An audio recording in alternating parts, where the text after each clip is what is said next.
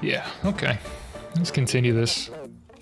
Maybe I won't get anything done. We'll see. The only thing I did last time, which was like, I think like 2 months ago, was I think I did finish 3 sort, right? But this was off stream.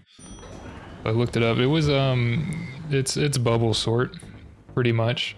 So you get something into the first 3. Well, you compare the first 2 to find out which one's bigger first, right? Copy the first one to 0, second one to 1. Subtract 0 from 1. If it's negative, then the second one would be bigger. If it's positive, well, the first one would be bigger rather. Otherwise, yeah, 0 less than 1. Get the third one, check those. Basically, we'll step through it and make more sense, wouldn't it? Bubble sort is just easy way of doing it in place. So we got -4, so the first one's greater, right? So we get the third one, put it in the second one, and subtract the second one from the third one. If it's negative again, it means the second one's greater. We're in order from biggest to smallest.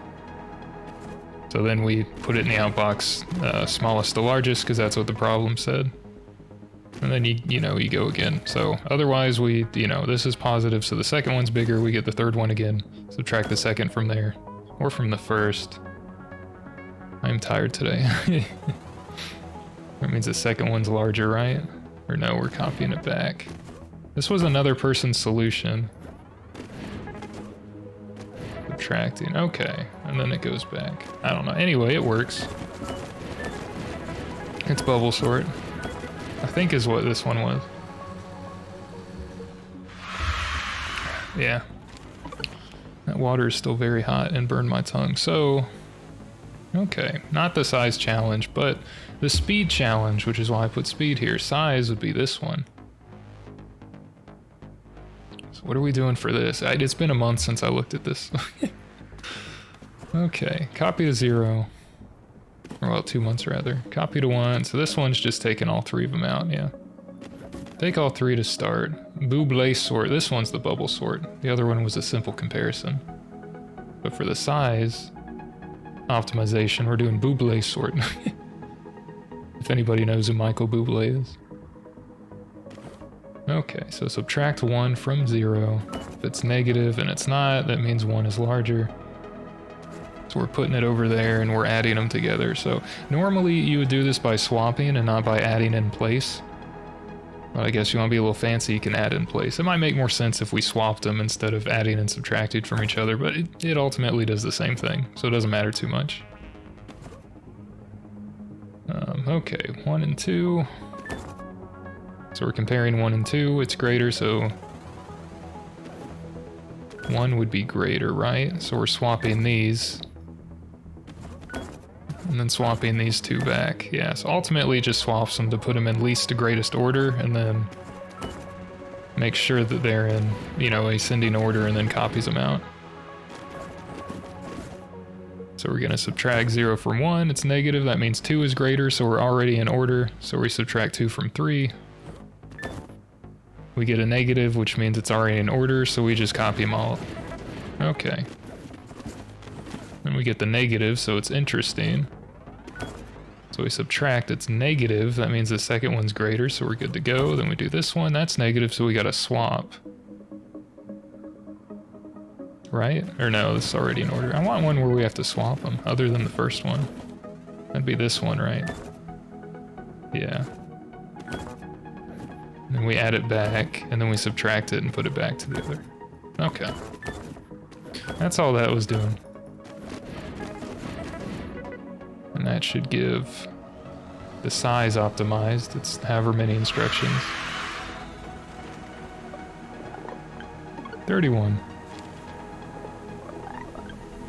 With really no explanation. So anyway, the new ones that I haven't done, other than the other optimization ones, that might get to if I actually beat the game in like 2 or 3 hours here.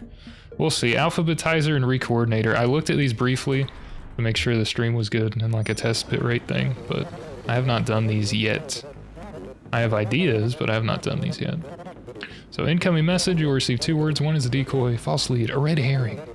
The other is part of an important message. Is that it? Is there more?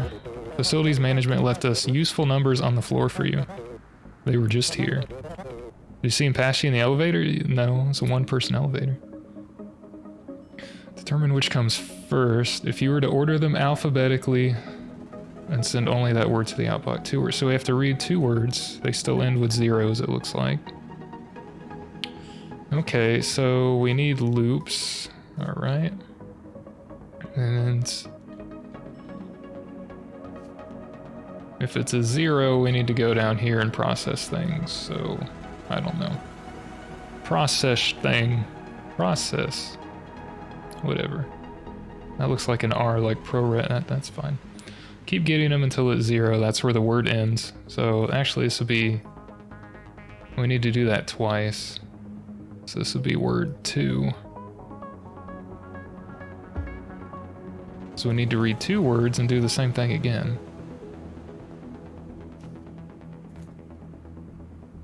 Word 2, jump of 0, go down, then we'll start processing. Otherwise, not 0, get the other one. Okay.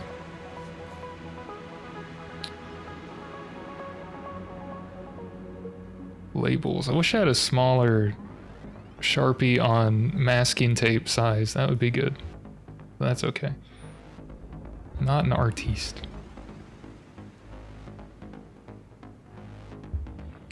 Tea is good though. That's good. Non-caffeinated. I already had like 2 cups of coffee today. I don't want to go too crazy. Okay, and I'm on call for work, so if I have to leave unexpectedly, this is not a good week to do this, but it's because I got a call and have to firefight stuff, so hopefully that won't happen. Put that over there. If there's weird desk vibrating sounds, it means the call's going off. Okay, so this should read 2 words. Let's just make sure that works first. It doesn't. Okay. I have to actually put them on the floor, is what I have to do. Copy to wherever this one is pointing. Let's do this. Copy to there, put the address. And then we'll bump that number up. Okay. And then when we get over here, we have to move a 0 to there to reset that. So really, first off, we should probably copy from there to the one next to it, just to have a 0 counter. This will be... Oh, that's not good. I'm gonna have another one that's a hard-coded 0. Already overcomplicating, of course. And we get to the second one, we'll put that back in. It goes down here, we'll copy from there to there. Okay, and then we'll do the same thing here. Get the inbox. Copy to wherever this one is pointing and direct address. And then we'll bump that. Okay. And that won't be 0, we'll have to get the inbox again. So really I should do this.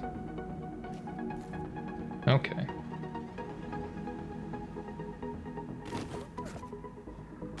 So we get one, it's not a 0.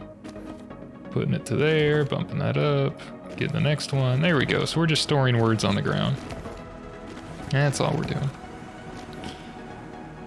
Okay. Actually, that'll store over that once we get down here. So this is wrong. I'm just going to overwrite the ones here. Right? Yeah, I'm overwriting. Yeah, it's not good. Okay.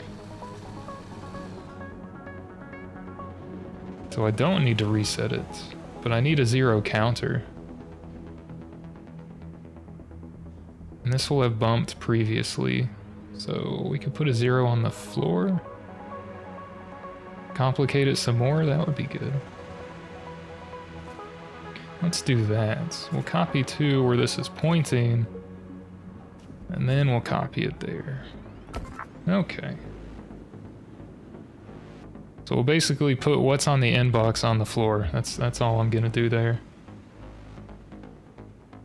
Oh, and I don't need to do that actually. I'll just keep doing this. And then when that's over, I'll do the same thing here.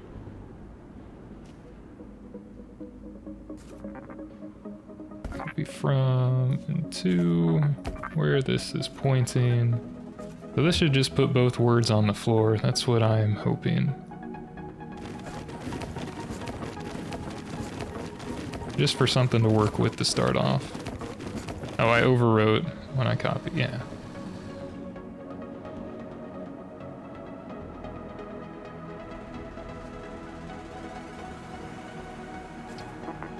Bump that. Okay.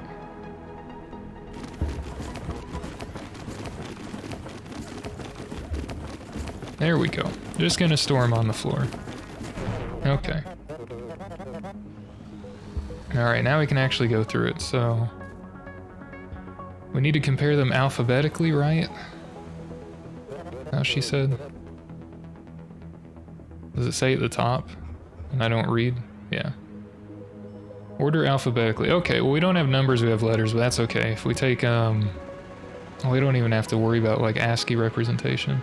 If the numbers are equal, if the letters are equal, like U and U, subtracting them should yield a 0. In which case, okay, so we're gonna read the words. We gotta compare both words, so I might want another storage space to compare and take like the length or something.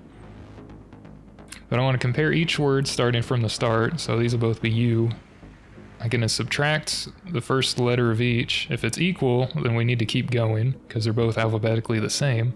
But if we subtract a letter from another and it's, well, if it's positive, that means the first word we're on is later in the alphabet, because it would be a greater letter, which I think is what they're gonna go with.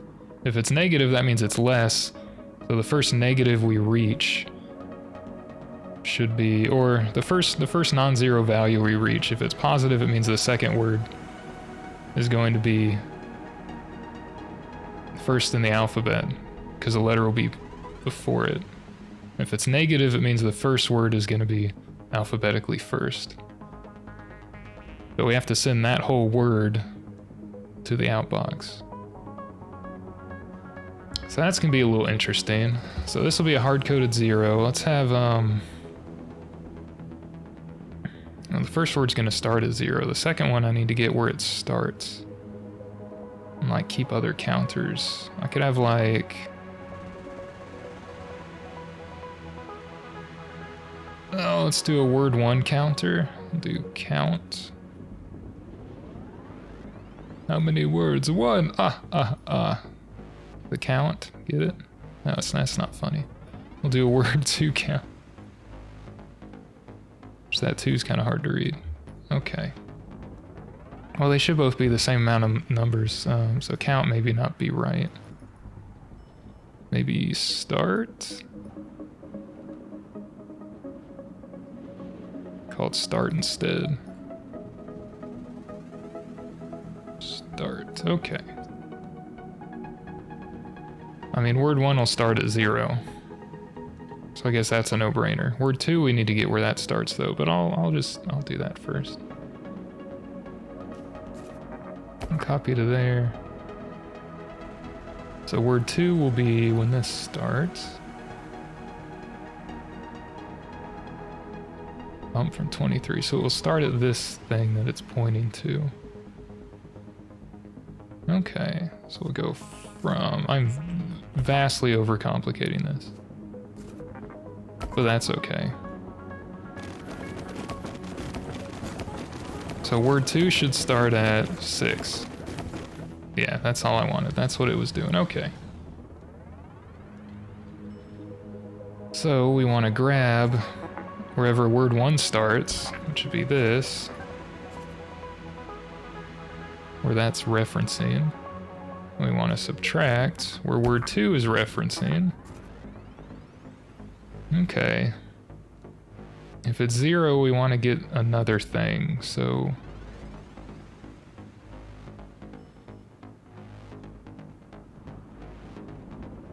if it's negative, then the second word is... okay. If it's 0, we want to check the next letter. Otherwise, we should know what we have. Otherwise, if it's negative, otherwise it's positive. I guess we'll do that. So if it's 0, They're equal.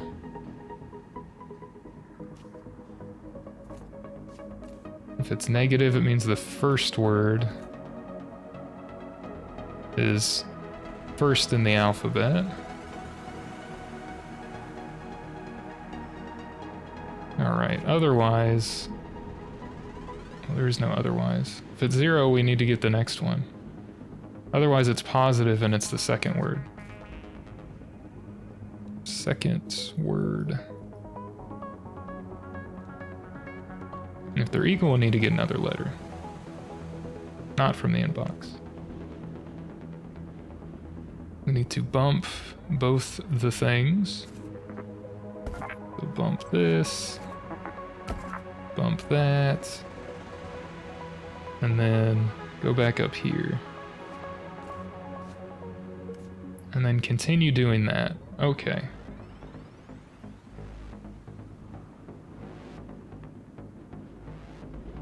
But then we need the original starts of the words as well. Oh, that's lame. Okay, okay. I'm doing like way too much, that's fine. This will be word 1. Index. And we'll have word 2 index.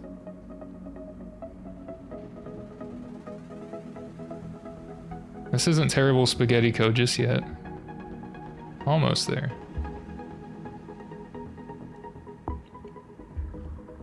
Okay, so instead of the start ones here, we're gonna use index. Let's do that instead. Alright. When we go to start processing and comparing, we'll move these two up. Okay.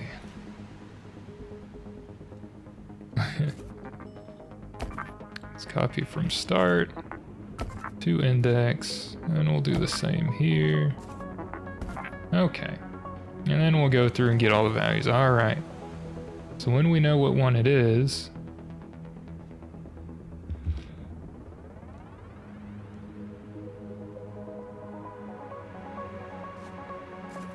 we need to copy from the start of the word. If it's the first word, wherever that's referencing. Okay. If it's a 0, then we're done. So we don't need to worry about it. Oh, if it's a 0, then we're done. Go like all the way down there. Put one here too. Done. Alright, otherwise we take the letter, we put it in the outbox, and we bump the start.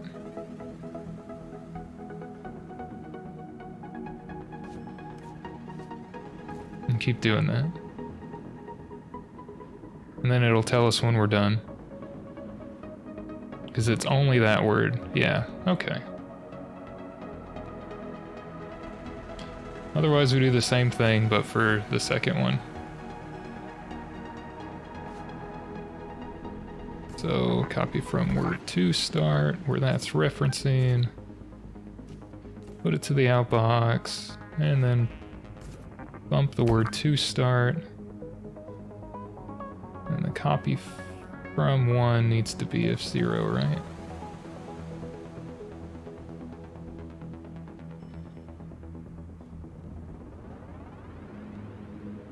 Yeah, this one's going to done. This needs to be this. Well, it needs to put it on the outbox one last time.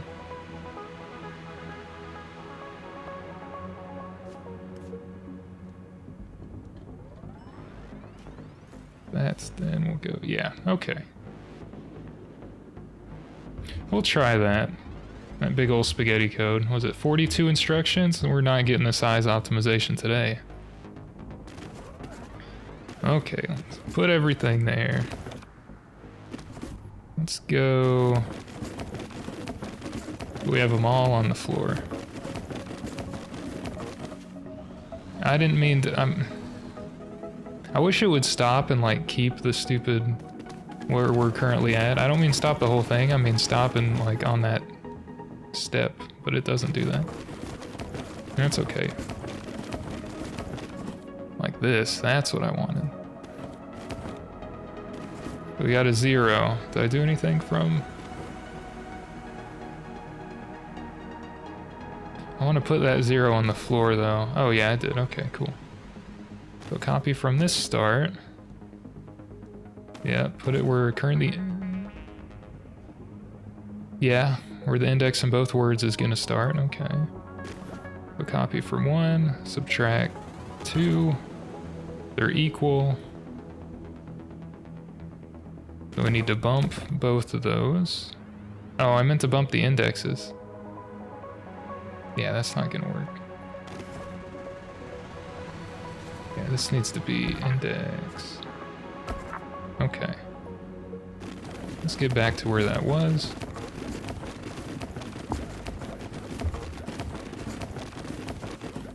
Okay.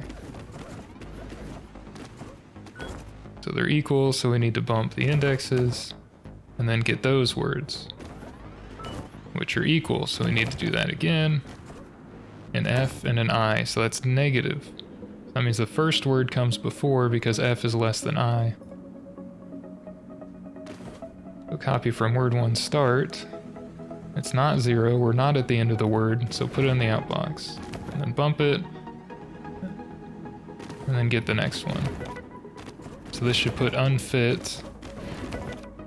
It might have wanted it in order, which means back to front instead of front to back. I didn't realize it would do that. Too many things. They only wanted 5. Okay, so they don't want the 0 on there. Interesting. What if it's back to front? Do they want it in reverse order? I don't think they do. I don't think management would want reverse order. Oh, that's only 2 words. Oh, that's lame. That's lame. I didn't know they'd get put 2. That means I have to subtract the second from the first? Or well, it could be either though.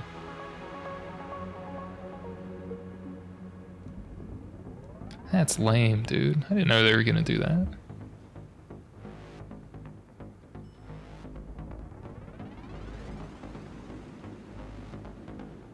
So I can't sub a number from a letter, even though you can in regular programming. This isn't that.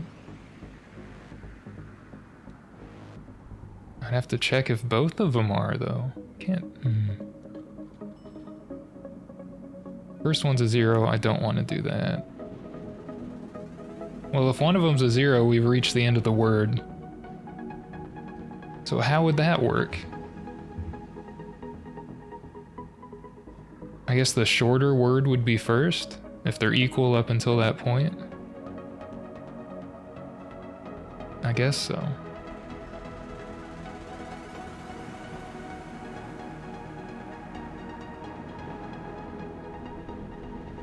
I guess it would have to be.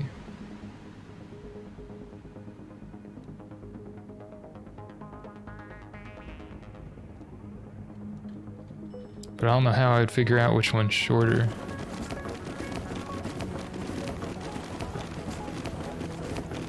That's 5 letters. That's 5 letters.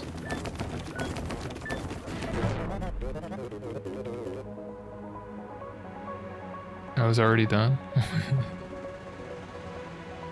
No, word 1 was 0. We were done with the words.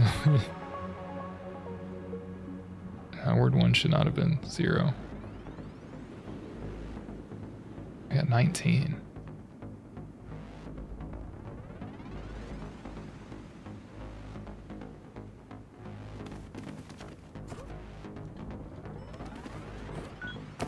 W minus D. That means the second word is better.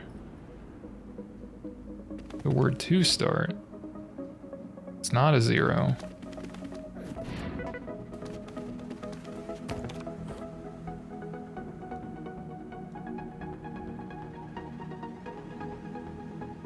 Oh, that's not a loop.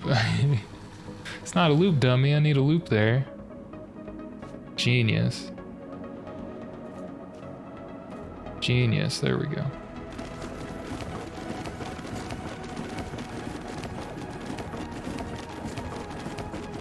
Okay, I didn't know they were going to give different sized words. That's kind of mean.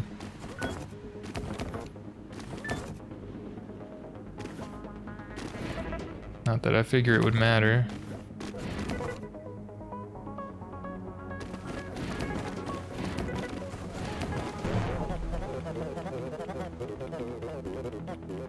Yeah, it fails. Yeah, how about you give me other inputs there, guy?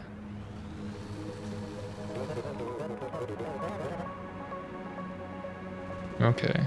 Well, yeah, but those are the same. Dirt and I like that they put Unix in there. Give me one where they're different letter amounts. Because you gave me one of those before. Well, they're supposed to be equal on that. How does mine not work for this? Yeah, that's 4 letters. And that's 5, but that one should be 5. Why is that? Because the X? Well, the T is less than the X, yeah. That should work. Why does mine not work with that?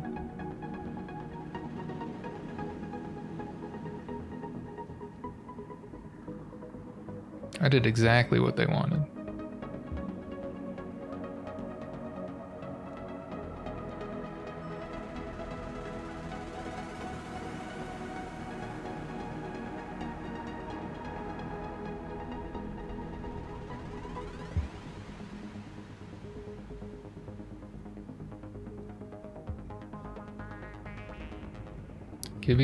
I need to run it till it fails and then debug it.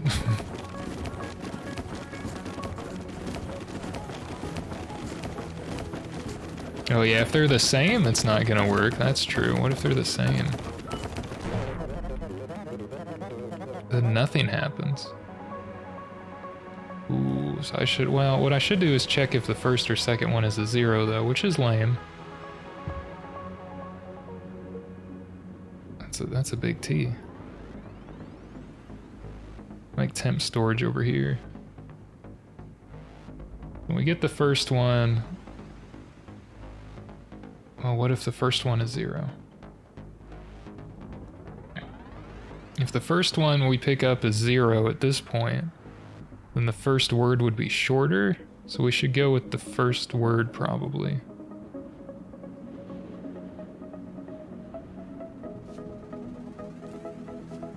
I'm gonna do that.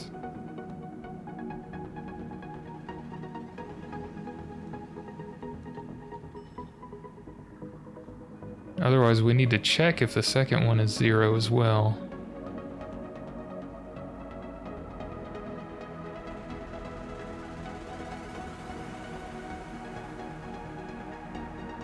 But I don't know, maybe that'll work. Probably won't work for him.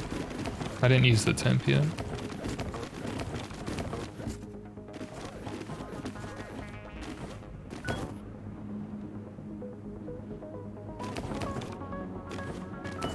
Zero, they're gonna do that.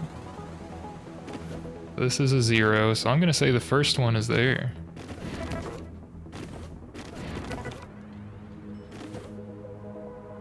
And I'm gonna say we're done. They don't like it still, really? Lame-o. Wait, they never give me that solution either.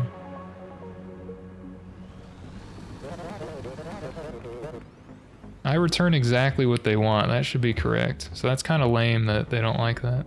That's very lame.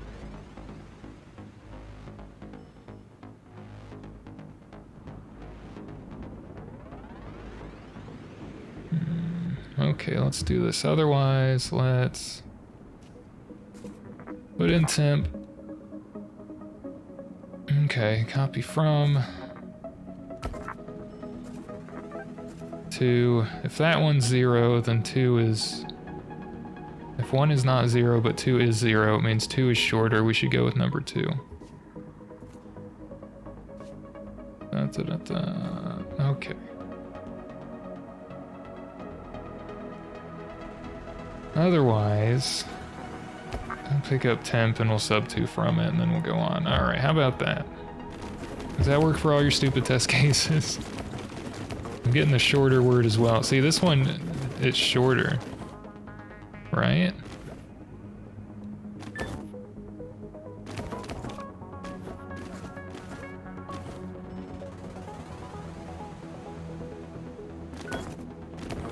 Okay, number 1 is not 0. Copy it to temp from here. That one is 0, so the second word is shorter, which is what they want. Okay, I just had to check which word was shorter for their test cases. That's only 8 higher, that's not too bad. And that's 10 higher, so those aren't far off. Those aren't far off, but that is what they wanted, so that's pretty good. What was that? One question down in under an hour with the extended tea break at the start. If I drink too much, it'll turn into an extended pee break as well. Bad joke Monday. It looked like maybe I don't need all these 4 labels, right? Might be able to get rid of some of that. That could be probably redundant logic here. And I guess when they say they're going to give you input that's going to make you fail, it's the next round of inbox stuff. You can't click on them and get good examples. It's the next stuff they send through should be guaranteed to give you an error on the next run through. I think that's what they mean. They could be a little clearer with that, but that seemed to be what they meant. Hopefully my mic isn't clipping. I feel like it's going toward I can sit farther back. Maybe.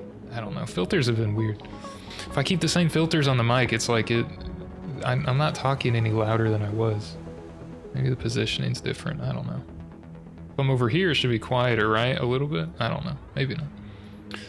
Anyway. Or maybe a little bit lower. Maybe that makes it a little bit quieter. Yeah, that doesn't... I don't know. Can't tell audio stuff, man. You think it's not like deterministic. It's never the same. But anyway, has nothing to do with this. Which ones of these don't I use index and start though? I'm taking... The index is what I'm basing stuff off of. And then start is what I'm using to get the final word. So I think I do need all of these.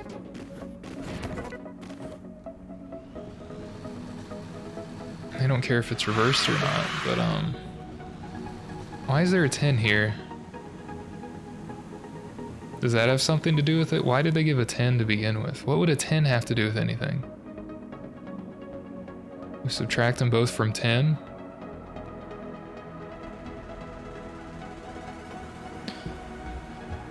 No. Well, actually, I wouldn't have to store the second word all the way on the floor, would I? I would just check the letters. No, but if they're equal, well, if they're equal, it wouldn't matter. No, I probably would, right? In case they're different. I would have to store and get part from part 1 and part from part 2 if I didn't store the second word all the way, so never mind. I'm sure I don't need 6 different stupid labels though. Why do they have a 10 here? That's what I was gonna try to figure out. Why do they have a 10? What purpose does the 10 do? Because you can't use the number with these. Why do you have...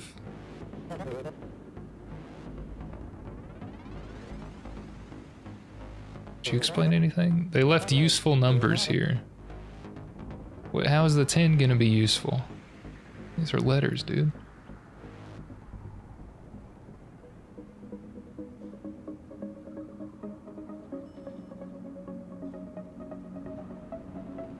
Yeah, maybe I don't have to do all this. But I take from the start.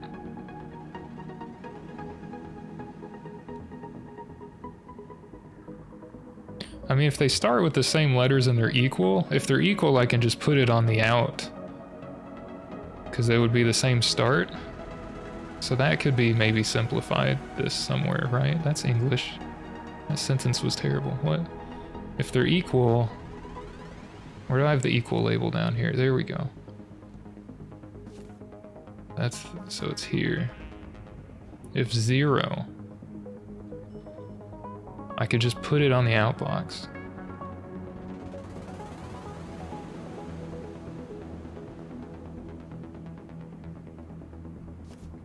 And then I bump them, and then I go back up here. That might be for the speed challenge. I could do that, though. Let's do that. If they're 0, let's put on the outbox, because they'll be equal. And I'll bump them, and then I'll go back. So as soon as they're not 0, though, I don't need to go from start anymore. Okay, I'm seeing it. I'm seeing it. I don't need to store the whole second word on the floor.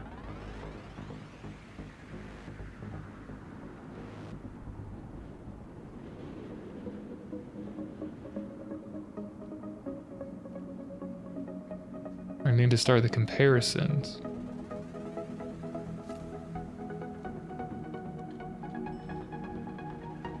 I don't need that.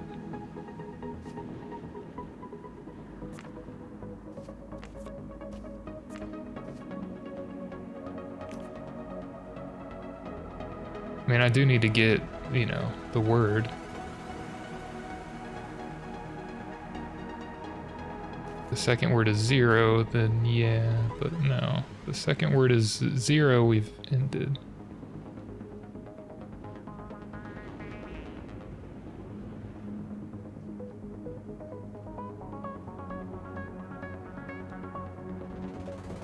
And 3 would be 0. I don't want to do any of this.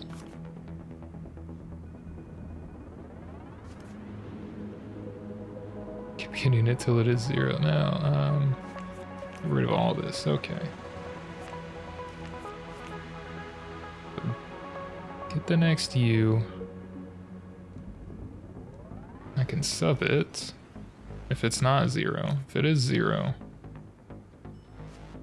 and we're still going, it means the first word.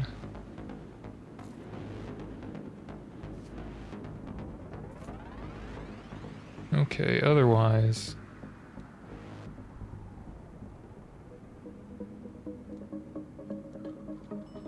I want to subtract them. I need to put like... I don't have no ops, or just like ways to put a bunch of shit in the code, so... I don't want to think about this crap down here. This is, you know, I want to do stuff here. Otherwise, let's subtract the one that we got from, I guess, the current index, or the start, I guess the index, where that's pointing, which I don't have that here.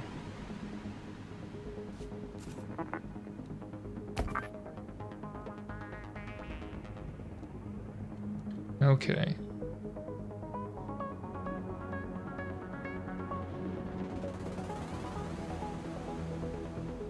If we subtract and it's 0,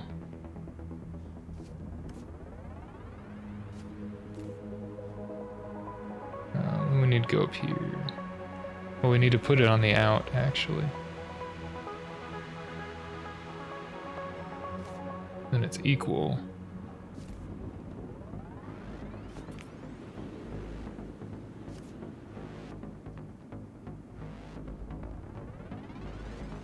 I need to just start all this over again. I hate all this stuff.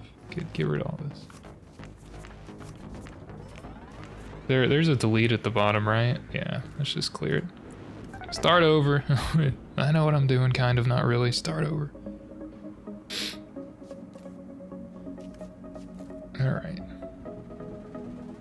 I mean, I need to do what I was doing, but that's okay.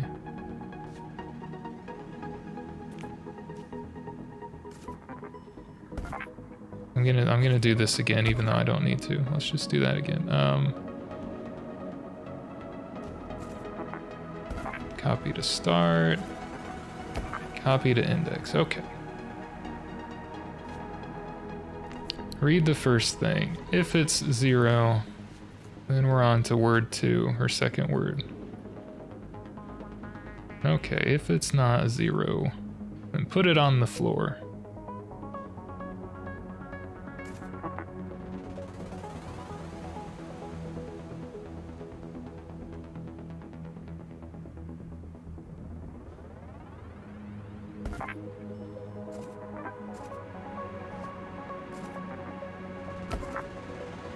It's just a separate counter, I guess. And then get the next. Okay, so after we've stored it on the floor, we need to store 0 as well.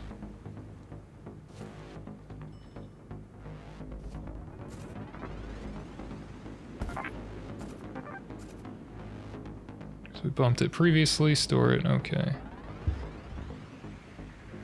Not getting the call, alright, okay. Get the second word.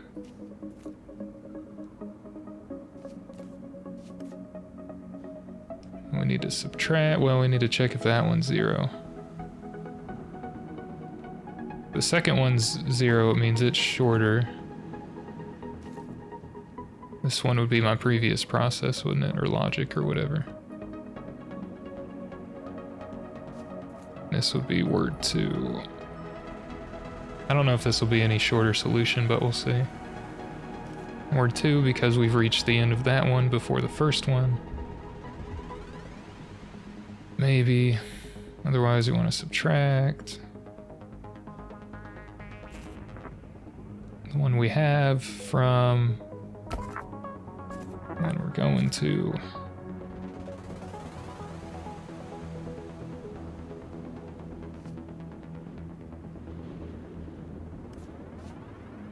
If those are equal, we want to put it on the outbox. And then go back.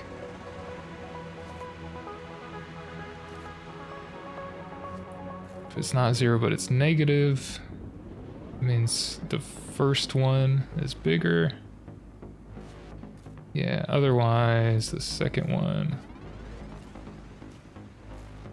Okay. I don't like separation here, but that's okay.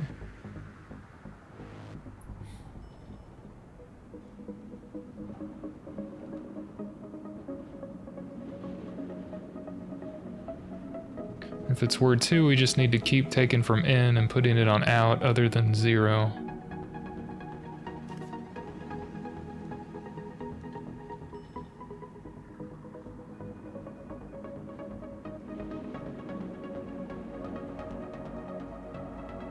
Actually, we should be done at this point.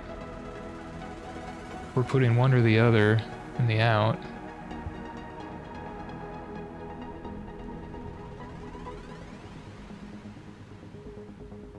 My hands are cold, so I got my homeless gloves on.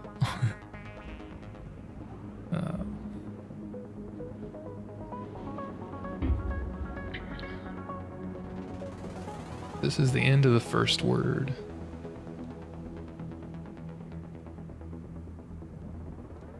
Put it all on the floor, okay. So this starts the second word. If we've gotten a 0 there, we should be done, so I don't think we should get to that point. Yeah. Done, finito. We don't have anything more to check if we grab a 0 for the second word. Okay, so if it's not 0, we want to subtract it from where the first word is pointing to, starting at 0, which is where that should go.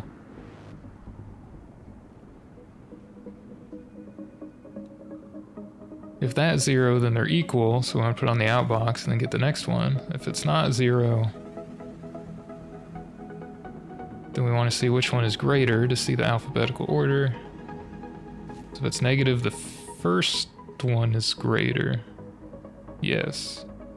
Otherwise, the second one is greater. Where's this coming from? Oh, 0. Yeah, because that goes the outbox. Okay.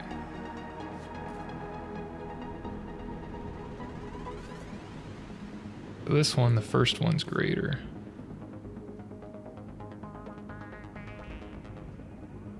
That's terrible.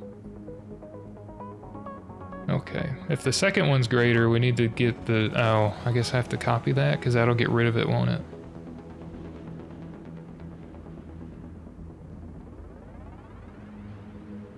I don't know, but if the first one is greater, we need to copy from the one that we just did, which is word 1 index, where that's pointing, and put that on the outbox.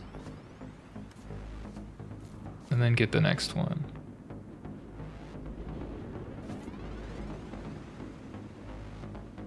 Yeah. Because when this is 0, we're done. Okay. Otherwise, if it's positive and the second one is greater, that's 0. If it's positive and the second one's greater here, This is if neither are. I don't think I'll need that jump. Or that one. The second one is greater. Then we subtract it so we don't have it anymore, so we have to get it back. We could subtract it again from the one on the floor. No, or could we add them? If we had like a 5 and a 3, and the 5 was second, and it was a 2, we would add it back to the first one, wouldn't it, to get the number back? We'd reverse this. Okay, and then we'd go to the outbox, which is what this would do. I don't know. Let's see what this does. I didn't want it to... God damn it. I mean, dang it.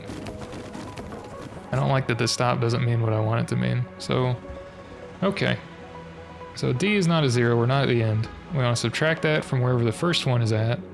Should be the index, so it should be the U. Okay, we got a negative. Is the second one is there? No, this says the first one. This would be the second one, actually, if it's negative. Logic is sound, but that's not right. No, negative would be the second.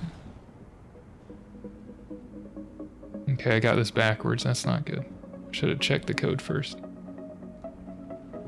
But yeah, if it's 0, we're done. That's okay. Otherwise, subtract. This should be the second one. Otherwise, it's the first one. Okay. 2.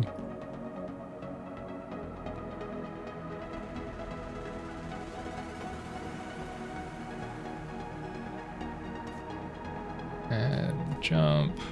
Word 1.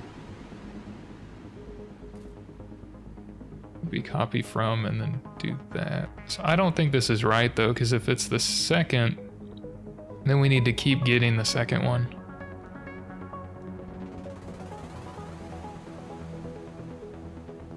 So yeah, I would add word 1, and then I need to do a loop while it's not 0.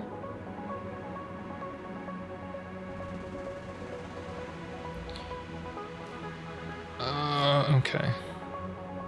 Okay. Outbox. I need to get inbox. If 0, then we're done. Otherwise, go there. I don't need to do that. If the second word is the one we want to put on, we just want to keep getting it because it'll be after the first word, and that's what I'm trying to do there. Don't need to go back and do the other letters because we won't need to. We already know the second one's alphabetically greater. So these will be equal. Oh, I don't want to put the 0 on the outbox. Dang it.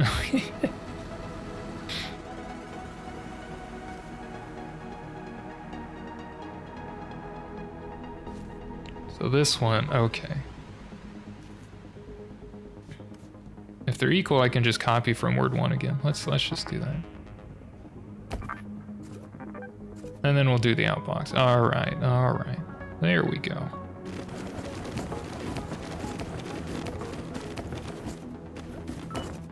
It doesn't matter which one it is, they're alphabetically equal, so we put that letter on there. Next one's not. Oh, I need to bump this as well. Dang it.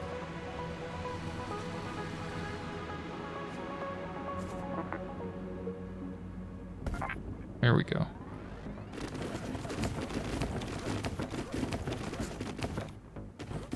Put that 0 on there. That's a U. Put that U on there. Bump that. Okay, then get the next. Alright. They're equal. Inbox. Not 0. Check it against the T. It's negative. Word 2. So add word 1 to get it back. Oh, I can't do that? Oh, you guys are... That's freaking lame, dude. So I gotta store it whenever I get it. That's lame. That's garbage. It's garbage.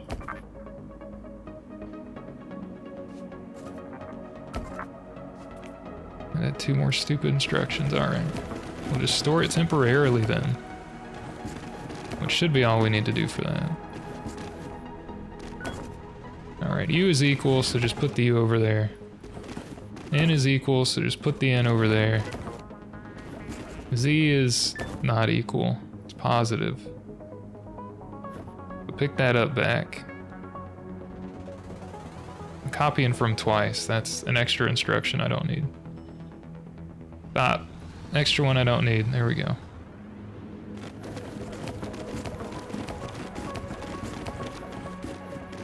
I know that's right. Get the high. It's a D. It's positive. There we go. So get that D over there.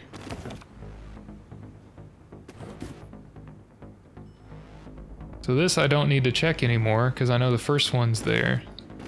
So this is going to be false. Even if this might work and it's not, it's going to do undie like crocodile undie. Yeah, that's not right. Which is Dundee. So if it's the first one, I need to keep looping from the floor till we get to a 0. The second one I need to keep getting from in. Maybe that'll end up being less instructions than 40, whatever. Okay. Okay, I know what I'm doing. Yeah, that would make sense. That would make sense. This is simpler than I thought. Okay.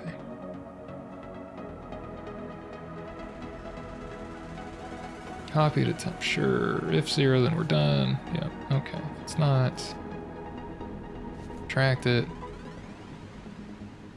If it's equal, then put it over there. If it's negative, then word 2. Otherwise, it's word 1. So yeah, word 1 does need to be copied from the start.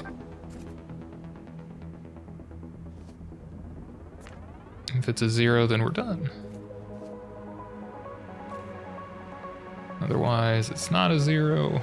We need to put it in the outbox. Need to bump. And then do that. Okay. 30 instructions. Maybe that'll work.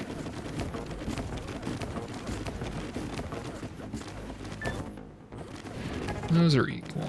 Next one's equal. The third one's equal. Okay, this one, the T is less, so unify is the one we want, which is 1. Oh, the start's over there. Oh. No, I need to copy from index, not start. Because I named these the wrong thing, of course. Of course. There we go. It'll work one of these days, I promise. I promise you. I promise you, dear viewer. There we go. The first one's less. That's alphabetical. So we keep running through the first one on the ground. There we go. When it's a 0, we're done. But then it doesn't work again with the case that one of them is shorter. Which it should though, but sure. Which I think is what they're going after. First one we get to 0, then yeah, start processing.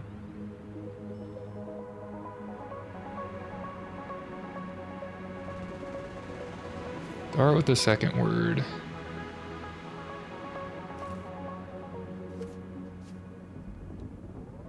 Just do that first, actually.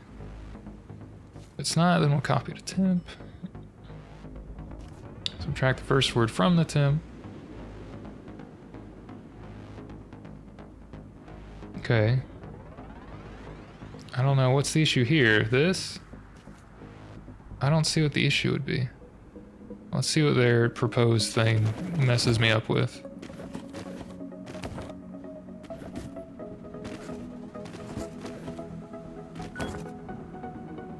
Put the U on there. Get the N.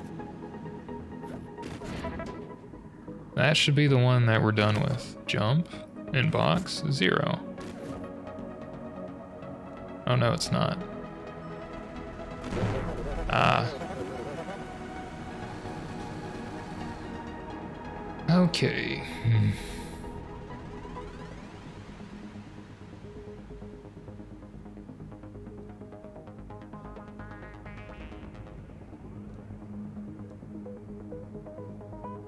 I have to check if this is 0.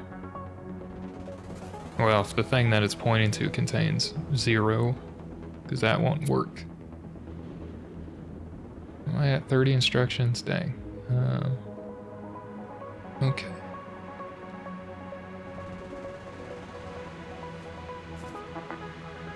This is a bad way of doing it, but if this one's 0, then we're done. I hate doing all this. This is not good. This might be slightly better than the previous solution, but slight, very slight. I said I was gonna finish this, right? Yeah, that's not gonna happen. It's okay. I got a few more days this week, so that's alright.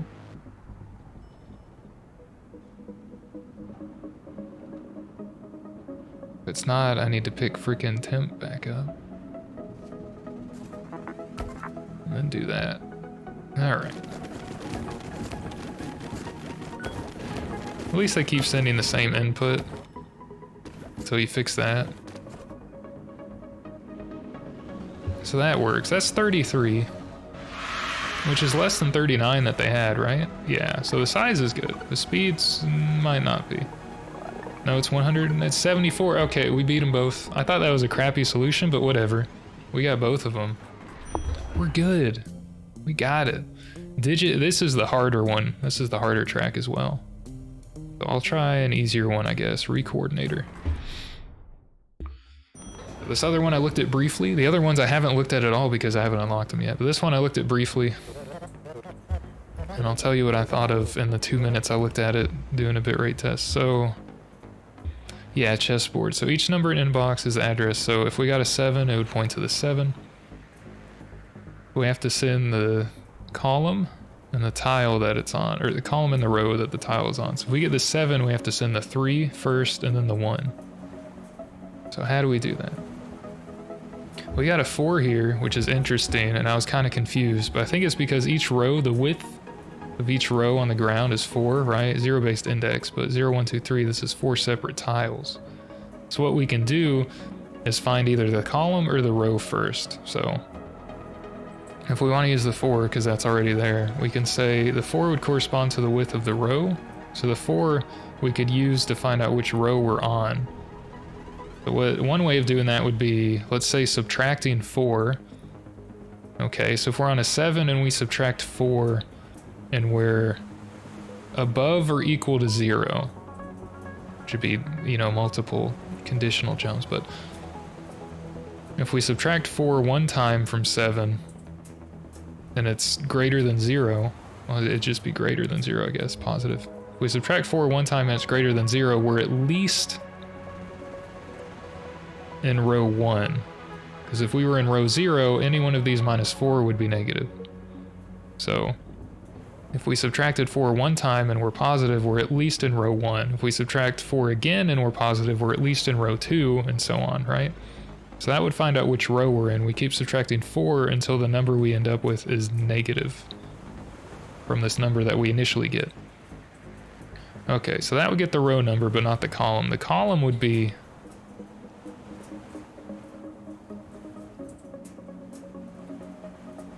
until we're at a multiple of 4 or 0.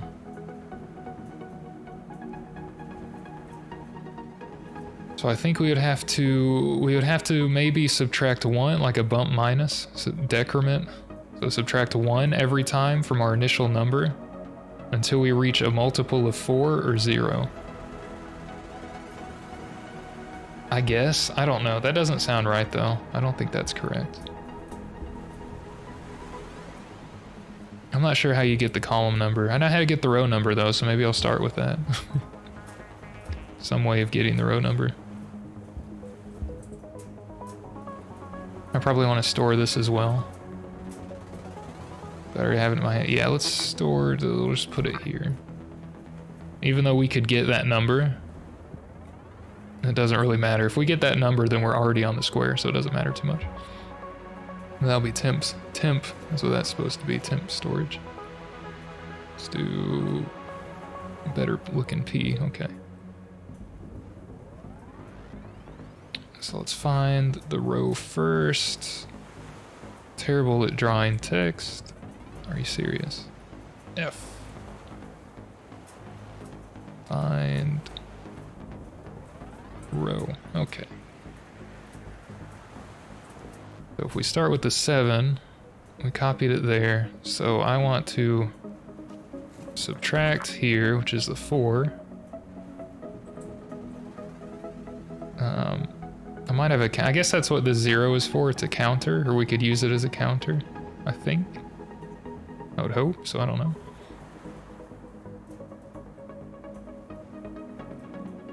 So subtract 4, if we're negative then we should have the number, and I'll probably use this as like the row counter, at least to start off.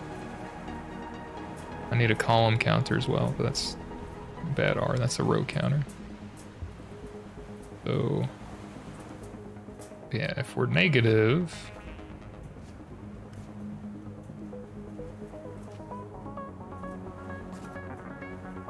and we want to get the row number and put it on the outbox. Okay, if we're not negative, then we need to subtract 4 again.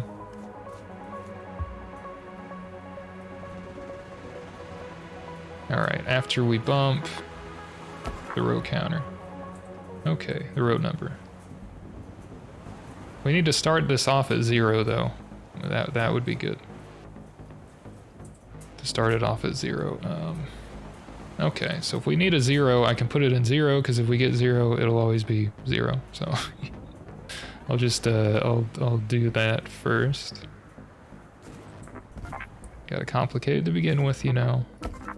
This will be my hard-coded 0 flag or whatever, 0 area. Okay. So we have the row number, so how do we get the column number here? I did find row, right? Let's do find.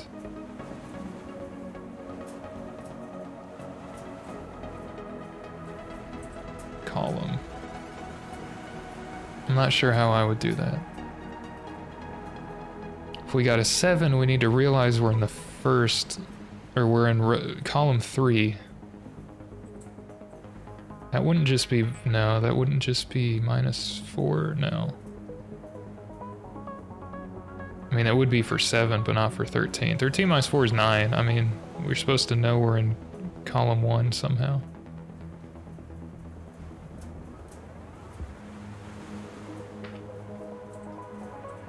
I was thinking maybe somehow like get multiples, but I mean, these will be 0 plus 4. This will be column 1, starts at 1 plus 4 for each row. 2 is 2 plus 4 for each row, so maybe we do that. 3 plus 4 for each row.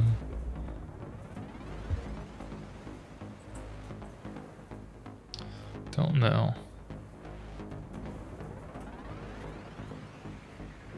If we get the 7 and we just put row 1.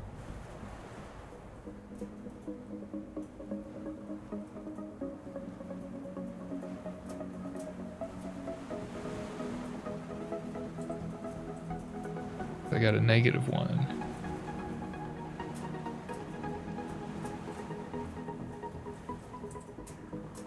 $13 if we want the row, it'll be 1, 2, 3.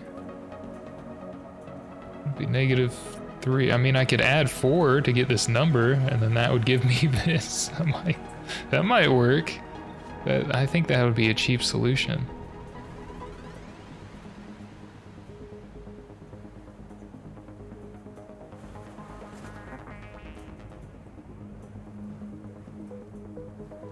I think that would work though. This will be the column number. I need to put this somewhere. I have temp storage, we'll put it into temp.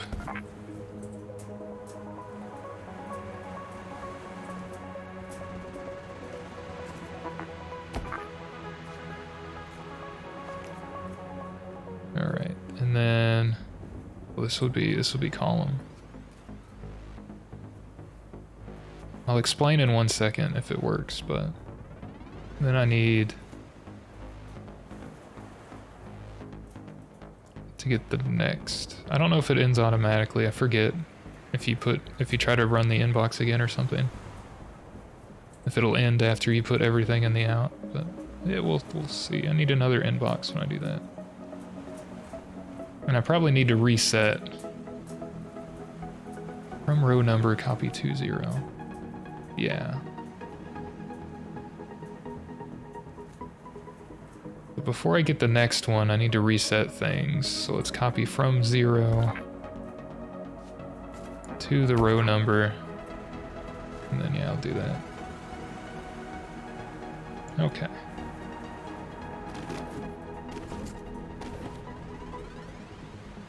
So I subtract 4 one time, bump the row number. I need to store the 3. That has the row, which is good. The column is not 1 though, I need to store 3, yeah. Yeah. If it's not negative, don't bump the row number because that replaces what's in your hand. You need to store to temp first, see what that looks like. So 5 minus 4 is 1. So 5 is column and row are both 1. So this is trying to find the row first. So the row would be 1, which I put in temp. Bump the row number. Subtract again, it's negative. So I know we're beyond this, so we know we're in row 1. So then I'm adding 4, putting it in temp. And row 1 is going over there. Temp is going over there for the column number. I'm resetting the row count. So 15 is here, that would be row 3, column 3. That's 11, so I want to copy that, bump that. And I want to copy from temp before I subtract that again. Okay.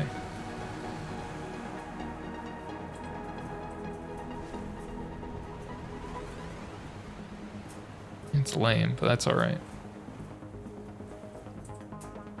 Be 2 temp, bump the row number. Yeah, let's do that. That'll be an extra instruction. That's okay.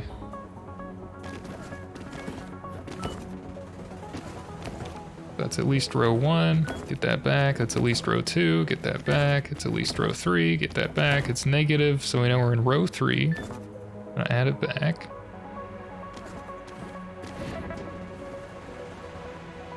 I don't have to copy 2 temp. I already have the number there.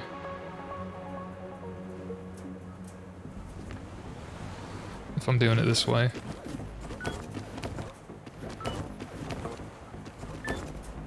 Yeah. There we go. So row number will be there. No? For 7? Did I do it wrong? That's 7 minus 4 is 3.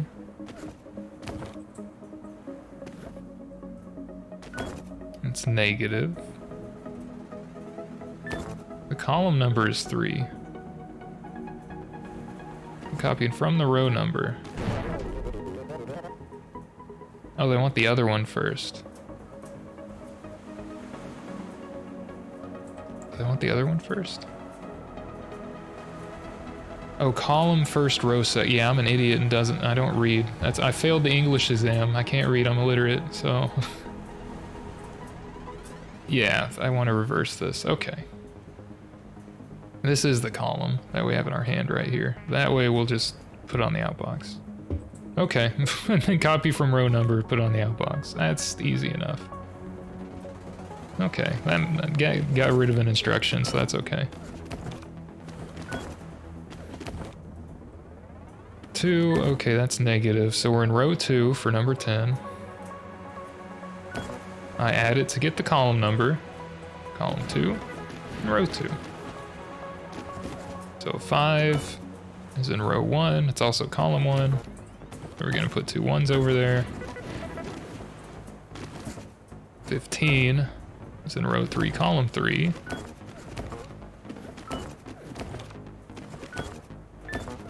2 3s on there. Reset the 0, so 6 is in row 1, column 2.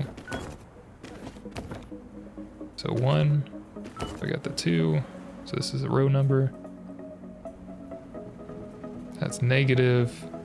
We add it back to get the 2 for the column. And then row 1. Okay. Yeah, so that worked. Easy. Not really easy, I just had to think about it. And 14 exact, no, I'm just kidding. 17, well, we can think about it. 84, so they want an even simpler one. Okay, well, I'll think about that for a second. What do I do now? Undo. Oh, I don't need that. I got pee like really bad, so BRB. Like 1 second.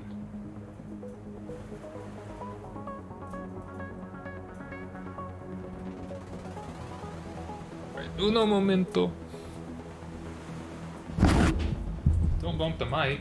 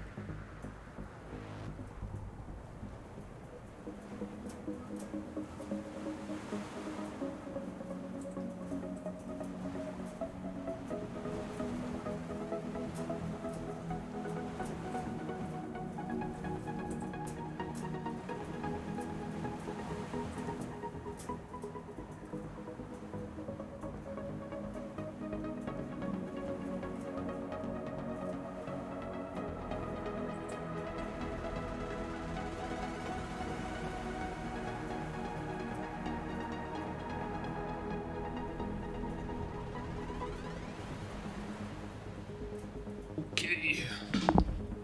And yeah, I got my grandma blanket going. My heating works because I had a guy fix my heat a week or 2 ago, but when it's under like a hair, freaking. Okay, anyway, there's a hair on the keyboard, get rid of that. When the temperature is still below like 30 outside, it kind of is not great, so it's still, I have it like it 63 or 64 or something, which is pretty low, but it's not a great unit.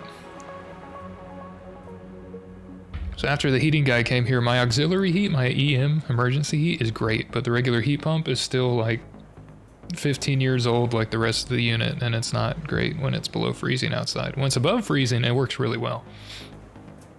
I also don't like my bangs, I'm gonna cut these soon. I'm rambling. So does this make sense how this works? So the reason that I just add 4 for this is because when we're negative, well, even before we subtract the last 4, we effectively have the column number. We just need to see whatever number is divisible by 4 for the width of the width and or height if they're equal for this grid here. We're basically getting like, I think modulo 4, right? So 10 modulo 4 would be, or 10 divided by 4 would be 2. And then remainder. We're basically getting like modulo, or well, yeah. Yeah. The number of times 4 goes into this number is what we're doing. So the number of times the width of the grid, or if they're equal, the height as well, goes into the number. Is the row. And then the column's the remainder. I think is what we're doing here. So 7 divided by 4 is 1 remainder 3. 1 for the row, 3 remainder for the column. 10 divided by 4 is 2 remainder 2. Because it's 8 and then you get the other 2. So 15 divided by 4 is 3 remainder 3. 3 times 4 is 12 with 3 left over. 6 divided by 4 is 1 remainder 2. So we're getting the quotient as the row, the remainder is the column. Does that make sense? That's math. I'm not good at math, but I think that makes sense explaining it like that. But yeah, we're just getting the quotient and the remainder. That's all this is doing. So I might put that label at the top. Just do n divided by 4.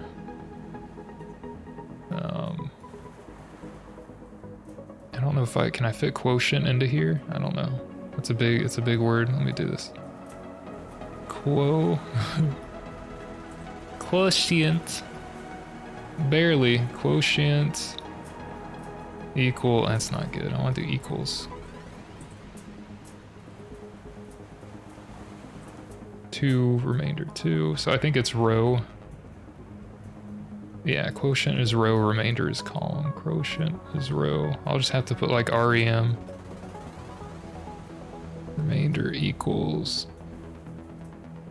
column. It's hard to fit all this on one tiny label. There we go. So that's basically our solution here.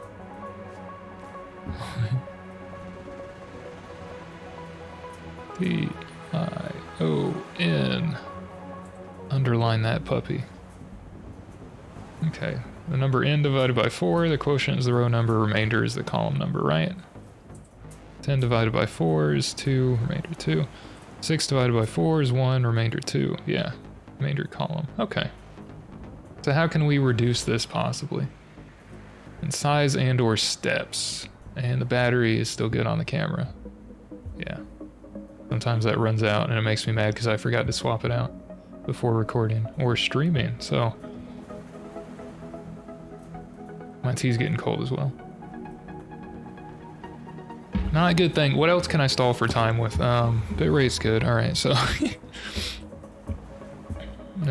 okay, yeah, how do I reduce this? Copy from row, that's good. Outbox, okay.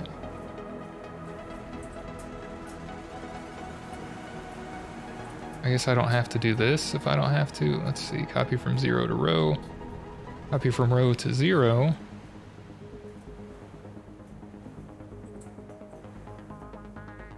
From 0 to row, from row to 0.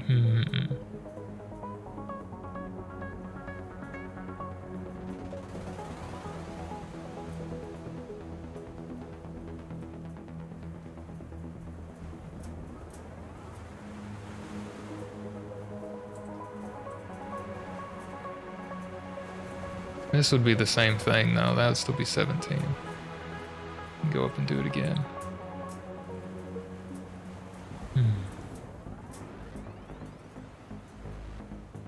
Well, if I'm just doing this, which is what it seems to be doing. I do want to reset it to begin with though. Read the number. Sure, put on the ground.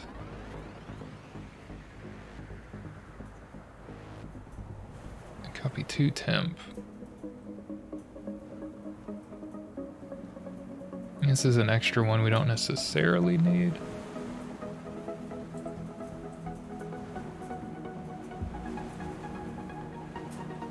From temp. What did I put? Quotient equals row. Let's do this. Can't draw an R to save my life. Row equals. That's a Q. I think the label's better.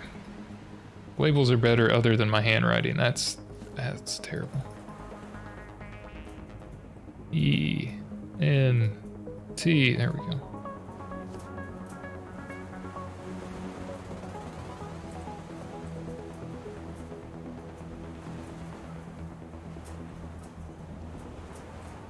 I think it's using the mouse and not the keyboard. It's rotting my brain. Can't think as well. I don't think I have to copy tune from temp this many times. How much was the optimization? 14, so I need 3 less things, 3 less numbers on the side.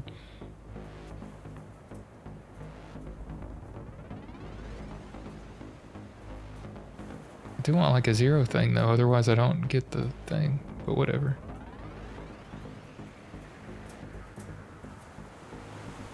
Get inbox. Track 15. It's negative. We have the row number. Let me get this. remainder, add it, and then get the row number.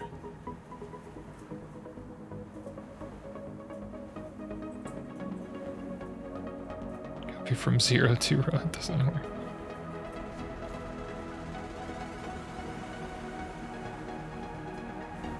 But I do want to reset that in case we're somehow in the first one.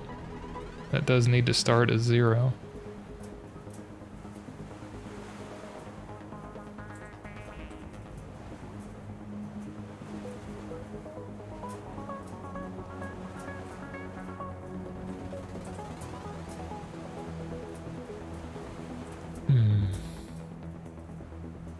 From temp, subtract. We're good. Otherwise, copy to temp, bump the row number.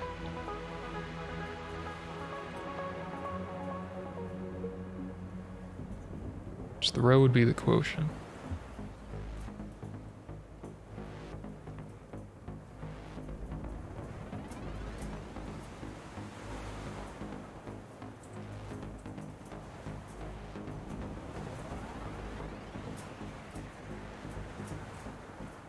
Seems right.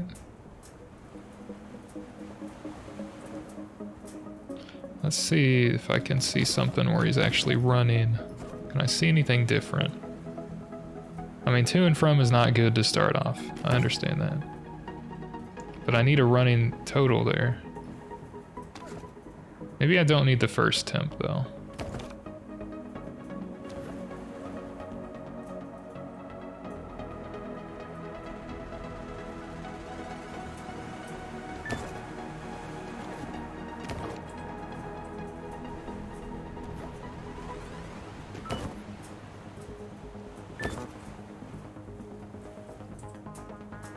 I guess instead of adding, well, it'd be the same amount. I could copy from temp to outbox and then row to outbox instead of doing the add.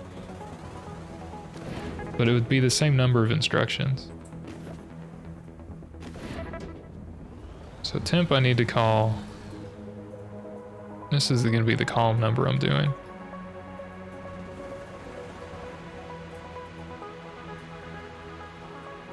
But I could replace that with this, and that should still work.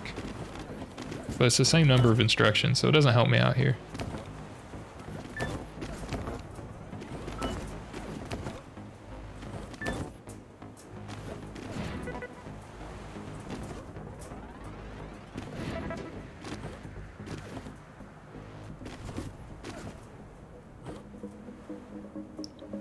I don't need to do all that because I'm messing with the same number. That's a sign.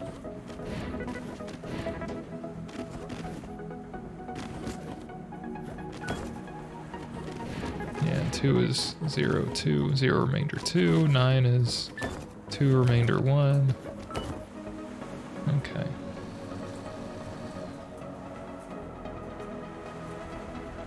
Don't like. It's not a good octothorpe. That's a slightly better octothorpe. Okay. I don't think I need to copy to and from here more than like once, but how would that work?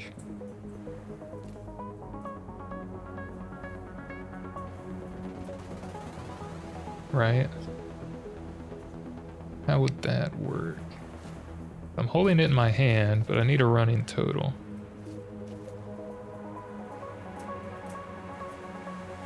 Well, if I'm copying 2, it's still in my hand.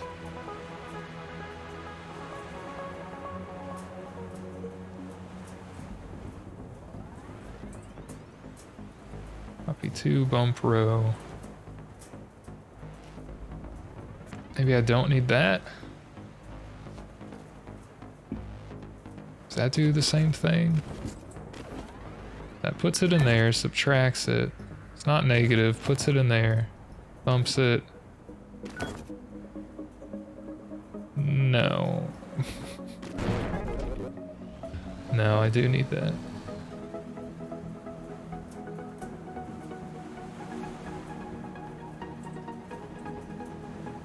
That needs to be our running total.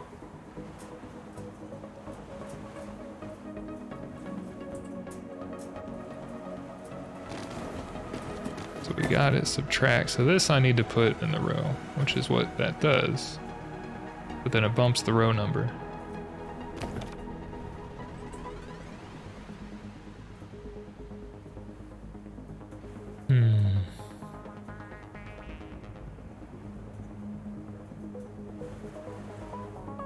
But then I need to get from the column number. That's why I was doing copy from. I gotcha.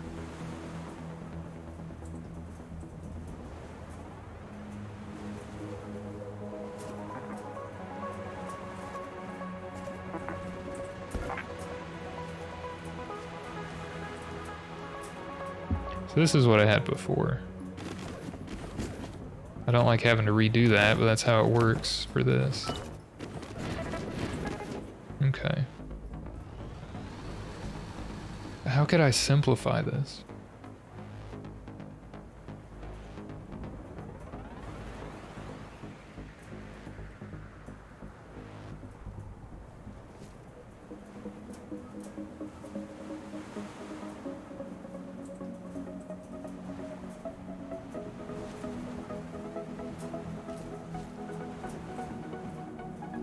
I mean, I need to reset row to 0.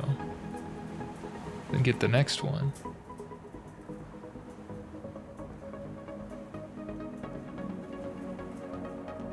I have a feeling people do this without even needing like a 0 one, but how, I don't know. Hard-coded 0 is nice. Could keep row over here. But this doesn't have a number to begin with, so bumping it would not be good.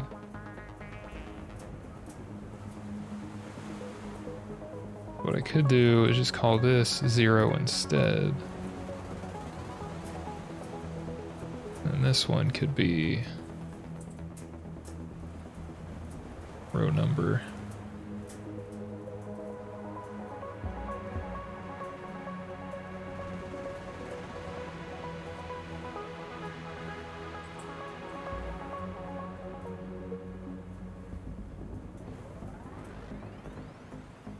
It would be the same thing though. Oh, that looks a little cleaner, I think.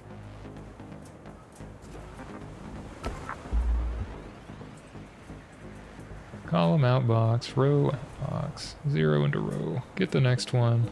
This is pretty concise, man.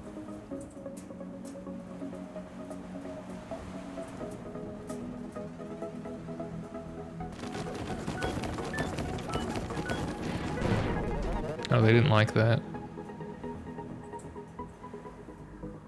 Oh, 0 is not the row number. Oh, because I need to bump the row number.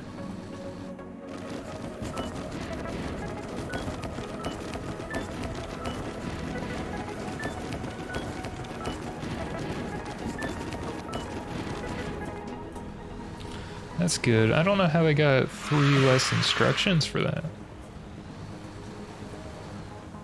Less steps I can see, because you can rearrange jumps and outbox runs and stuff. Have it all run like unroll your loops, if you know that. If you kind of unroll your loops, then you could get reduced on the overall instruction count, but not the size.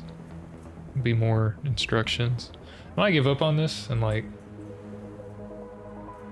Oh, I don't know. Oh, it's only 9:30. Wow. I thought it was later. Never mind. Never mind, I'm good. I changed my clock to be 24-hour and I was misreading it, so anyway. Yeah, it's only been out, oh, not even 2 hours, okay. Yeah, I don't know how I would, I'm pretty stupid though. I'll probably look at this in the morning and be like, oh, yeah, easy, 5 minutes, change. Take me 5 minutes to realize how to fix it. But right now, I'm not sure. Not really. Also, I'm not even showing the game, so that's really good. I haven't done anything. I like that I keep doing that, but, you know. This is what I got so far. How long was that? Was that another, like, 30-minute segment where I'm showing the BRB screen? Because I did that before, too. People don't let me know. They just don't watch. That's alright. Anyway, I'm trying to figure out how do I get this, like, reduced, right? All I'm doing is this. I'm dividing by 4. The row is the quotient, the column is the remainder. So I keep subtracting 4 to get the number of times 4 goes into our number for the row number. Right? And then at the end, if we just add 4 back to it after it's negative, then we have the remainder, so. Like, I don't know how to simplify this even more. You know? Oh wait, this is copy from 0 to row. From 0 to row. Oh, well there we go. Just get rid of that. And the jump goes up here. Now that's still 2 instructions more. But that was duplicated.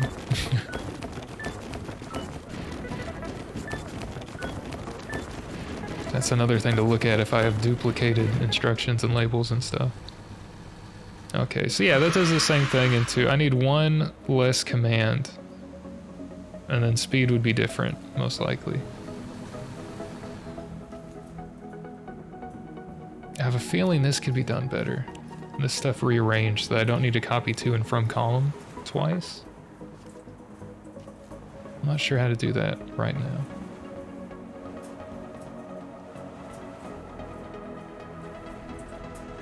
Inbox will be a remainder, immediately copy the column number. I don't want to do, you know, copy 2, bump row, then we have row in our hand. That's why I have to get column back.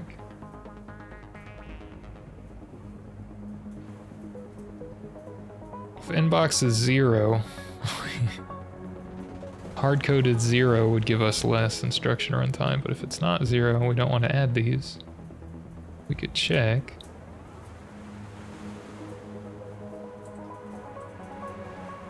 I guess I could sub if I subtracted 4 first.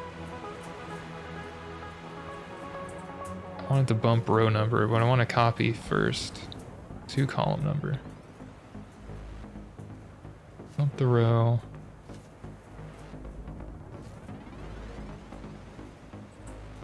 If it's negative, I do want to add it back. And send it to the outbox, the row number. Let me see, let's do this again. That'll get the remainder back. We do like 2 minus 4 would be negative 2, but we add the 4 back and we get 2 again, which at this point is the remainder, so I could do that. If it's not negative, I would need to add again anyway, and then put it on the floor. That would be another instruction, so I could do this.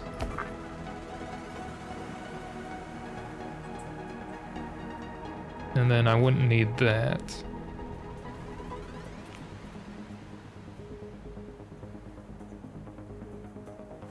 I think I'm onto something slowly. Math is hard. So that's negative. So let's add it back. Get 0, put it over there. Get that, put over there. 13. 9. So let's add it back. That would be a 13. So we don't want to do that again. Actually. That's not correct at all. Oh, it is. 13 is row 3. That's not right. Never mind. That's not right, whatever I did. Put it back. Well, actually, that's okay. We can get rid of that. But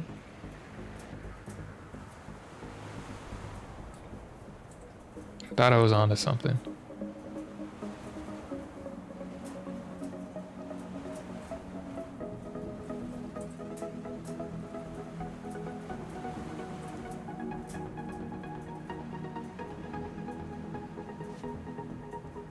That one, yeah, but then I'd have to add in.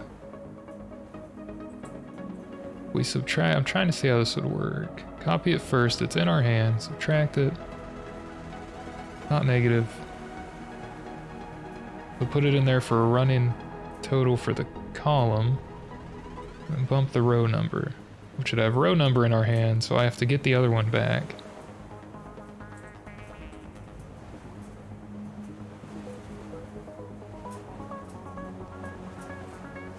that's why I was doing this.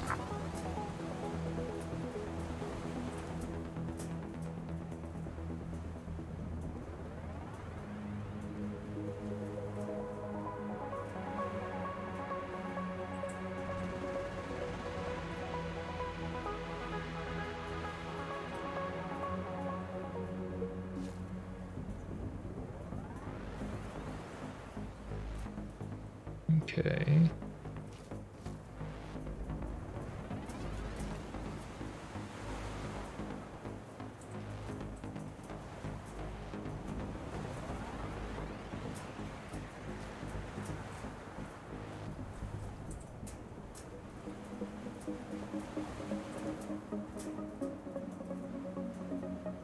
I don't want to bump the row. If I didn't care, I don't want to increment the row number. It's 0, right? I only want to increment if it's not negative. If it is negative, that's not good. Although, I could possibly bump this by default and then just decrement it when I get down here.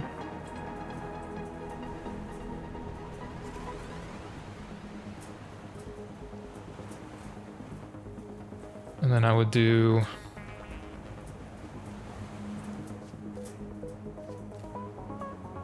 copy to column number sub 15.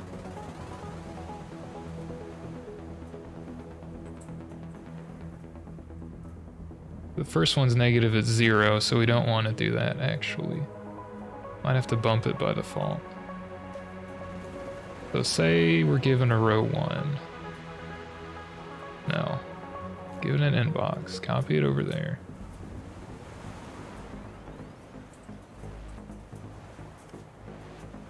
With negative, otherwise increment row number.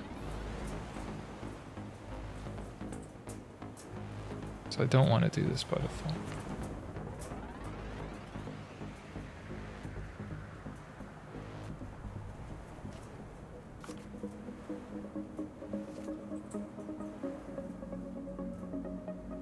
Put the inbox and the column number. Subtract 4. If it's not negative, increment the row number. Copy from column.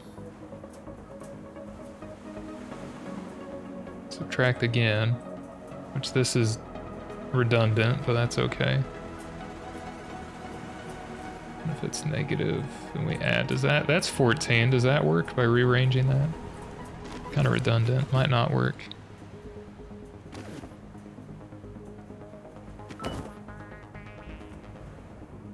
No, because I need to store that. Because this gets rid of it. Yeah. That's why I had the copy too, because I have to store it. That's lame, dude.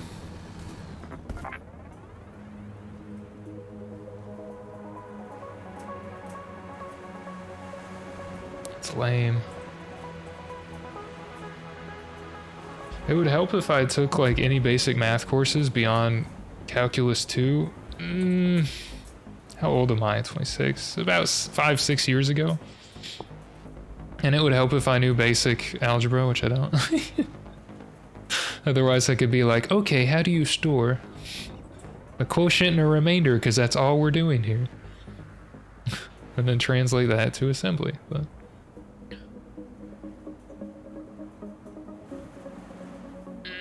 how do I do this in one less stupid instruction? I feel like it's in here, because I'm doing like 2 of these and also another one. So I'm messing with the thing 3 times. I feel like I could do this somehow and mess with this only 2 times. But then the bump comes up. Shoot a bump, the bump, the bump, and it makes it, you know, all messed up. Shoot a bump, the bump, the bump. That's a good song. What was that? Is that Jungle Fever? That's not Jungle Fever. I don't remember. That's some song has that. Is that Jay Giles' band? No. Maybe? I don't remember. I'll have to look that up later. It's gonna make me mad. Whatever song that is. It's also making me mad is that I was on the stupid BRB screen for like 40 minutes like a jackass. Nobody told me. I need to have like a timer that reminds me. Look at the preview, dummy. See if it works. I should do that. That'd be a good thing. Maybe I don't need to reset this every time, but I do. But I do. Well, copy from 0 to row number. Well, you know what? To reset a number, we could just subtract it from itself. So what I could do is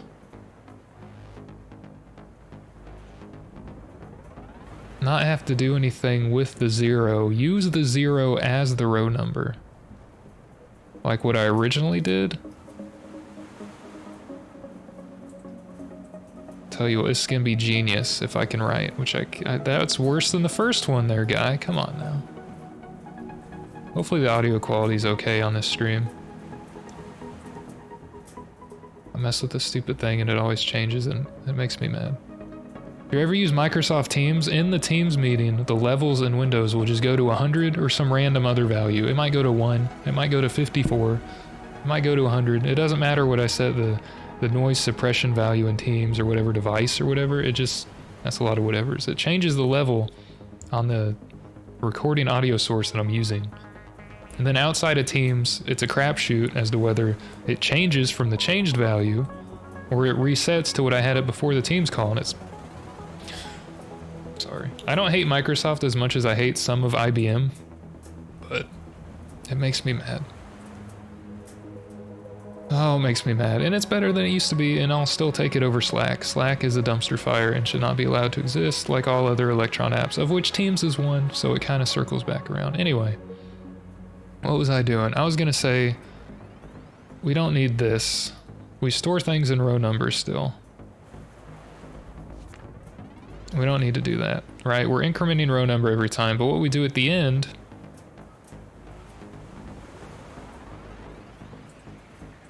We still need to increment. We need to bump. Shoot a bump, the bump, the bump. What song is that? It might have been Jungle Fever. You're driving me mad. You're driving me crazy. Jungle Love. It was Jungle Love, not Jungle Fever. Jungle Love. You're driving me mad. Making me crazy. You know, whatever song that is. I can't DMCA because my singing voice is terrible. They won't be able to tell. I think it was Jungle Love. And I think in the beginning it goes, shoot a bump, the bump, the bump. Those are the only two parts I remember. Like 2 bars of the chorus and shoot a bump, the bump, the bump. Which is all you need to remember. And I laugh at my own things that aren't even funny. I just laugh at myself. Okay. Does this still work? Yeah, bump the row numbers. So we get add it, copy from row number. Okay. And then I need to subtract row number from itself. That's lame. That means I'd have to do this. That's another stupid instruction, dude. But that would reset it to 0 is why I'm doing that.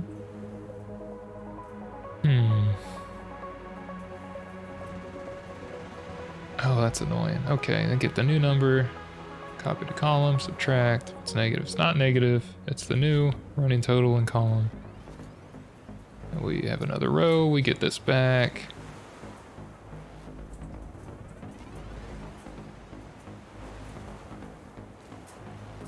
Would that be it? That would reduce the overall instructions. Copy the first one. Okay, subtract. It's negative. Yeah. It's not. Running total there. Get it back. Jump. Subtract. Okay. That might be good for. This might be good for the overall instructions, but not necessarily code size because we still need one less instruction for that. But that might work. It looks like it. Oh no, they wanted a 3, but I put a 4. Well. Subtract the 2 again. What did they get originally? A 10? It was a 10 on the inbox. That was a 14.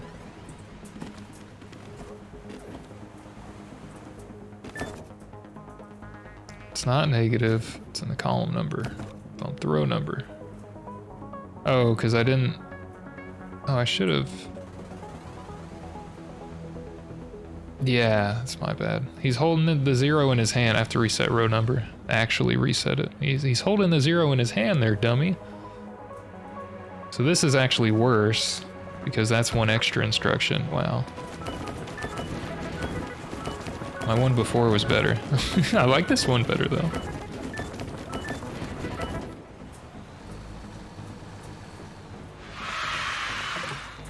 82. I feel like that was larger last time, but oh well. I'm on to something.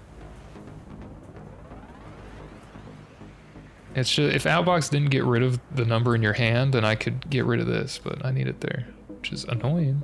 Very annoying.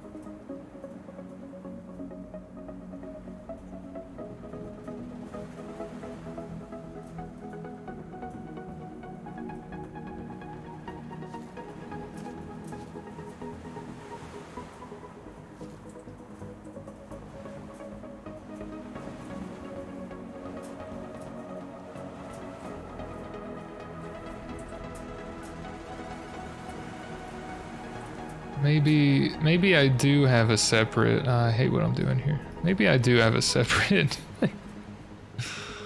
this is probably gonna be what I just did, but let's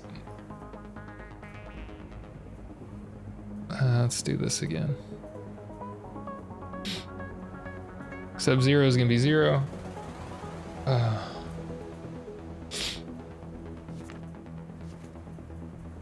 Copy 2. The row. Is this what I had before? It is, isn't it?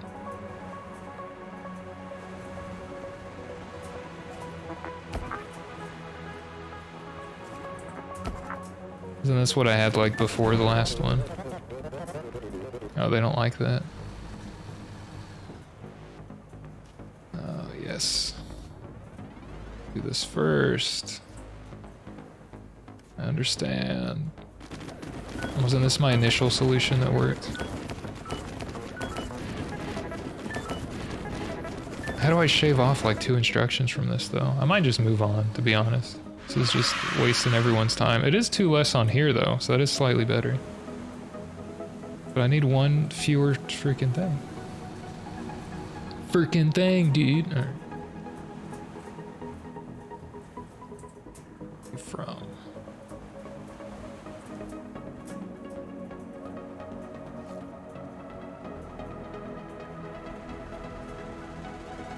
Can't put the negative on there. If I didn't have to get the value back, that would be good.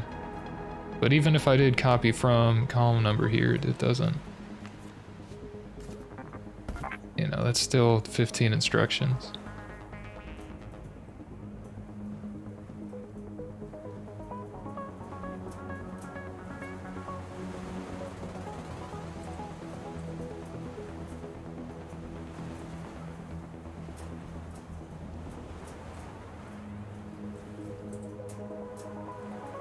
Actually, do I even need... I do. No. Do I need that to begin with? If I pick up the 4, if I didn't have this, I'd subtract 4 and get 0, which is not negative. It would copy the 0 over here, bump the row, then copy from there. I don't need that. I don't think I need that.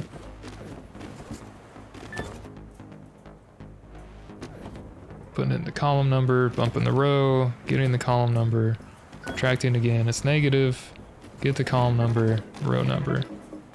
Okay, so that was extra. I didn't need the initial copy. So 5 is indeed 1, 1. So we'd get that back.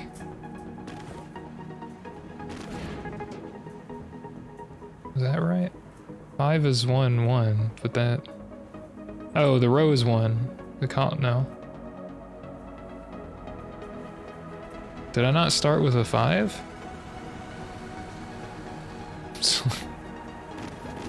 I think I started with a 9, which would make sense.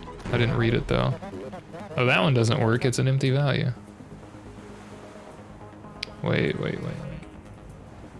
Copy from 0 to row number. Inbox. Subtract 15.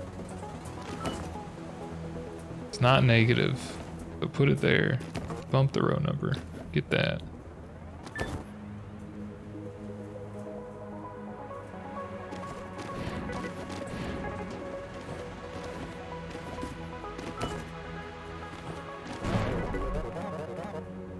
That doesn't work. They wanted a 3.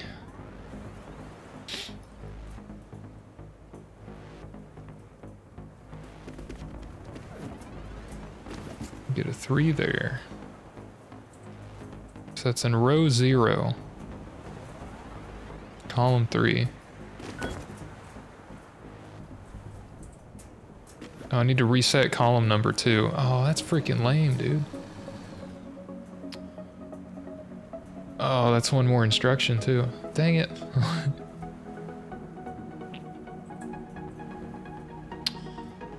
Arg.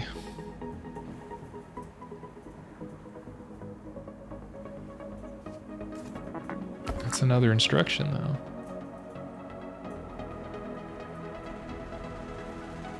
That's dumb. Oh, they don't like that at all.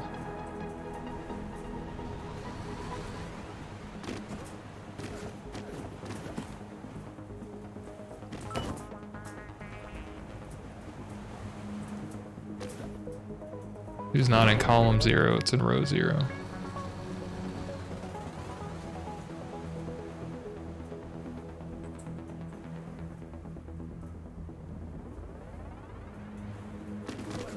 Did I just have to swap those?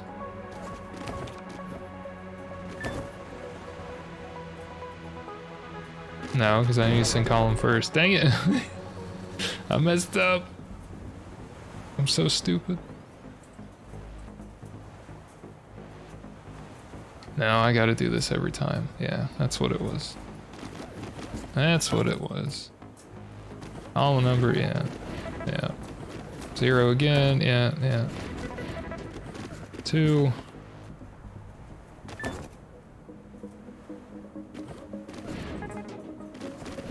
Yeah. Okay, but that doesn't change it. Yeah, I don't know. If I don't get this in the next, like, 10 minutes, maybe 5, I'm gonna go on. That's making me mad.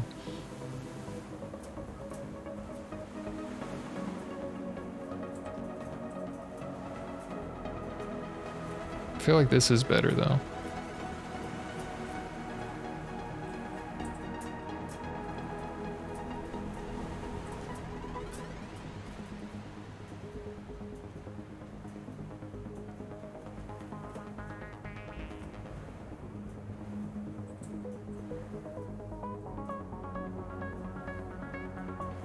Subtract 15. We do have to copy it again though. That's why I had this here.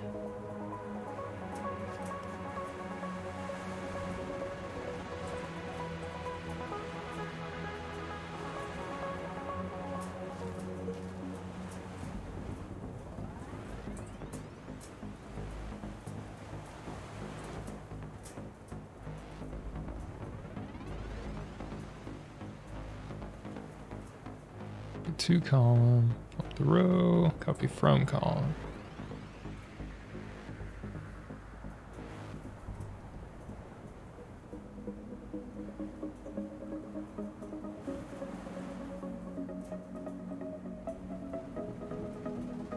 Is there a way to do like, just keep subtracting 4 to get the quotient, which is the row? And then like when I'm negative, I just add it for the remainder? That would be a simpler version, wouldn't it? Would that be better? If I keep subtract, if I get like 10 and I subtract 4 once. Oh, but we'd have to keep subtracting though. Never mind. I do have to bump this every time. But then I have to get the old value back. I was trying to think like, if I keep subtracting 4 from 10, I'd get a negative 2.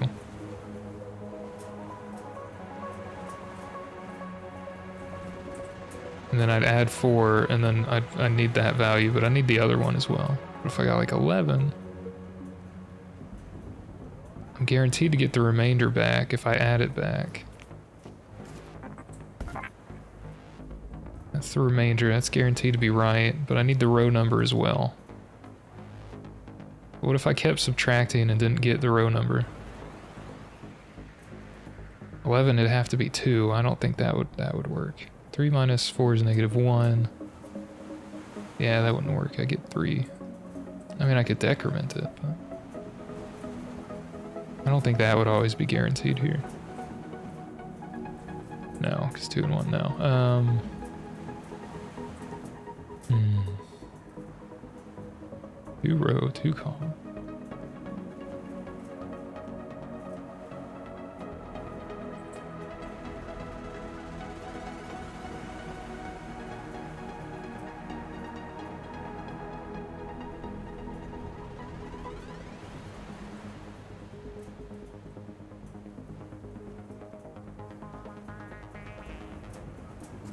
If I did like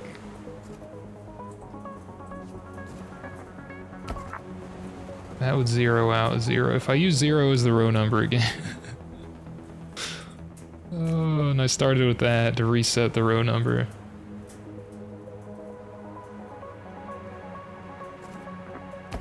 I'll rename it in a second.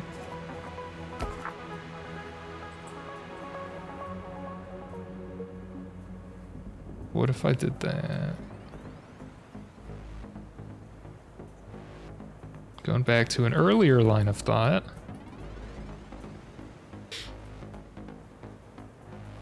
It's going to start as 0 anyway, so subtracting it will give 0. So I get the first number, copy it to the column, subtract it again, copy back, the running total, bump the row number, and then get this previous one that we had, and keep subtracting until it goes here, and then add it for the remainder, and get the row number we'd have stored. But then I reset the row number to 0.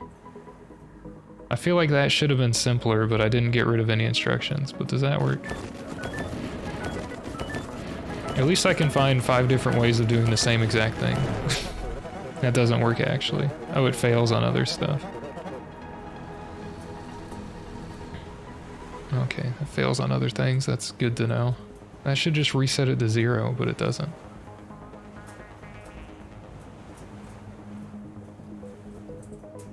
Oh, in case you get a negative or whatever. Wait, no, that should work. If it starts at 0, that should be guaranteed to be 0 every time. Should be, because this will be guaranteed to be positive at this point. Why would that fail? Show me how it fails, oh Swami. To 0, yeah.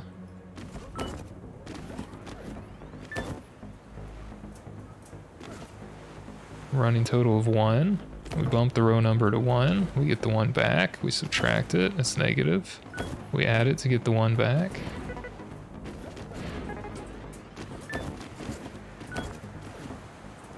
Why is row number still 1? Copy from row number, subtract it. Oh, I have to put it back in. Oh, that's lame. That's lame.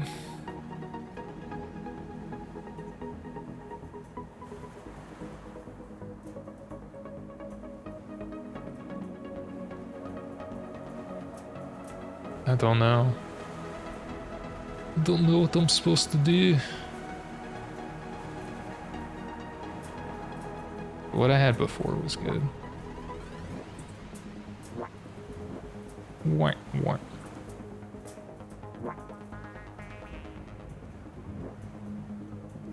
Yeah, this one's good. I felt like I was close. It was on the tip of the neurons are in the brain. What are the things on them? Dendrite? It was on the tip of my dendrite, which sounds like a toothpaste brand. It's good for your brain, kids. Yeah, 80's not gonna go to... Yeah, I don't know. I just need to give up. Didn't I say 10 minutes, like more than 10 minutes ago? I just need to give up on this. It's very bad. This is what programming is like, except you have a program that's 100 times as big as this. Well, maybe not that much, but sometimes. No, that'd be 1,500 lines. That's pretty, yeah. Enterprise code is kind of average. Especially if you're doing Java. Very verbose, but don't do Java. So 100 times bigger in a language that's easier to read and a lot more comments, hopefully. But it could be talking to 50 different places, and you just kind of got to read. Most of programming is just reading and trying to figure stuff out and writing stuff down, which I'm not doing, which I should be. So you might code like 5 to 10 lines a day, but you'll have thought about which 5 to 10 lines to put in or delete or move around or change. You'll have thought about those things for like 5 hours, and that's like your whole workday, hopefully. Hopefully you don't work a full 8 hours, but well, with lunch. And you have 2 hours for pointless meetings, right? Isn't that the average day? So that sounds about right. So really, I'm par for the course. I optimized it slightly. That's good. Oh, okay, well, if it starts at 0, maybe we don't have to do this right off. I don't. Copy from 0 to... I mean, we could put that at the bottom. It doesn't matter, though. We could put that at the bottom, right? Copy from 0 to row number. And then we just do that to start off.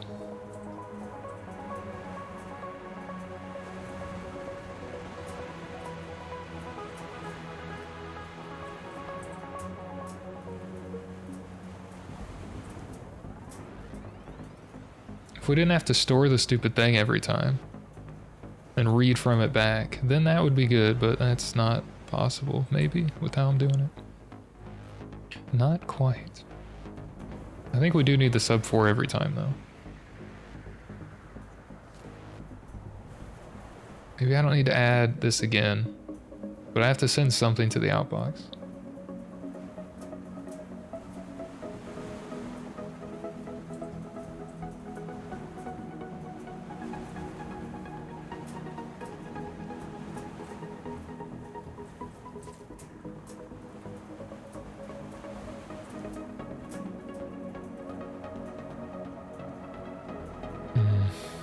I mean, if I kept doing this and I didn't bump the row number, I'd have the column number, but I wouldn't have the row, right? Keep subtracting 4. So we get a negative value, and then add 4, and we'll have the remainder. But then I need the number of times we subtracted 4. Is there a way to get that? I mean, that's why I'm bumping this. But that moves the value out of my hand, which is annoying.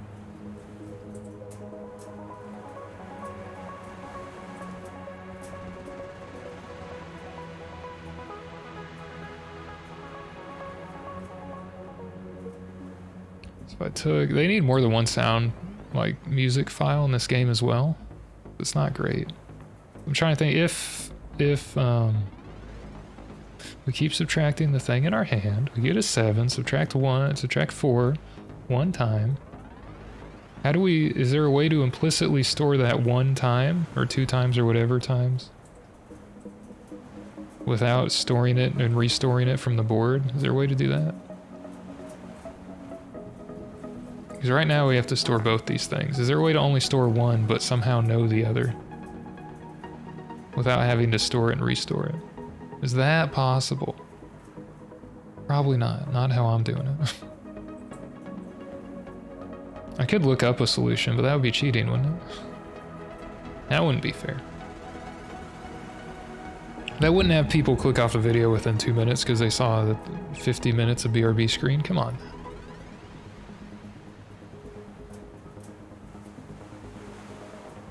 I could store the 4 and decrement it every time because it's not guaranteed to be above that, right? It's only guaranteed to be up to 3. So what if I decremented the 4? And that would be the remainder though. No, we don't want to do that, do we? No, I'd have to subtract 4 every time. I mean, I could copy it somewhere.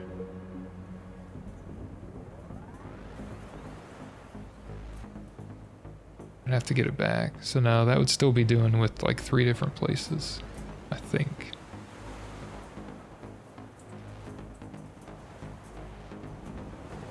If I subtracted it once,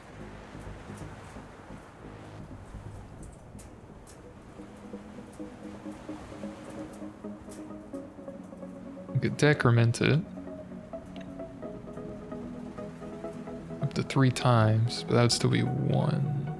No, I don't think that would... Well, that might be for the column.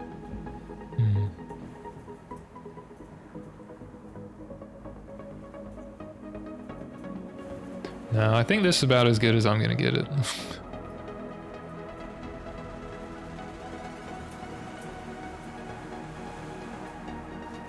Except instead of bumping a row, I could maybe decrement the 4. And then to reset it, I need to reset it to 4 though. But I still need to copy the 4 somewhere. So it might be better to just leave the 4. What if I bump? Use the 0 as the row number.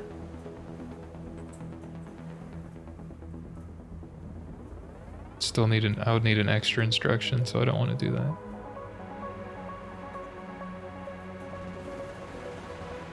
Outbox removes what's in your hands, right? I'm just making sure. Oh, they didn't like that. You didn't like that, did you? That's why I had this up at the top. Lame, okay. Lame-o.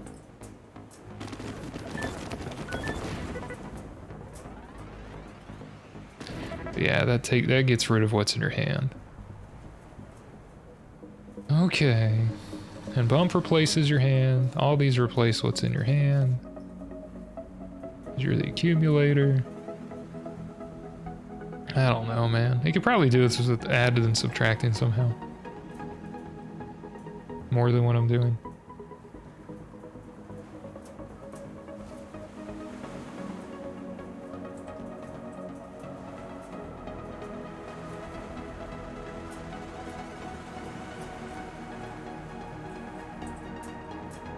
We kept subtracting 4 and storing the number.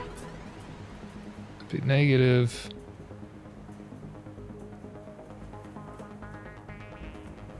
Oh, we wouldn't do that. We'd add 4.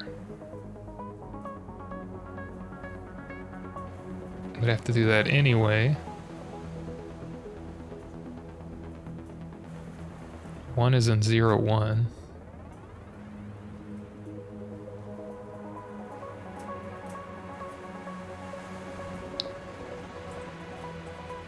If we got the 10, we subtract 4 and store it to 6.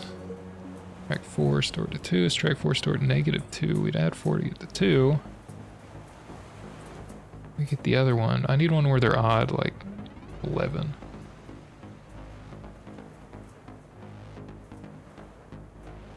Yeah, no. Okay, this is... I might look up a solution later, but this is as good as I'm gonna get it. So, I'm gonna move on. Which I should have done like 3 hours ago. Sorry about that. Oh well, this is a hard one too. Digit Exploder. It's like Master Exploder, but math oriented. Our users have been rating some of our hardware products with 1 star, with user reviews citing it draws too much power and overheats. Numbers are too complicated for test subjects, occasionally removes alarming volume of skin from human users. Well, sometimes you just got too much. So management has come up with a solution to make the numbers smaller and easier to understand. Is this binary? Oh, they're smaller. Grab each number and send its digits to the outbox. Oh, we're just dividing by 10? Okay. We're separating out into their places. Okay. We have 0, 10, and 100 to help, I guess. We don't have division. We have to replicate division. It's okay. Oh, but how do you know which one to start off? I guess you try and start off with 100 first. Put it there. Oh, we need to store the freaking digits. Okay, so that's the original number. Put into 0. Or we can separate it out into 0, 1, 2. We'll do that instead. This is the OG. The OG is going there, the original number. We'll store the digits here.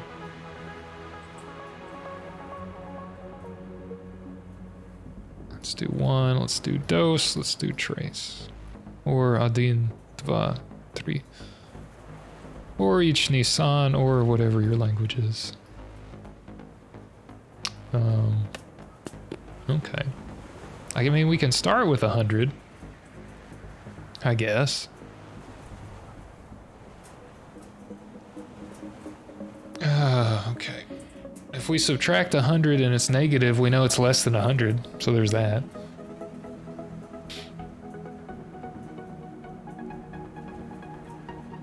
How do we, I know how to do this with division, it's really easy. You can, if you modulo by 10, if you get the remainder from a division by 10, that's the last digit here, that's the last place. And then if you divide by 10, you effectively cut off that digit, right? If we're considering integer division, whole numbers only, and we're not taking remainder. Because I've done this in C for a few problems, and it's been worked for Project Euler and stuff. My nose is stuffy too, that's not great. So sorry if I'm sniffly or airy, or I sound nasally, that's why. Okay, so we have to replicate modulus. Okay. Which will be remainder after subtracting 10 a huge number of times, right? I mean, we could do modulo 100, which would be the last two digits, but we'd still have the first one. But I guess we could do that and store the first and then the second, I don't know. Or we could just use 10 and do a bunch of instructions. The 100's probably there to reduce instructions for the optimization challenge, I would assume. And we have to do them in order as well, okay. I'm assuming in order. 30 or fewer, 165, so it does take a while. That's good to know. Okay. So if we want to replicate modulus, or get the remainder, to chop off a digit and keep going, well, we'd have to subtract 10 a number of times and then add to a counter, so... just make a counter in here. Okay, which needs to be 0, so before we do anything, we need to reset that. Okay.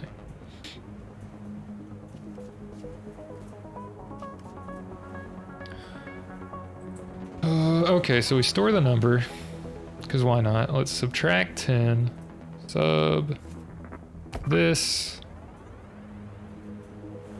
That should leave the result in our hand.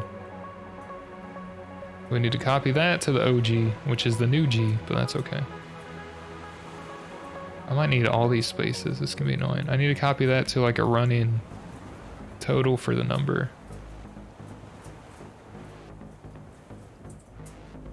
Can write bigger letters. Running total. Okay.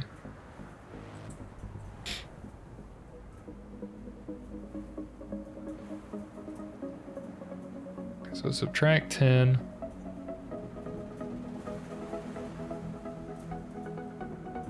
If it's not a 0, so let's put a 0 here. So if it's not a 0, we need to move, or well, it's not negative rather. Well, it could be 0. Freaking goddamn it. Alright, let's do negative though. Sorry for cursing. Do negative.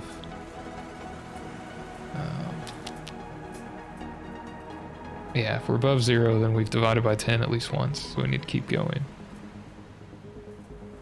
So subtracting 10 is like dividing by now.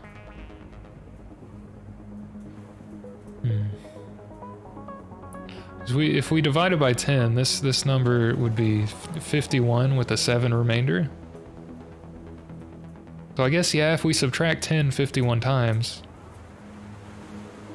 this is the terrible brute force solution I'm thinking of, but that's okay. If we subtract 10 51 times, I could have a counter of 51, and the running total at the end would be like 7. Yeah, okay. Yeah, we can go with this to start off with. If it's not negative, then we divide it at least once. So we'll store that, the running total number, and we'll bump a counter. It's the tens counter, effectively.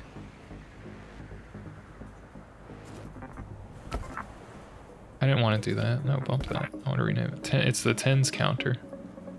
Tens counter. That looks like... I don't know. That's fine. Okay, right? 507, 1, okay. Alright.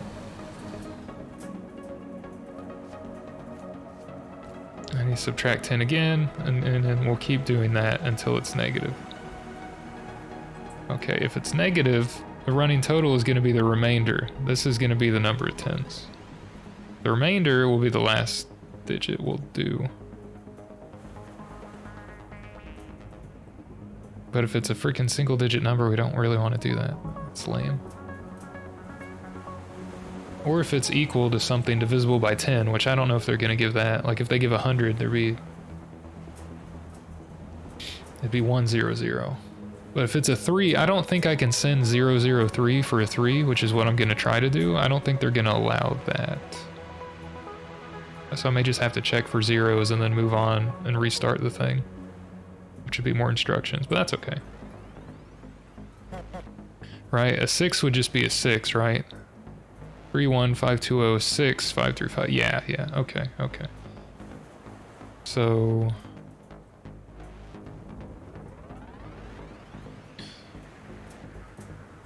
bump the counter.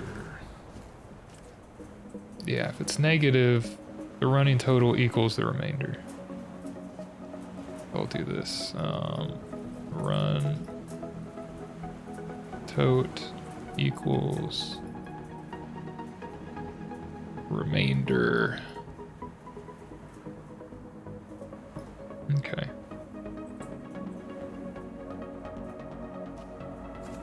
So basically I'm going to copy from that and I'm going to put it into 3 to start off, I guess. I don't know.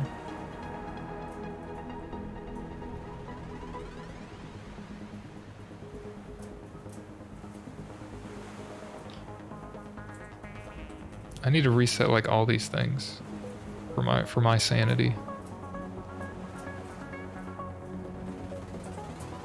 This OG can be overwritten every time. That's fine.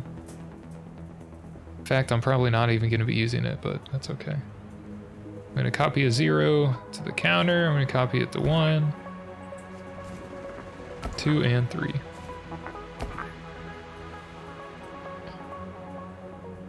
That way I can check our remainder.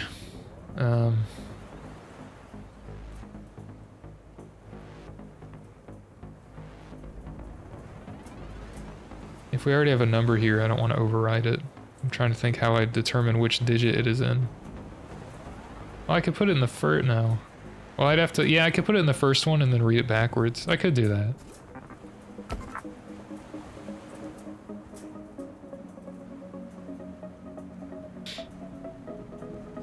This is terrible. Copy this to 6, copy, this will be position index or something. I'll call it index. Right, let's do that. Okay. Just so I don't have to hardcode everything. Wherever that's pointing to, and then I'll bump that. 'Cause it'll only ever be up to 3. Or well, 2, 0, 1, and 2, which are what these boxes corresponding to. So, okay. Store it. Okay, let's jump back. Well, where's this go? I don't want to go all the way back over there. I need to do this again. Bump the index. I need to go back subtracting from 10.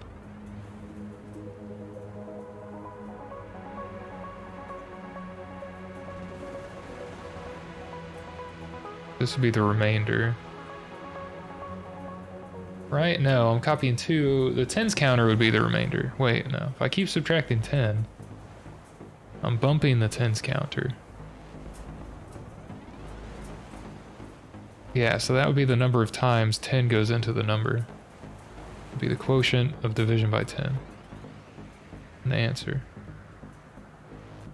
Yeah, and the remainder would be running total. Yeah, and at the end the remainder would be a single digit. So we put that in there. So I might store it backwards and then read it back to front to print it out. I might do that. That's what I'm thinking. It'll be 0, it'll be 1 after this point. Let's see. Let's see. This can take forever. Not a good way of doing this, right? That's why they have the 100 there, to make it easier. This can take a long time.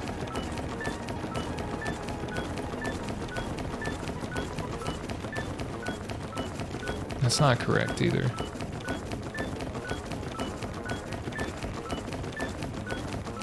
Yeah, that's not right. That's not right.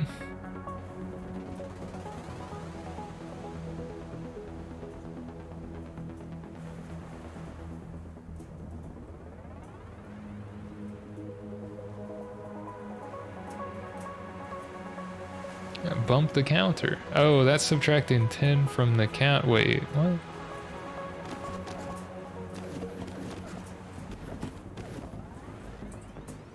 That's negative, dude. The negative we need to be like done, but yeah, I can't do that, right?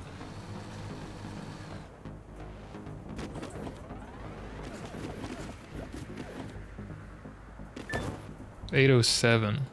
Yeah, copy it there. Bump the counter to 1. Oh, that subtracts. Oh yeah, that's why.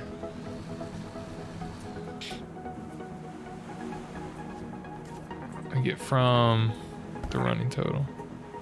Or we use the OG for this. OG could be the running total. Could be. Batteries starting to go down. Might be another hour, and then I'll have to leave. Hopefully I get this done. Okay. OG could be running total instead. Let's copy to... Copy to the running total. This we'll get rid of. Subtract 10. Negative. It's not negative. Keep putting the number there and bump this and get it back. Keep doing that. Okay. Once it reaches negative, copy from running total to the index, bump the index.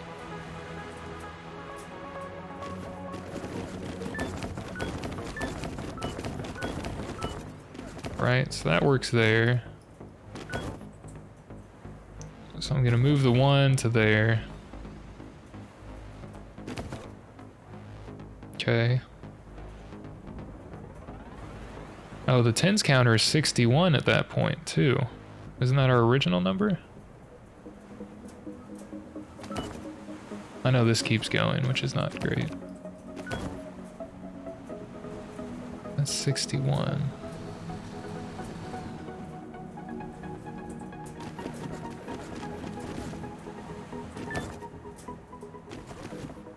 Four.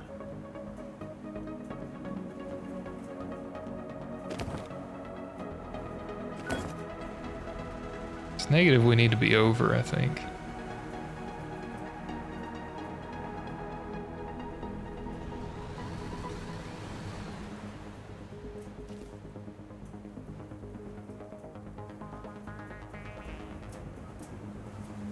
Counters reset to 0 every time as well. Okay.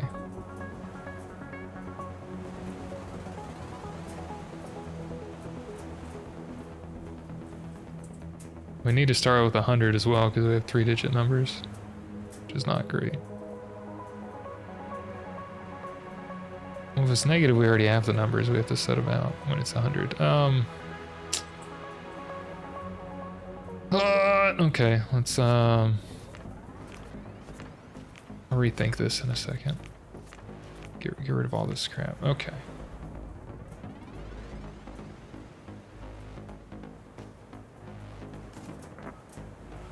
Subtract 100 first off because we have giant ones there. If this is negative, then we know the number's under 100.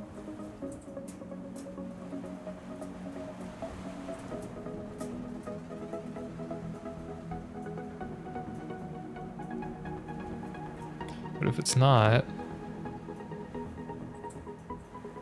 this would be a hundreds counter.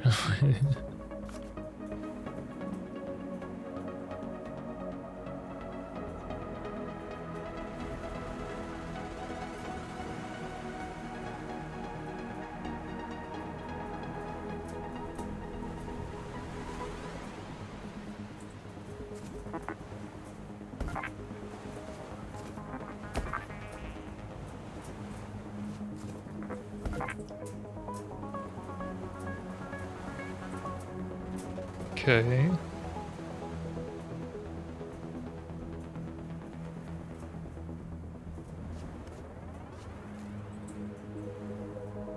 Once it is, we'll deal with tens.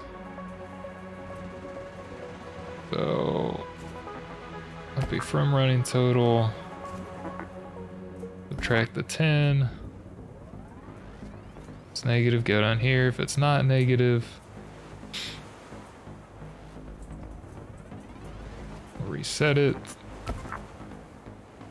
And we'll bump the tens counter. And then we'll keep subtracting 10. So we'll keep subtracting 100, keep subtracting 10. Minus 100. Let's do this. Minus 100 loop. Oh my god. Look better. Okay, there we go. Sorry. And goes within here. Minus 10 loop. Terrible loop word, whatever. Okay. So then we have the number of tens and the number of hundreds. And the running total. Right? So the number of hundreds for this should be 2. The number of tens should be 8. And then the total should be 9. So we might be able to just read out the numbers at that point. Let's see if that would work.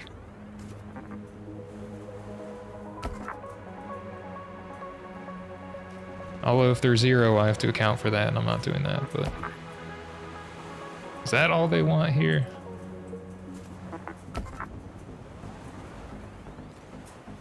I can double click to add it at the bottom, that's nice. Cool, okay.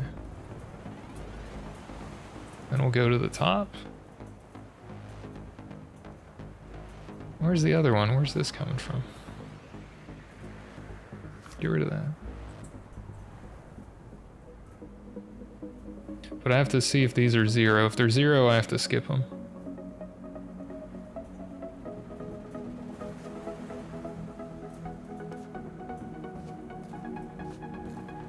I guess I do that. If it's not 0, do it. Otherwise, do that. Okay. As long as they don't send a 0, we're good to go. Hopefully... I don't know. Let's see if this works. It can't be that easy. I messed up in my logic somewhere. Alright, minus 100. It's not negative. So that's the new running total. We have 1/100ths place. Subtract it again. It is negative. Wait, was that right? Oh, I have to copy from the running total. Because I get a 1. Yeah. Subtract 100, copy 2, bump, yep, copy from. There we go. See, this is duplicated. These loops are duplicated. That's a sign that that could be improved, but let's see if it works first. Duplicate code. That's why they have the dry principle. You ain't want to be wet outside the bedroom. No, I'm saying, oh. Okay, so that's -5. Because we got... what did we get originally? A 5? We got a 5. Alright. So that's negative, so we know that's not right. Okay. So we get the next, we try the next number, a 10. It's negative, so we know that's alright. So from 100, it's a 0, so we're off.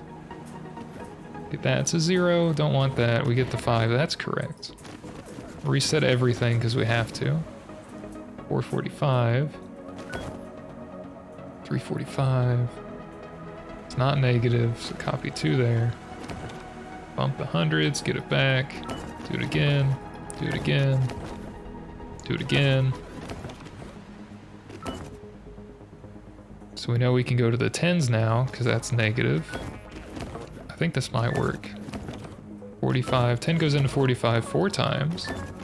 Yep, and then we got 445, heyo. Negative, so we know we're good. Look at that. Boy, I think we got it. And I know stuff I can remove. Low-hanging fruit.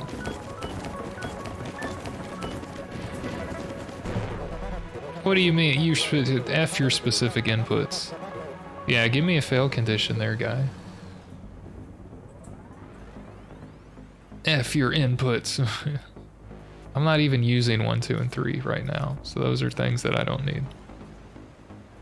Let's make this look a little simpler. Little simpler. There we go. Look at that. I'm not even using index either, so there we go. Okay. Now that looks a bit simpler. So how does this fail? 4. That's negative. That's negative. So we just want to send the 4. Okay, 96. It's negative. 10.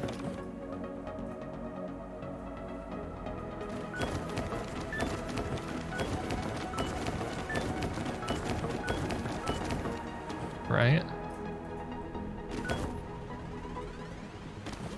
0, we don't want that. 9. Oh, because 700 is evenly divisible, that's why it's gonna fail. Yeah, that's why. That's okay, but 700 is not gonna work because it's evenly divisible by 100. So we're gonna get a 7 there and a 0. Right? Okay. And then that's negative, so I want to go on. That's negative, so I want to go on. So why is that fail? Oh, because the last one does shit. Okay. But if the 100's is 0, we do want to go on. Right? Yeah. If the 10's is 0, but the 100's was not 0, we don't want to go on. Or, well, we want to include it.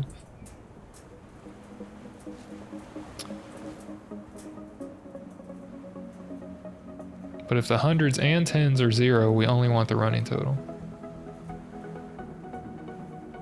That's probably why I had an index thing. Yeah. Yeah. That's why I should set these to 0, 1, and 2, probably. Probably.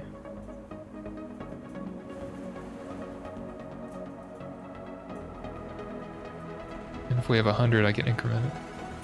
Or something. Okay.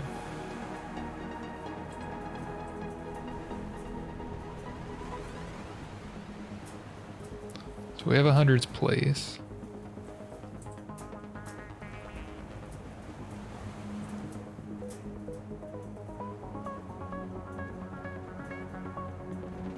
If it's not 0, then yeah, we do want to send it. 10's place.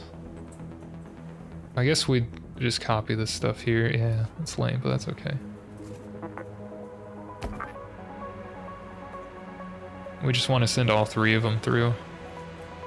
So this is going to be bad for size, but instructions might be less. Maybe, I don't know. That's okay.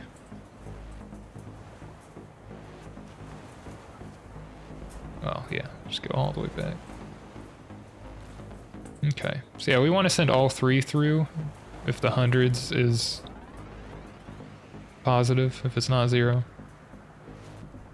Otherwise, we want to check the 10's. If the 10's is not 0, we want to send both of these through. That's what we want to do. Okay, I know there's duplication here, that's okay. Just make it work first. Okay, otherwise we want to just send the last one through. Okay, okay. Now that should work.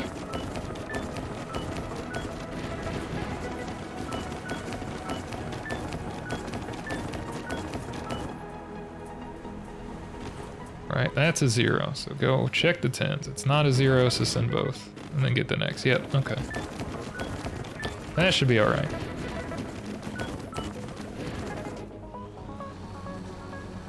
There we go.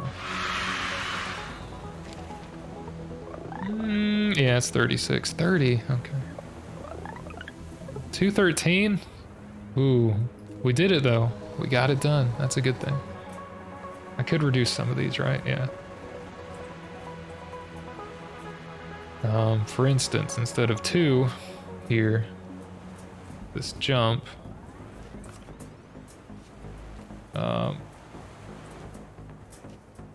could just go on through. 10s could just go on through to do the last. Okay, 100s.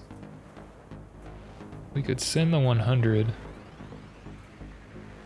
and then jump to the 10s. And then jump to here, right? No, wait. What am I? No, wait. What happened to the check 0? What am I doing?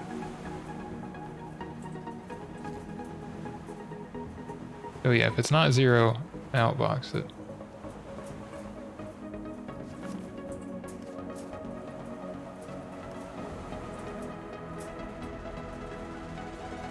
And then get 10s.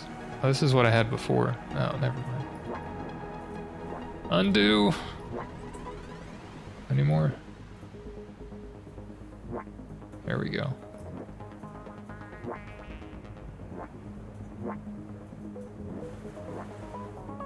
I want to redo what I just did. No, this is okay.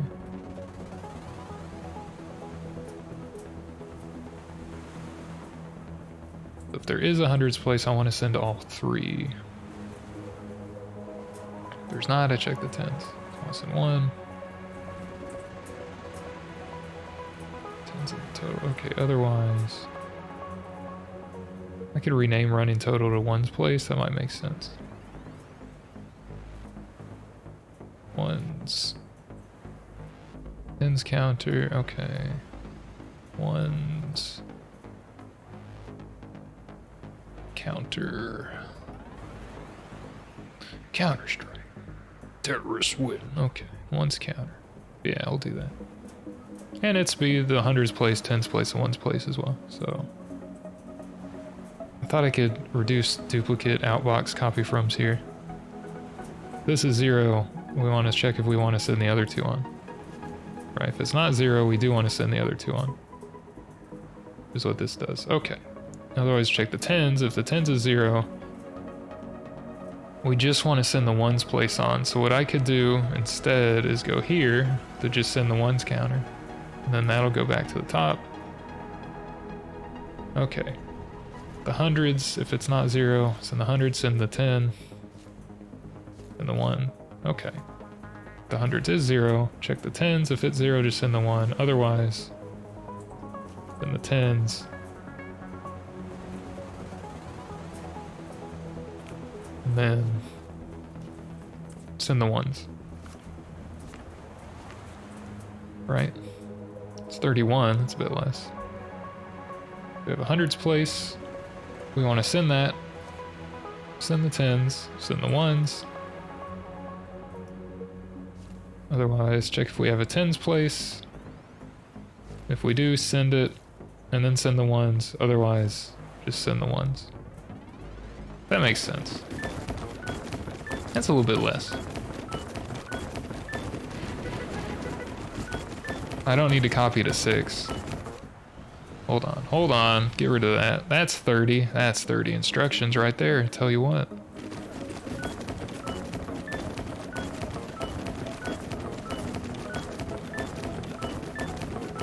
I don't even have to worry about modulo, I just do this. Subtraction is all you need. Subtraction and copying. This is cool for simple like state machines and simple like, very simple CPUs. Could have instruction sets that don't have division or multiplication and implement stuff like this. Pretty cool. 30 command, I like that more than the other stupid thing. Okay, speed challenges a lot, however we got the size. The speed would be less total steps.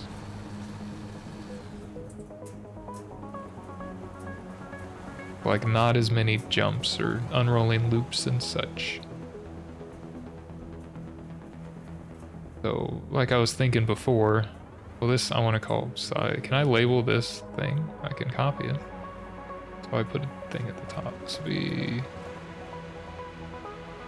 size. Underline it. Alright. Let's copy it. Let's go to the second one. Do paste. Let's do speed. Speed wagon. Or the first of 2 movies with Keanu Reeves on a bus, right? Wasn't there a second Speed movie? It might not have had Keanu actually in the second one. The first one did though. Wasn't there? I'm pretty sure there was a second movie about Fast Go Bus Burr, and then Bus Go Fast Burr rather, and then it was like not nearly as good as the first one, which should not have been as good as it was. That's terribly campy and whatever.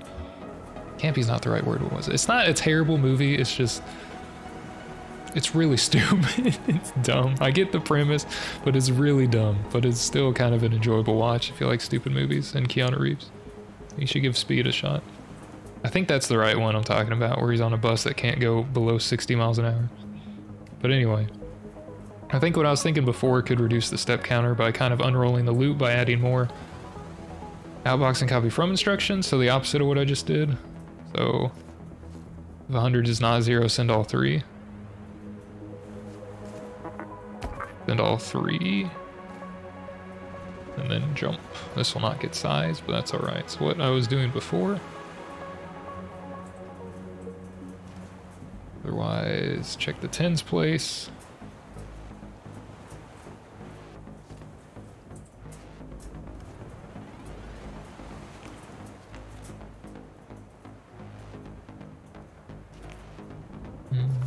Okay, 0, check the 10's place.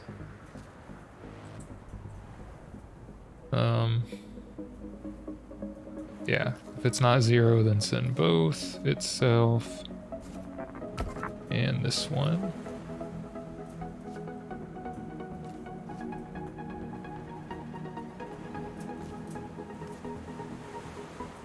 Right, otherwise we'll just send the 1's place, so it really doesn't matter.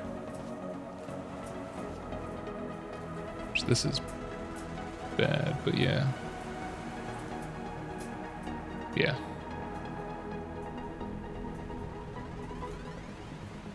Well, copy from 1's rather.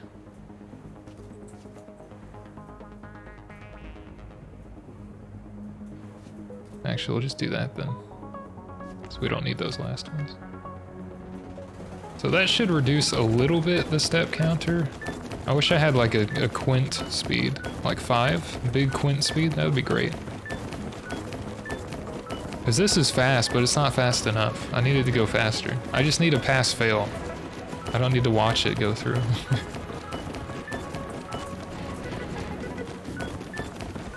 This is a regression test. Did that reduce the step counter, huh? Did it? Like working at home because I don't walk anymore? Let's go, what is the step counter? 208, now that's less than 216. That's which I think it was before. I think. So, yeah. Okay.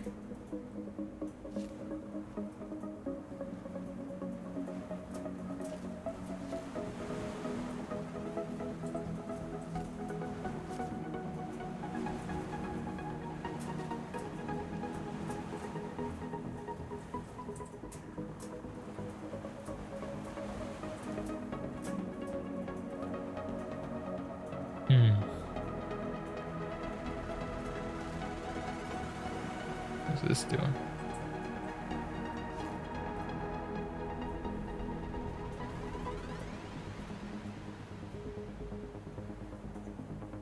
Copy to the 1's counter. That subtracted 100. Oh yeah, copy to the 1's counter. Running total. Bump the 100, copy from. Subtract again, negative. Oh, we want to get the number back and subtract from 10. That's true.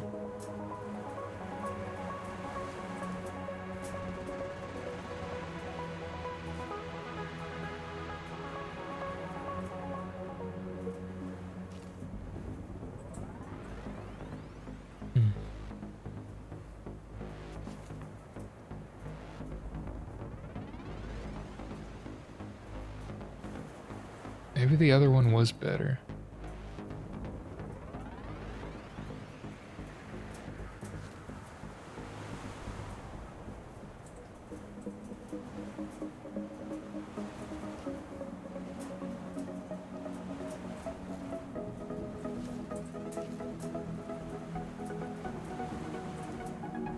Actually, this would just be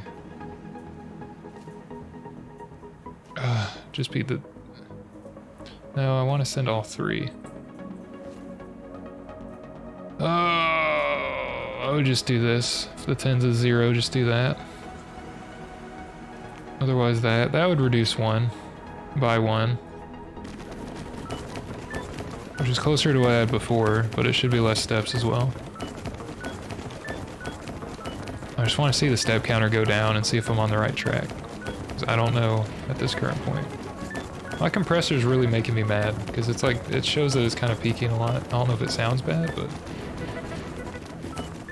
like, I'm not as close to the mic as I usually am. It's making me this angry. Oh, that's bad. It doesn't work anyway. What do we get?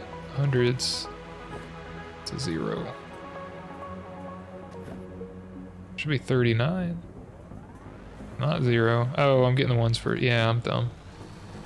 This needs to be there. No, they didn't want that either.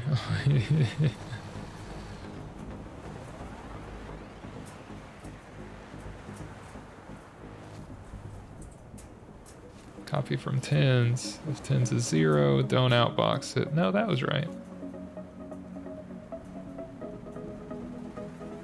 10s is 0, then just put the 1s. And jump to the top. If 10s is not 0, oh, I need to outbox it, yeah.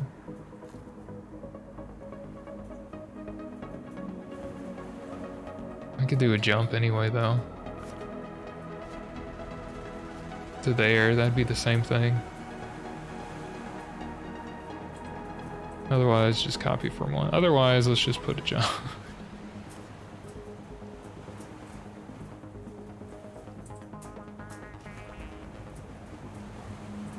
If the other one's 0 and the 10s is 0, I'll just get the 1s. Otherwise, 10s is not 0. And send the 10s out.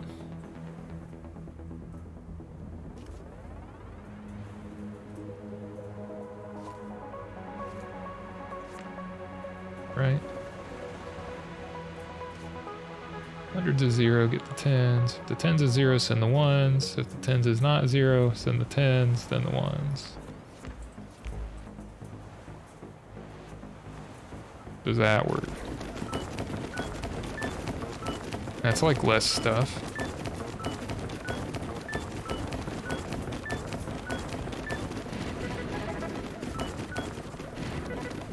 Yeah, I think that works.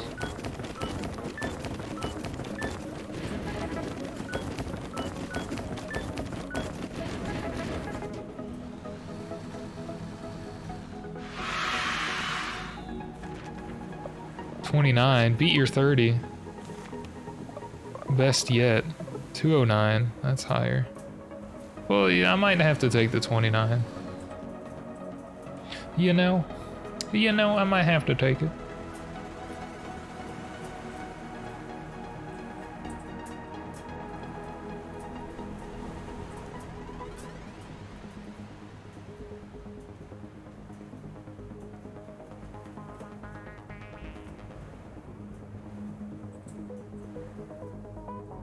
Might have to do this to begin with.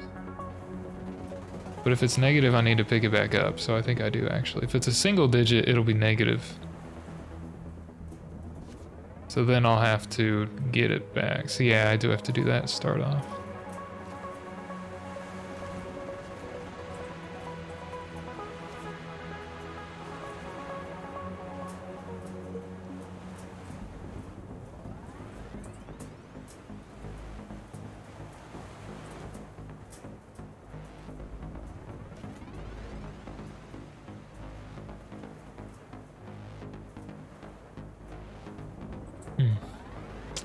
Well, actually, wait. Copy 2, we could do copy front. Well, that'd be extra though, wouldn't it? Well.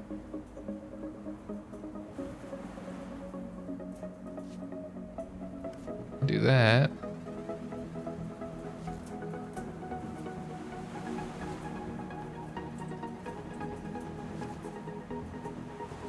And then do the same thing here.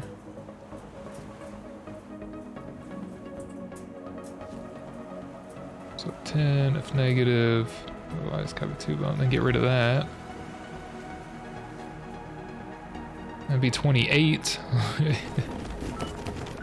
If that works. That was an extra instruction. Is that a better optimized size but not instruction count, step, whatever, step count?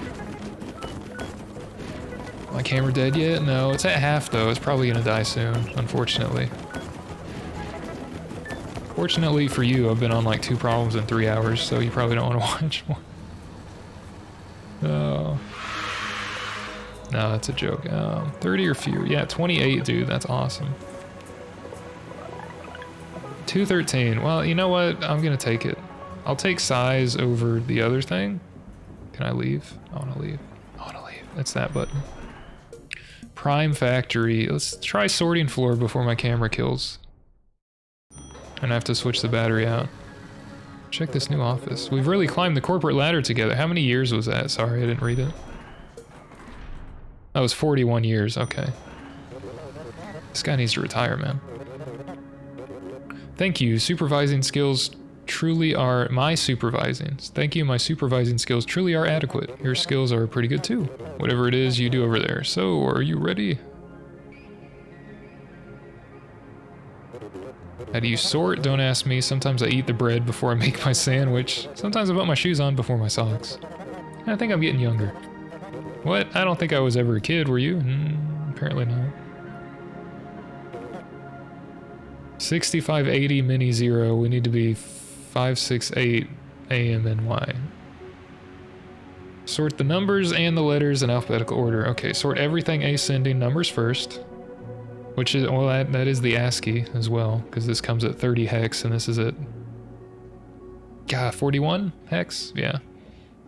48 and 65. Yeah, and then the lowercase letters are last. So yeah, that's true. At least in ASCII, that's true. Yeah, ascending numbers in that without the zeros. Sort the contents of the string smallest first, biggest last, and the results in the outbox repeat for each string. Oh, so if you only get 2, so it doesn't matter. Okay, you don't have to separate, because you can't compare letters to numbers. The game says, oh, you're wrong. So if we get letters first, we would compare the letters. Let's see, does he give one of those examples? No, he just gives numbers first. I want him to give letters first, so I can see a different example. But he's not doing that. Okay, well, assuming we get numbers first, that's alright. So we have to sort the numbers. I didn't put this stuff in here, and I haven't played this level before. So it must think this is really difficult because it already gave me a pre-solution.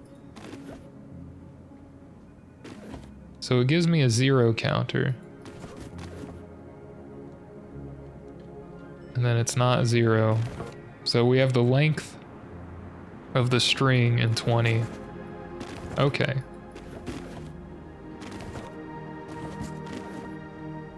And if it's 0, we're not doing anything. So that's the end of the string. Okay, so it already gives us that, which is interesting. I didn't put that in there when I was talking, right? I'm not crazy. That was there already, I think. I've never played this level before. Just interesting that that was there. Freaking out, man. Okay, okay, then we need to sort the string before we jump back. So at this point, we need to sort. Okay, don't do that, guy. Sort string 1. I'll do sort 1. Okay, so how do we do that? Well, we have the string. This is length. It looked like. Yeah, otherwise we bump the length and get the next. Yeah, okay. We can sort backwards and start at string length, or sorting algorithms. Those are always nice. And put it to the outbox and then reset it to 0 and override it for the next string. Okay. Yeah, we can do that. Copy it and place overneath or over it. When we get to the second string, we could just copy it to the stuff. But how do you sort? Well, we have to find which one is greater than the next. So like bubble sort on the one before, except beyond 3 up to however long the string is, string length.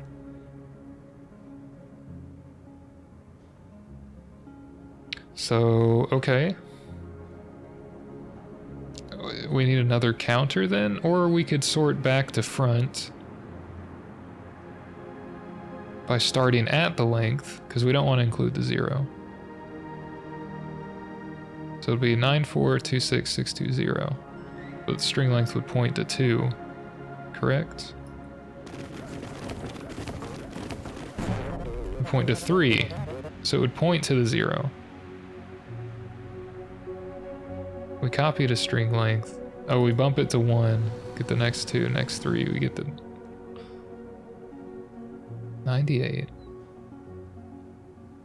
Goes to 0. 98 is not 0, so we bump it. Oh yeah, we store there. It would have been 4, but it's not 4, it's 3. Yeah, that makes sense. Okay. So first off, I'm going to decrement that. It's the non-zero terminated length. Okay. I guess we can sort back to front. That's fine. We'll get this. Well, sorry. We'll get whatever it's pointing to. Shit. No. Copy from string length. Going crazy. Copy from string length. Alright. We need to compare it to the one before that.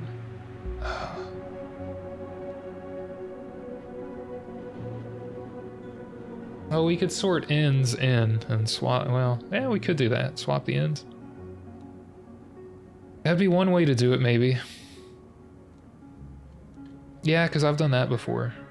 That's kind of, I've done that similar for like a kind of quick sort thing before. We could compare the two numbers on the ends. Well, one that isn't 0, obviously, so we do need to probably bump that, but this is 0. So we could compare, let's make another thing here. I want to have like start index and end index maybe. The string length will be the ending index. So let's call this start.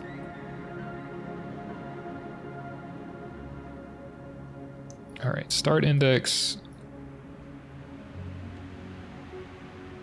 It's odd because it's kind of backwards, but that's okay. End index. So this will point to the last number of character that isn't 0. This will point to the start. So I want to copy from 24 also to start index. Okay. So I want to copy from the end or copy from the start and compare to the end. So that might make more sense conceptually. So let's copy from the start, subtract where the end is pointing. So if it's 4, it'll be these two. Right? So how do we sort? Well, if 1 is larger, if it equals 0, then we're gonna tell it to screw off. But if 1 is larger, we can tell if it's negative, so.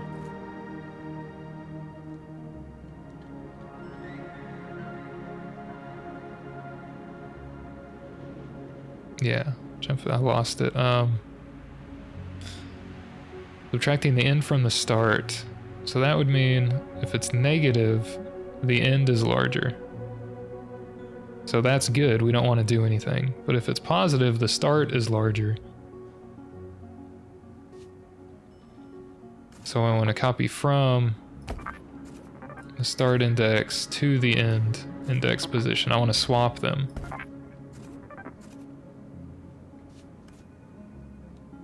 Swap. I don't like that P.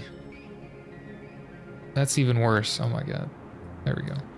Oh my god, Sandy. That's Travolta from that one movie, Grease or whatever. So, oh my god. That's what he sounds like, but better than that. Sandy, oh my god. That's the only line I remember from that movie. I think it's Grease. Was that Grease? It was something like that. They did some snapping. It might have been West Side. No, I don't think it was West Side Story. I don't remember. My thoughts get jumbled. And the camera's dead, so that's good. Battery exhausted. I hate when that happens. It makes me mad, because it takes me like 2 minutes to reset it. And then I'm going to forget to change it back from the stupid screen. That's okay. I'll remember to change it back this time, I promise. Alright, camera's out. Busted. Let's do this. I don't need my freaking image on the BRB screen either. Get rid of that. Switch out the camera.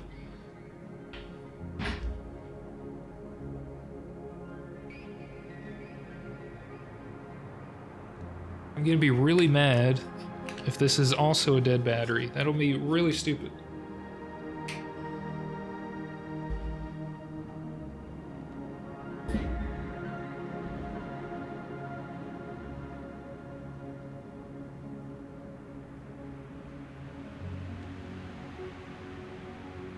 Cables just stay there.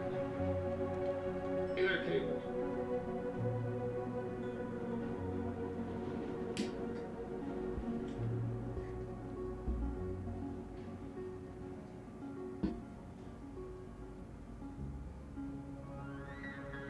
Case.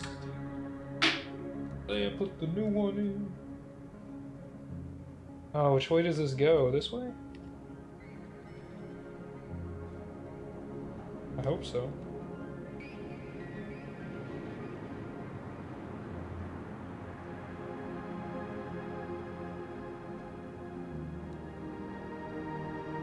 Does it turn on? Oh, it turns on. That's definitely it.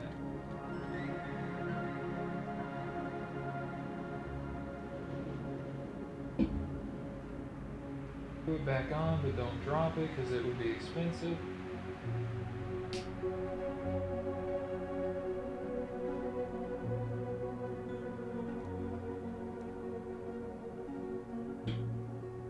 Direction is righty-tighty. That's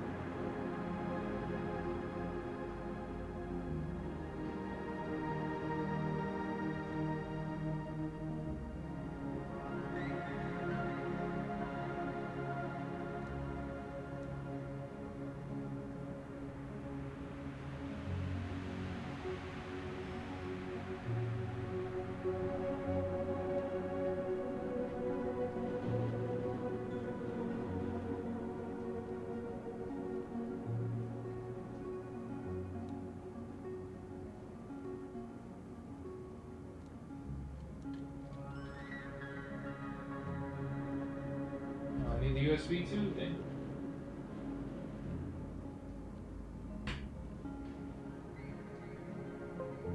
Here we go.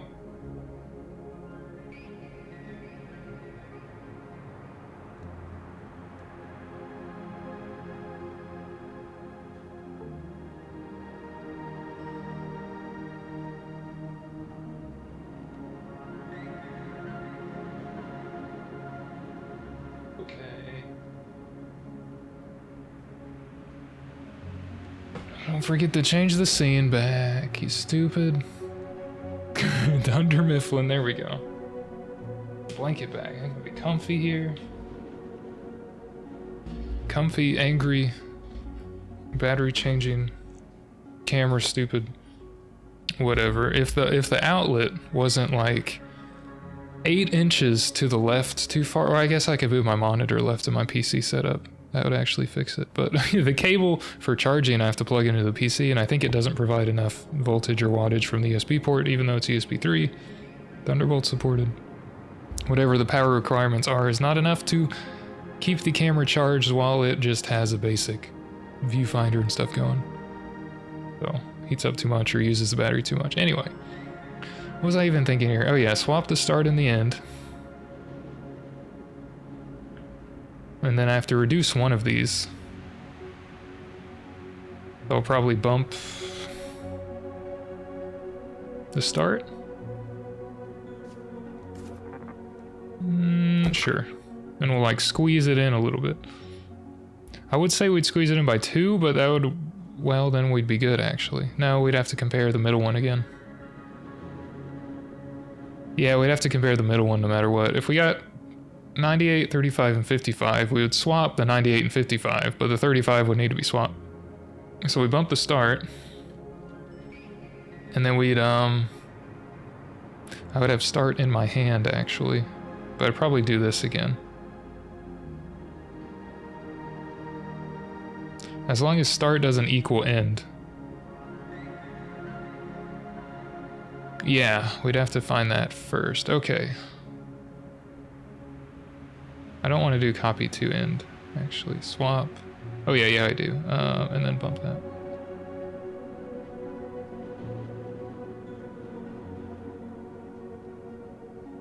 Let's do bump. So end index. Decrement the end. I don't even remember what I was doing.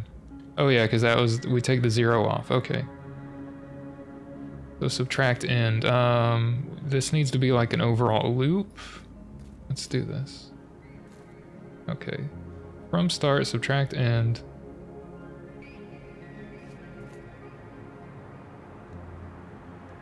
That gets rid of the 0. No 0. Alright. This is, yeah, it needs to be in a loop. If these are, what if they're equal? If they're equal, then start equals end. Although we could have 2 equal ones like that and that would piss me off, but whatever. Okay, if they're equal, we don't need to worry about it. The end indexes, actually. We need to check if the end indexes are equal. Yes, that would be different. Okay. Okay, let's do that first. Inside of the loop. So, not indexed. Subtract end index. If they're equal, then we're done sorting.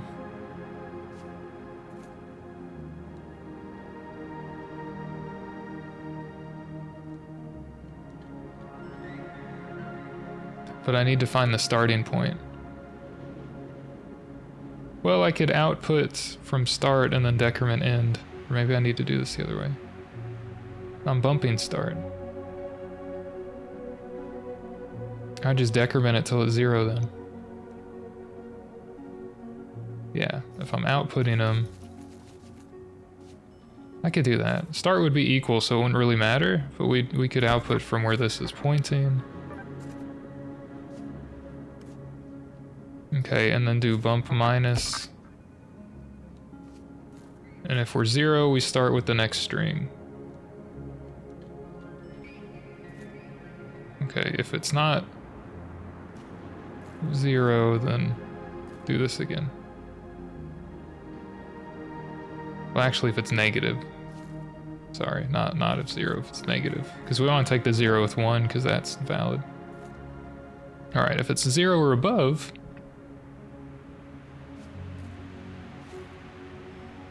then we want to get the next one. Okay. Okay, but sorting. If we're not at the end, we're comparing the 2 ends that we're on, or we're comparing the start and end index that we're on. This is when they're both equal, we get to go. Okay, otherwise, we subtract them, see which one's larger. If it's bigger, then we swap. Because the end is larger. So we swap the ends. We start and the end. We bump the start.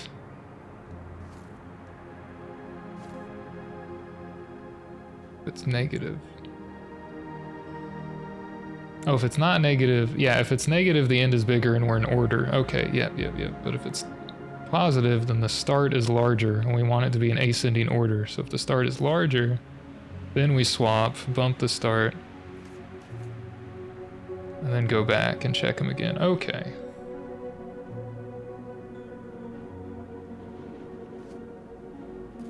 Bump start will be in our hands, so we can do that. Save an extra instruction. Okay.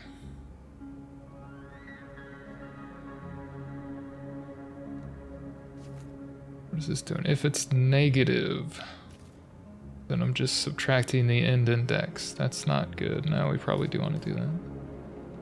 Well, let's bump start. Do that again. It's negative, the end is larger. We want to bump the start.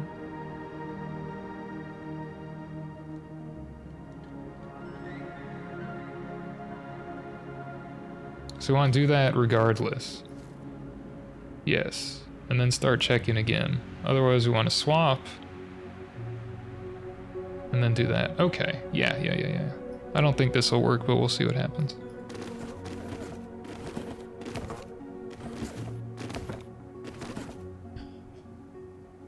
Like I said, I've written crappy quick sort before, or Q sort, so I think I somewhat know what I'm doing in this one specifically. But we'll see what happens. It was a little different, but...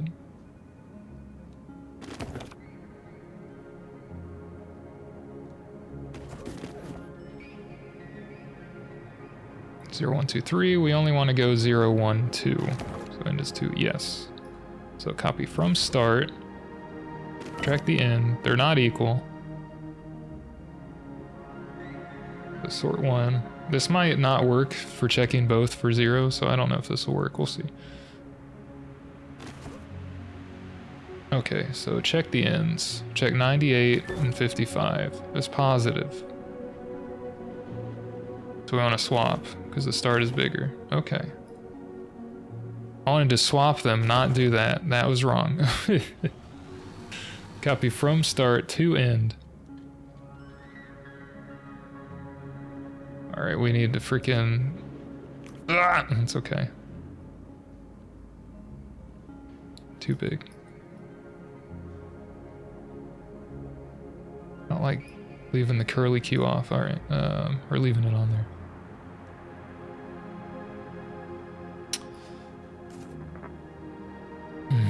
Copy end to start, rather. Okay. Copy from... Doing too much here. Copy from end to temp, and from start to end.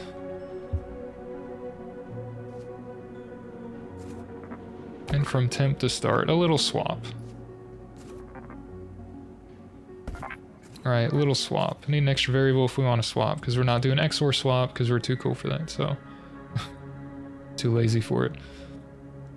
So, yeah, copy X to temp.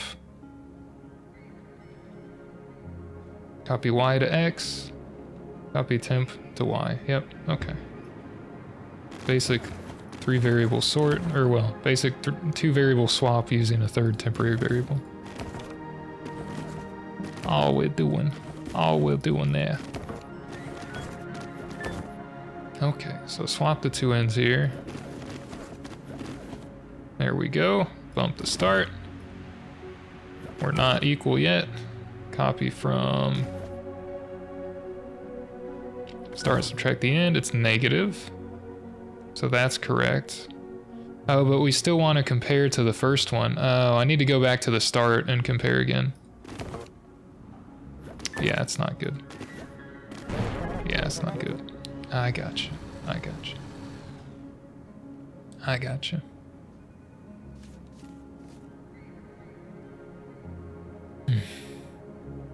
We want to start from 0 again, not from the new 1. Yeah, so we don't need to bump start. Oh, but we have to keep doing that. This is right. And the first swap is okay. But then if we do swap... If we do swap, start needs to be 0. Need to reset that.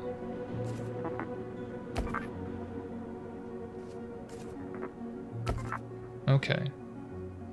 And then I don't need to bump it. I know I'm doing extra instructions, that's okay.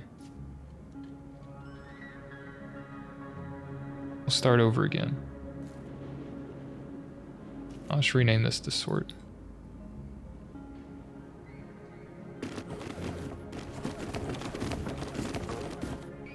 Alright.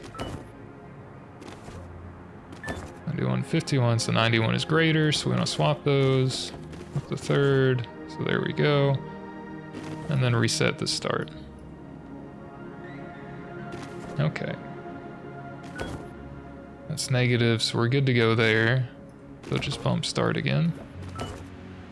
Compare that.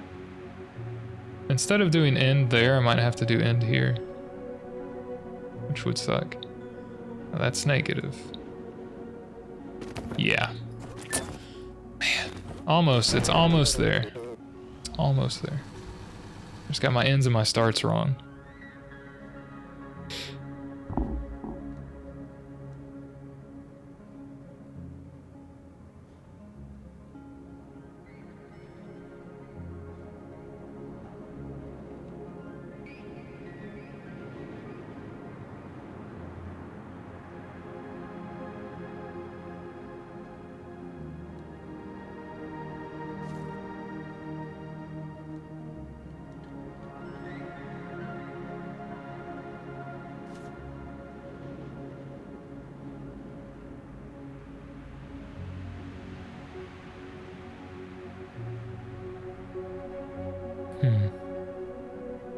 I need to compare this to start plus 1 instead of end, index. As long as the other one's not at 0. Or I could go backwards and copy from end, subtract start, so in this case 2 to 0.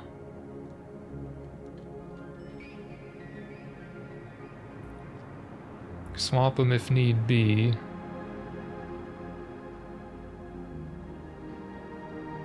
I wouldn't have to do that. End wouldn't change. Yeah, I know how that works. And instead of bumping this, where was that at there?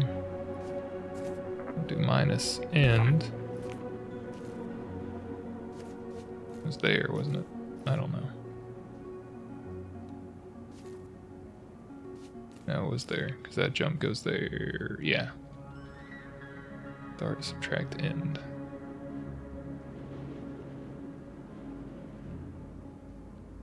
In this case, end would be 1.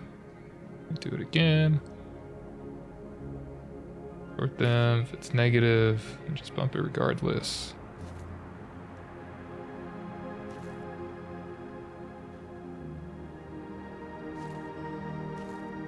This will be bump plus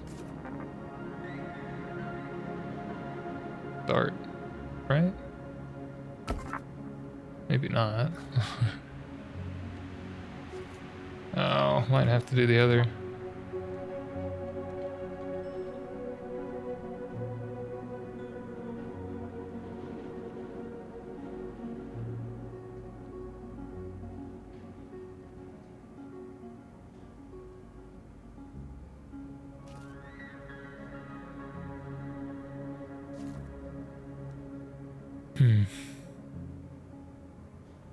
Oh, if we left the 0 on the field, we could do this.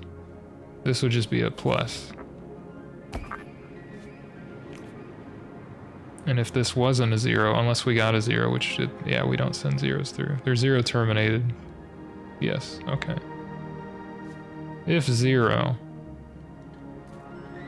we jump to the start. Otherwise we'd output it and go again. Get rid of that. Alright, go to the start, we reset. Okay, how does that work? Didn't get a call, right? No, okay.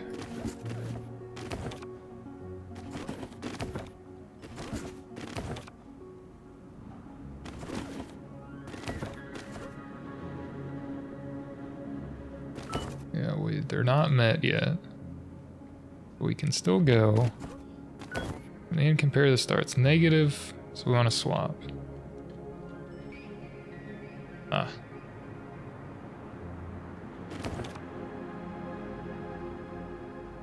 Don't think that works.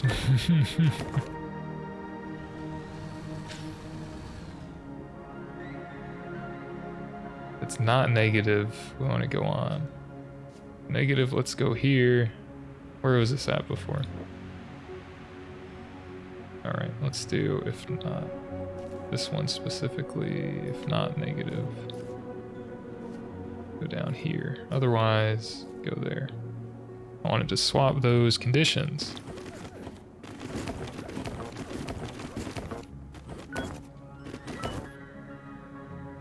Alright. Okay.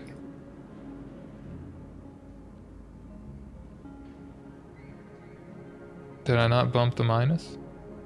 Should have bumped the bump to bump.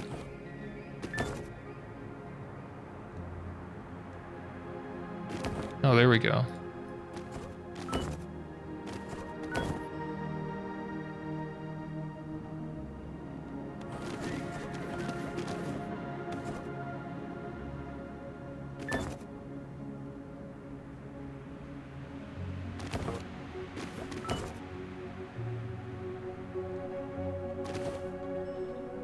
It's not 0, so put on the outbox. I have a feeling this is not going to satisfy all their requirements. They're going to be like, there's some input that you're going to fail for, dummy. But that worked for that. It should work for letters too, because they count the same as numbers for this. So. Yeah, because they end with a 0, thankfully. I was like, if they end with a letter, then I would be screwed, but we're okay. That's negative, so we need to swap. We're okay there. Not at the end yet. We're okay there. Not at the end yet. We need to swap those. We're okay there, and then the I and the K. I have a feeling we'll have to restart from the end and go back through instead of restarting where it is. I'm gonna have to reset end index, I believe. He's gonna give me input that doesn't work for this. I think. But it works so far. Or maybe this is what they want, I don't know. They're giving me a lot of input. Look at this one. They're gonna screw me over with this one there.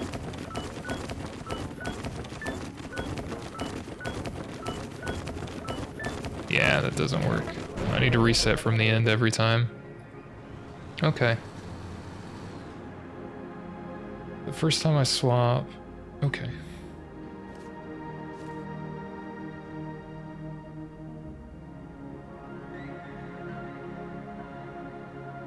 Yeah, I need to reset the end here. So let's make... I guess, reset... end... bad letters. Oh, that's alright. Where do we have the end index? Here, after we sub it? Right there. No, after we bump it here. Copy 2. Reset the end. After we swap. Copy from. And okay. And we'll do it again.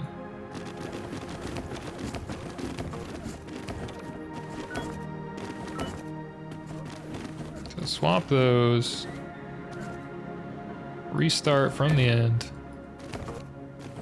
We're good there. Check this. It's negative. We want to swap those.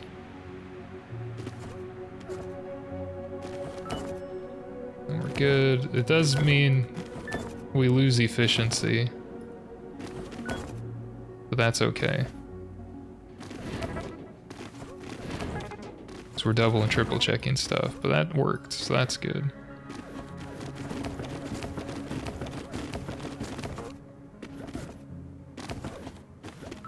Let's check this. E to A is positive, so we're good. So bump the end. V is positive, so we're good. Bump the end. I don't think this is gonna work. No, it's negative, right?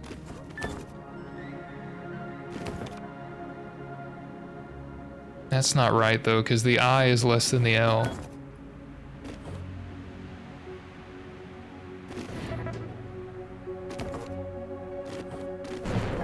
Yeah. Oh, they wanted the E.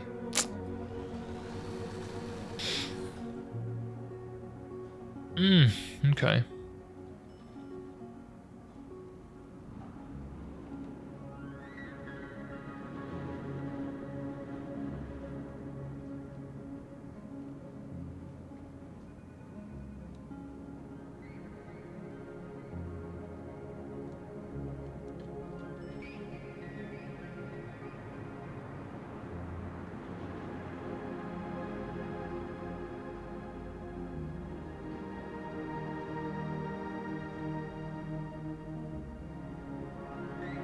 What am I setting as the start index anyway? 0? Where am I bumping that? Bumping the end. The start's still 0.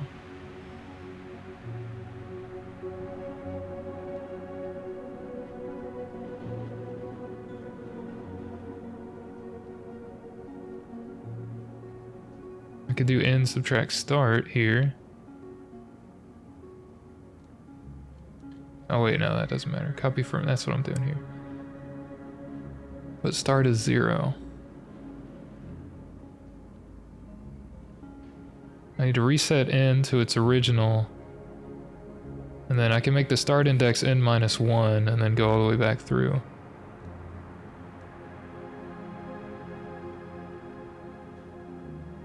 So whenever we start sorting. But I wouldn't know when we end though.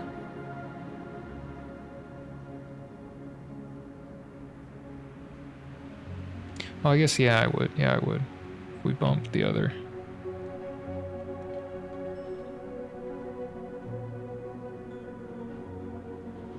I don't know what I'm doing. Oh, I'm trying to read back to front. Maybe it would be better read front to back, but I'm thinking I need to set if it's 0 through 2. This would be the end, this would be the start. I need the start to be in the middle and compare the end to just 1 over and swap. And then keep doing that. And then if there is a swap, start all the way back again and go back through.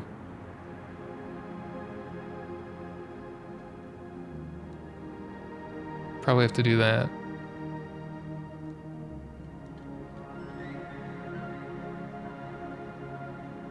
So start index needs to be end index minus 1 is what I'm getting at as well.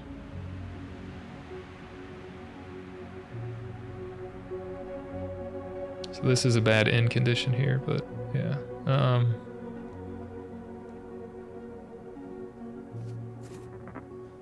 I could do start index, bump minus start index. All right. Copy from the start, subtract the end. This is a bad end example.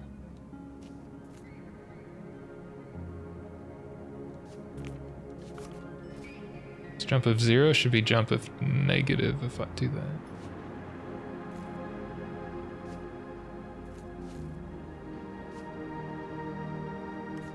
Where is this at? Jump of 0. It's the second one from the copy from start. Oh yeah, we're good then. Okay.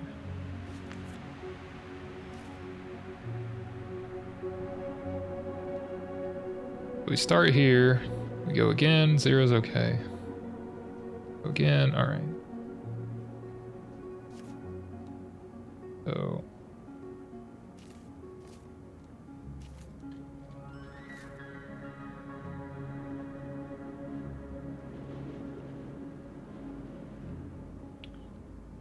Alright, so we start at 2 and 1, so let's start that first.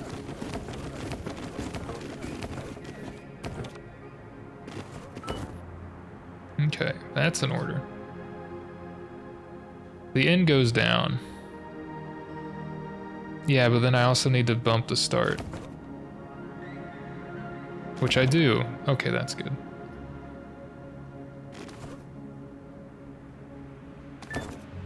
Okay, so those need to swap. And now that I swapped, I need to reset the end and the start.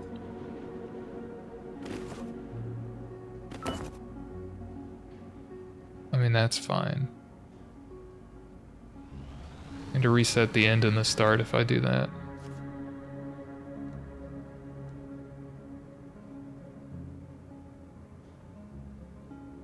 Reset end.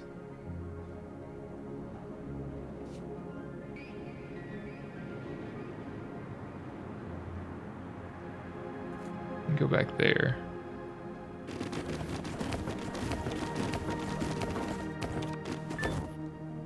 So those are in order. So we reduce both by 1, compare them, that's negative, so we swap.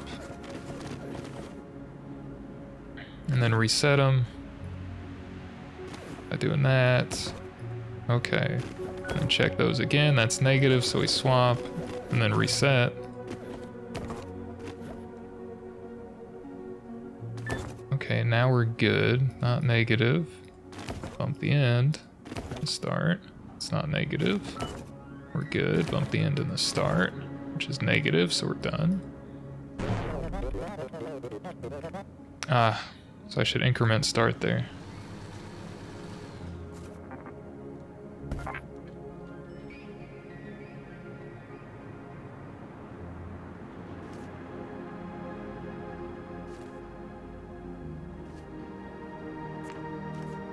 Okay.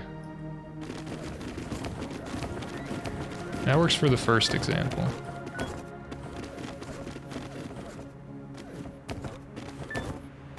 So we'll swap those. Lots of clicking. And these are in order, so it says okay. Check the next two. Those are in order. It says okay. Check the next two, but that's negative. We'll make that 0 because we start at 0. To put them in ascending order in the outbox. Then the next one, then the next one. Then I need to stop. Is it 0? Okay, cool. And then we reset those.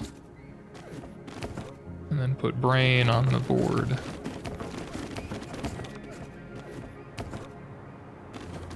Start these two, that's positive, we're good. Start these two, that's positive, we're good. Start these two, that's negative. So swap them. And then restart from the end. So it is a lot of extra calculations, but I think this is the right way to do it. This is like, is this insertion sort or is this selection sort maybe? Whatever one of the really slow ones is. Selection, or I don't think this is bubble sort because that would be subtracting things or moving them. Or maybe it is. Maybe I got bubble sort wrong. Maybe this is actually like selection sort along with the other one. I don't remember. Obviously, I'm tired right now. But that's okay. This should at least sort them all.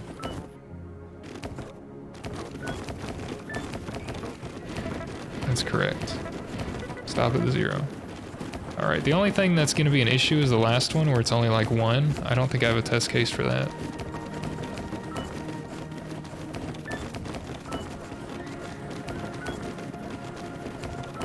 And this is going to take a while because I keep resetting to the end, but that's okay. Oh yeah, the reason it didn't work like quicksort was because I had to have 2 initial pivot points, which I didn't put into here. Yeah. That's why, and this is going to take a long time. That's okay.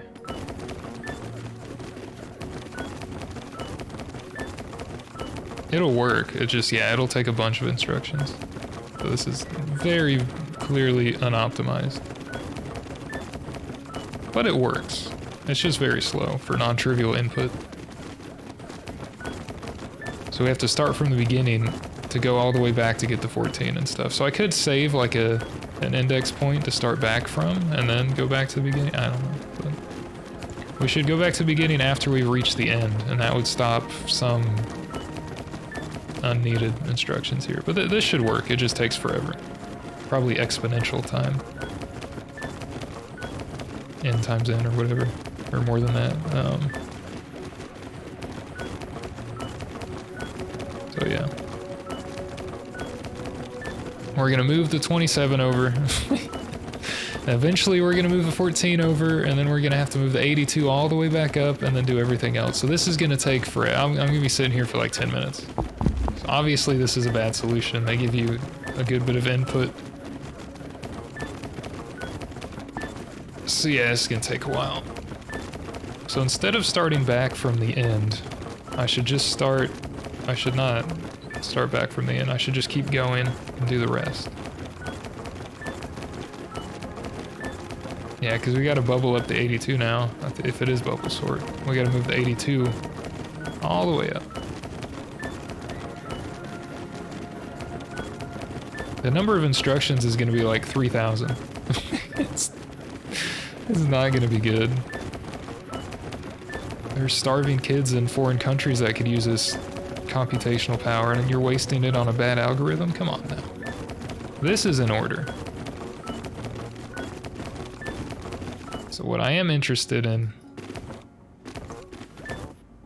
is the next one, the 54 and the 0. Because I don't have a test case for that. Oh, let me run back through this. It's gonna be like you failed just because you took 10 million steps. Okay.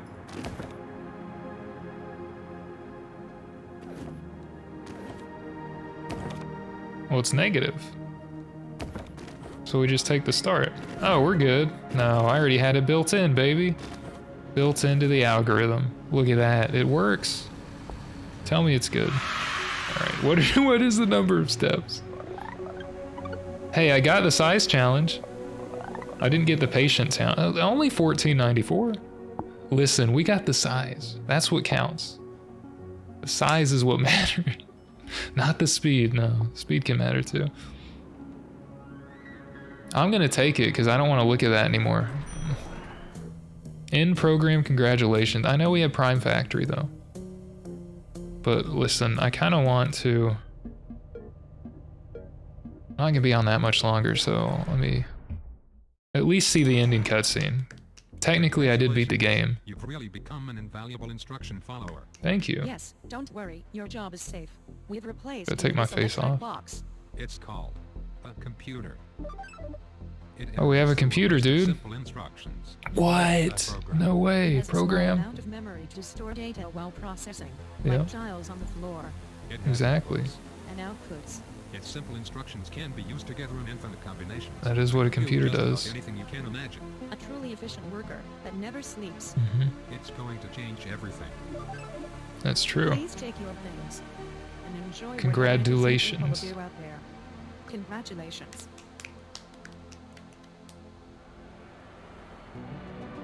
But in the last cutscene, it was destroyed by robots. The city was bad. What? Are those people robots too? I don't understand. Yeah, look, they're fighting in the streets. The kids are. We can beat the robot menace. We have a computer. That's a... Is that a gun? That's a gun part. I really should take my face off for this. I'm sorry, but I feel like it's gonna tab out the game and it's gonna break. I need a hotkey set for that. 42 years. Let's assume he started right after college, right? Let's make it personal. 22. He's 64 now, so he can retire. So that actually seems about right. It's kind of sad though. 42 years and they invented nice Carol. Boss lady. I call my boss boss man. I'm not sure if he likes it all the time though. Maxime Love Iroa near Kashiev. That was alright. Shaolin Shodan and his guitar. You're welcome, little puppet dude. You need to enjoy your retirement, if you can. 42 years. So after 42 years, they found a tablet computer. Even in alternate reality. Career milestone 6, nice achievement. If we assume it's the beginning computer though, it could be like, for businesses, maybe after or during World War II, so 40s, IBM stuff. I don't know. If we assume the computer wasn't widespread at this point until 1940s, then he would have started 42 years prior, so the turn of the 20th century is when this takes place. But they have badges, so that's not true. This is just alternate history. Alright, let's at least look at Prime Factory. I know these aren't optimized, but this would be the final problem. Final countdown. Oh yeah, I'm supposed to be here, dude. Very difficult. How to do it either, no idea. Send its prime factors, smallest to largest. You have no idea how to do it? The unique list of prime numbers that multiply together to result in a given number. Prime numbers that multiply together, so 1 and 10. And 2 and 5. And that's it. 6, 2 and 3. 8, 2 and 2 and 2. Well, 5. So we're not including 1. We'll get back in the elevator and leave it. 2, 2, 3, 7. So we don't include 1. Okay. 7. Oh, with 7. 7 is only 7. The other one is 2. You're sending 2 multiple times? That's stupid. I'm sorry, but that's really stupid. It should just be 2 and 3. I guess that's the least common. Or the most common. I don't know. So we don't send 4. We have to break down 4 into 2 and 3 because 4 is not prime. That's fair. Okay, yeah, prime factorization. That makes sense.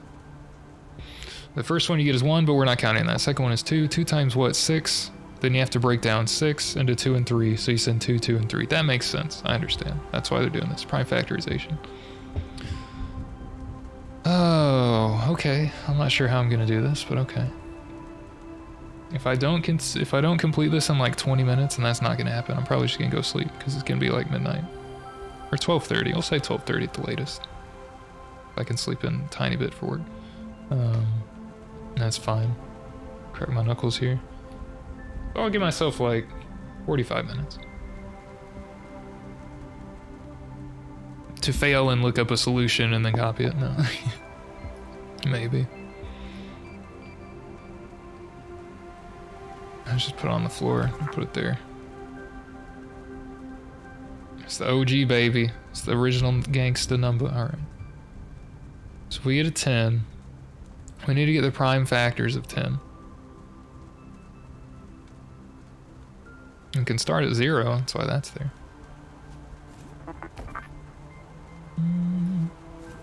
Copy to 20.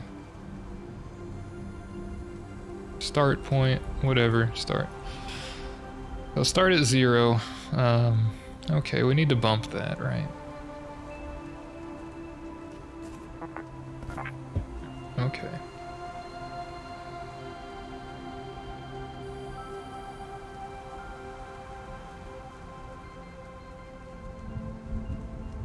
So to get a prime number, the only numbers divisible are 1 and that number. So we need to get the prime numbers up to 10. So 10 would be our limit, actually. Our upper limit. Just call it limit. So we want to go up to this number. That's our ending point. We want to start at 1. Oh, we want to start at 2, actually. We don't need to start at 1. Or I could do add 2, or, well. No, yeah, we have to do that. Okay, start at 2.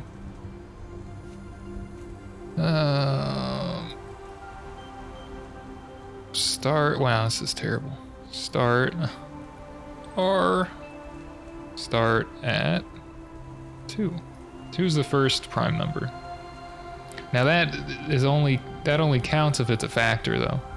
If it's evenly divisible. If we get an odd number, that would not work. But if we can assume they're even to start off, that'd be good. So these are all even, but it'll probably be like, that's wrong, here's an odd number. Yeah, because he has a 7 there. So if it's even, 2 would count.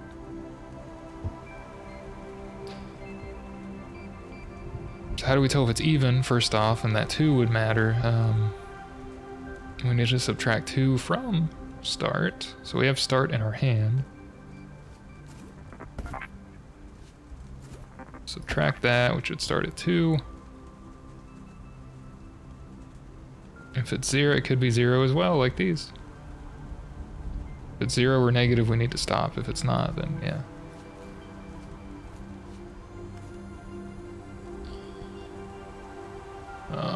Okay, if it's not negative and it's not 0,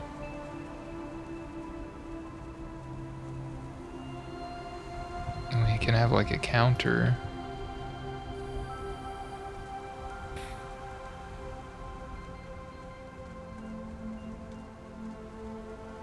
I don't like this very much. With the limited tool set that it gives me, I really don't like it. It's probably the hardest one in the game, is why it's last too, but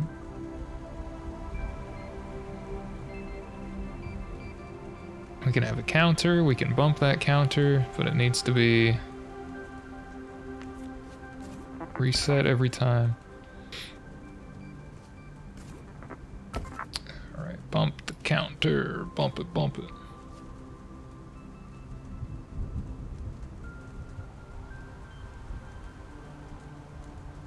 We started at 2. Oh, we need another freaking thing here. Temp. I'll keep the P like that this time.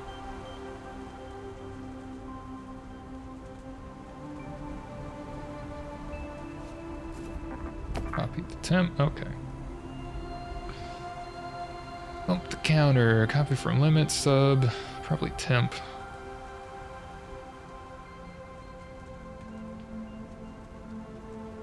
No, wait. Copy from limit. Yeah, subtract start. Bump the counter. I need to save it. There we go. So we have a running total there in temp. So 10 minus 2 is 8. 8 will go into temp.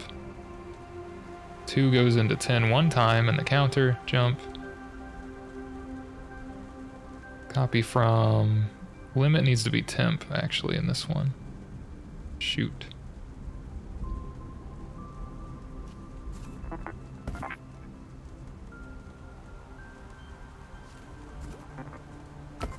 Need to do that. Start it out with that. From temp minus start. Okay. And put the result there, bump the counter, keep going.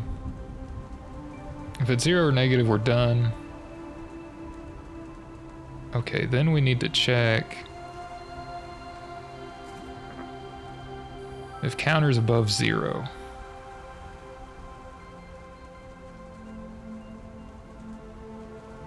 Now we need to check if it's even. How do we check if the number's even? Dang it.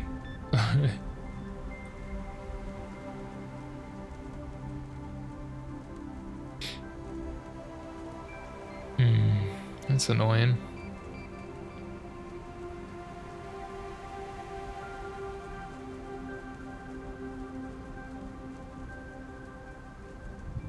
Oh, if it's 0, then it is even. If we subtract 2 every time and it gets to 0, it is an even number. So that's okay. So that way 2 would count.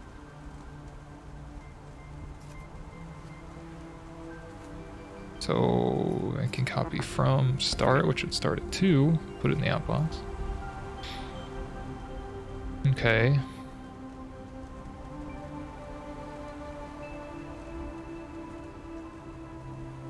And then by definition, the other number that multiplies with 2 is not prime, so we don't need to worry about that.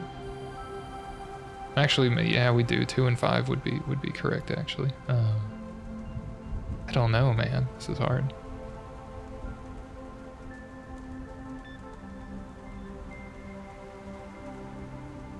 Temp of the counter. This is not going to fit within my working memory, I know that, so I should write stuff down, but...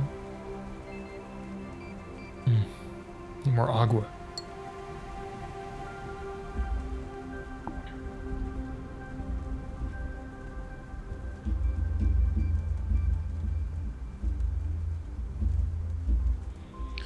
Okay, started at 2, cut from temp, subtract it, see how many 2's fit into there. If it reaches 0, it is even, so we send a 2 on. If it's not 0, it'll be negative, so it's odd, so we don't want to send a 2 on, but 0 is even. Do that. Negative, it's odd. We do want to bump the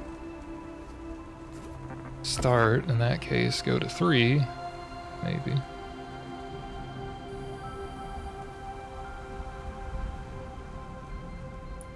Actually, we could check if the other number, like this, the other one would be a 5, the counter would be 5 for the 10. We kind of want to send that over as well. I don't know, if it's like 2 and 6 for 12, we don't want to send the 6.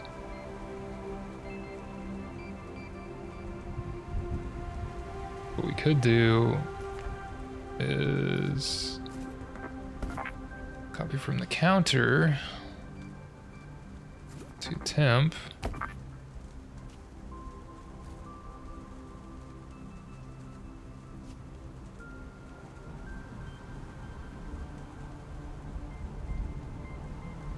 Do this again. I'd be subtracting 2 from the other one. And if it's odd, then... Well, 2 times 9 is 18 though. 9 would be odd, and 9 is not a prime number. Ooh, I don't like this. Oh, I don't like this at all. 10.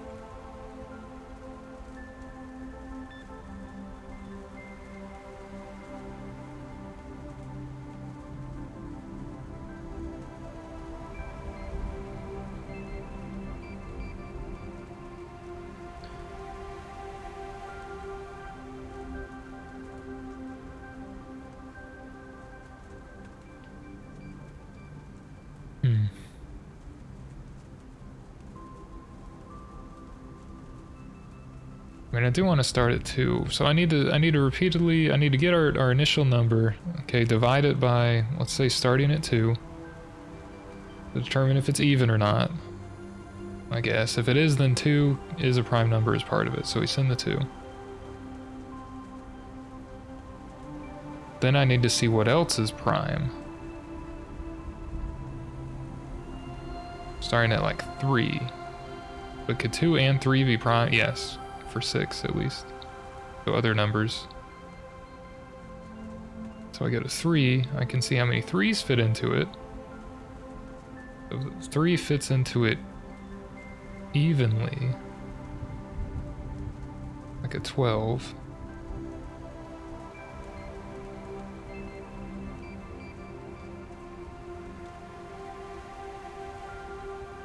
Yeah, I don't know. How do you prime factorize a number?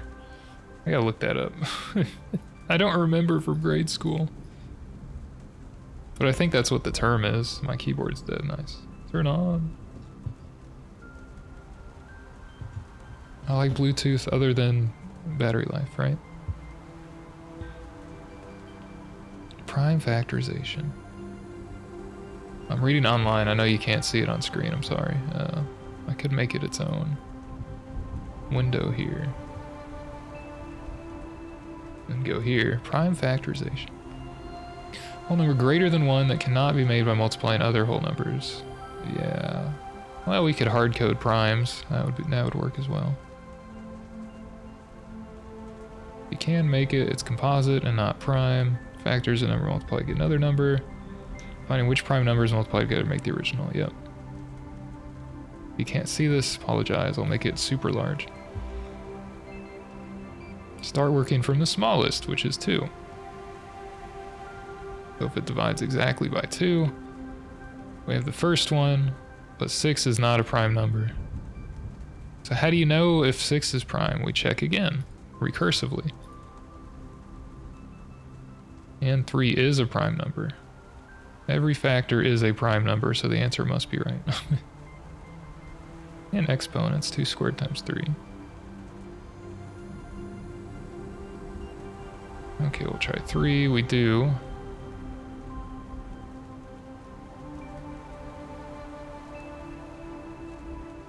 Next prime does not work, but 7 does.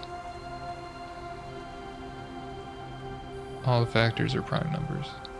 Okay. 17 is a prime number, so don't worry about it.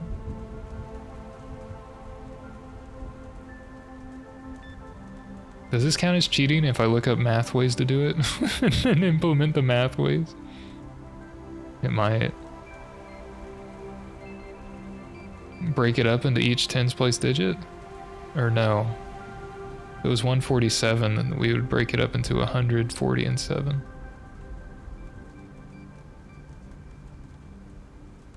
A factor tree.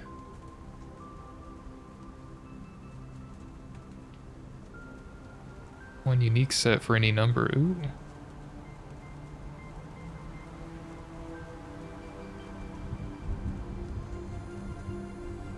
I like this. This number is doing what I think it's doing.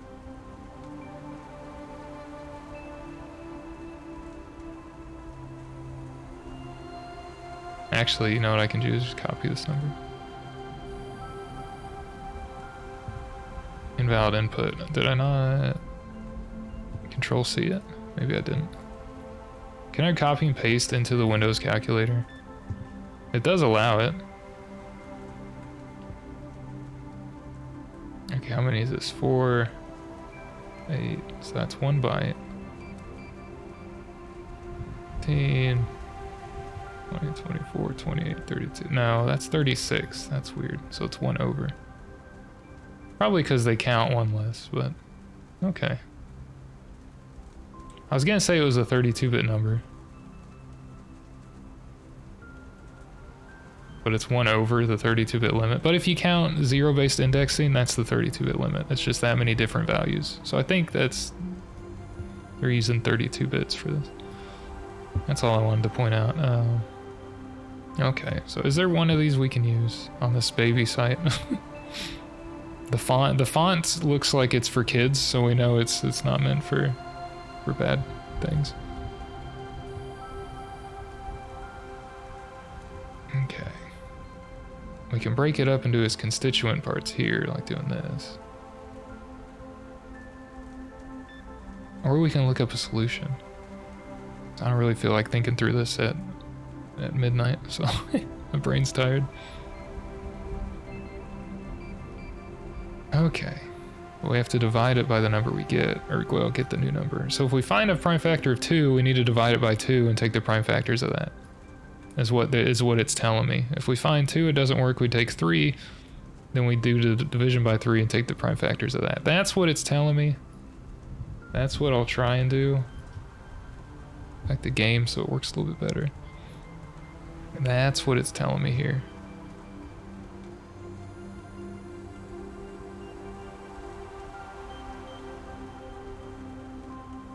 Limit copy to temp. Start at 2. Bump start by 2. Okay. So how many times does 2 go into it? I need to see if that's an even number. Track start from temp, copy to temp. Let's get rid of all this other stuff right quick. If I can think through this more clearly. I like the letters over here in the tubes. Alright, copy from temp, subtract start, which is 2.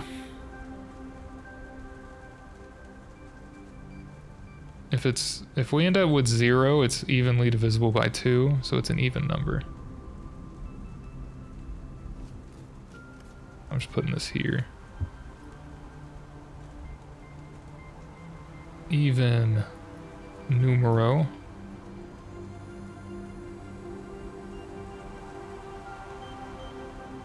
Because this is divisible by 2 from starting, it's an even number, okay. But then we have to divide it by 2, but we have to keep doing this.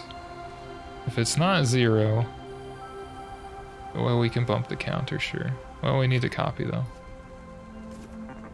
Copy to temp again.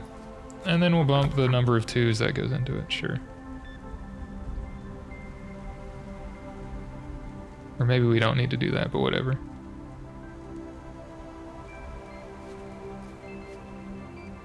And then subtract again.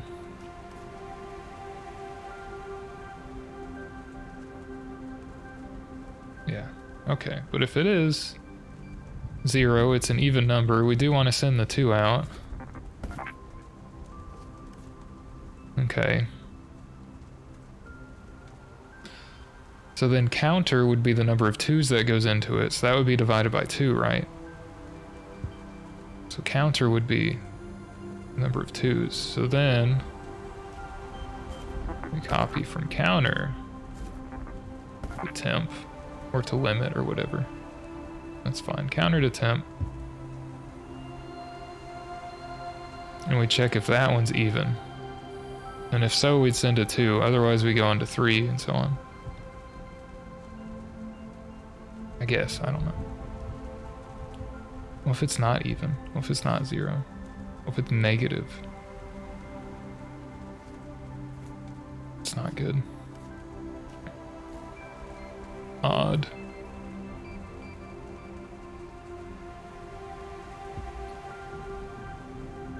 It's even, we send the 2 on. With outbox, high from counter to temp. We put a jump here.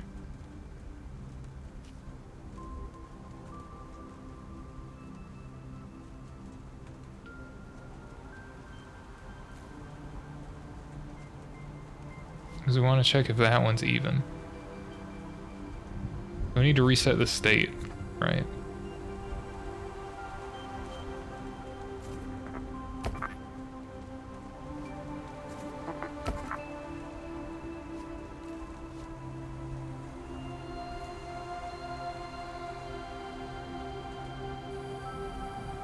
If that one's even, then yeah, we send it on. But if it's odd, we need to bump.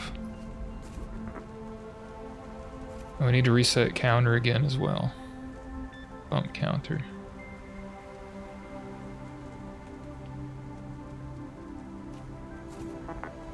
Okay. If it's odd, the bumps start from 2 to 3. And we start over with 3.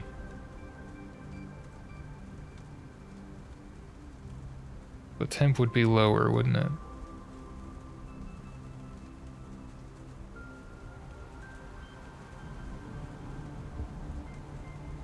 So it was like 11. We could fit 6 2s in there. No, 5 2s with 1 left over. Counter would be 5. But we need to restart with a 3. We need to end if we reach the number ultimately. Which is lame. Get our original number. Well, that's what we put into limit, so we're good there.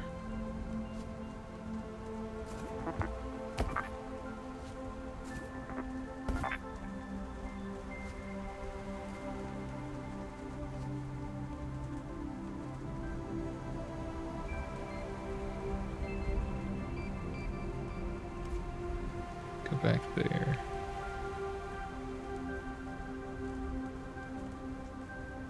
Or I guess that doesn't matter if it's a 2 or a 3, because yeah, if that's a 3 and it goes down there, but it ultimately gets 0, then we would send it on anyway, so it doesn't matter. This is more like evenly divisible by whatever number we have.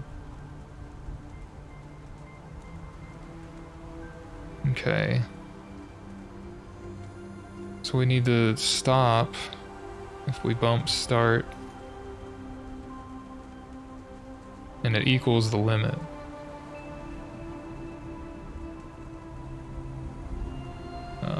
Okay, yeah. Copy from limit. Let's subtract start. If it's 0, then we need to get the next number.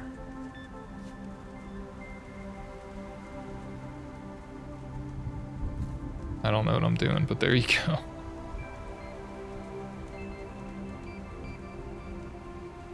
Otherwise, go the other one.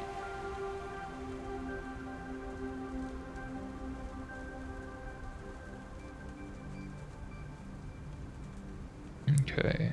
We need to divide the... Oh, that's what counter does, yeah. I don't... Yeah, I'm just not sure. Let's walk through. If we got a 12, it'd be 2, 2, 3, right? 2 times 6, 2 and 2 and 3. Those would be... Start and counter would be 0. Copy the limit would be 12. Temp would be 12. Start would be 2. Be 12, subtract 2, it's positive, it's greater than 0. This would be 10, counter would be 1. Subtract 2 again, this would be 8, 2, 6, 3, 4, 4, 5, wait, 2, 5, 1, 6.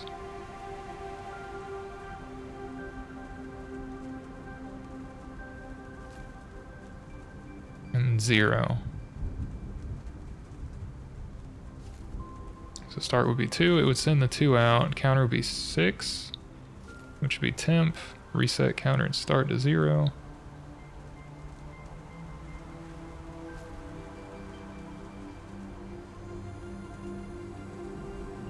Okay, then counter's gonna be 2. How many times does 2 go into 6? It should be 0 and 3. So it sends the 3 on. Counter's gonna be 3. Temp's gonna be 3. Start's gonna be 2. Could be 1, 1, and then 2 and a negative.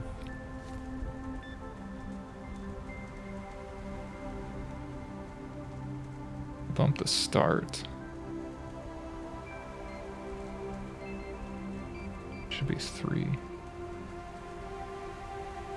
I don't know. Let's see where it goes. I almost had it. My brain stopped 3/4 of the way through.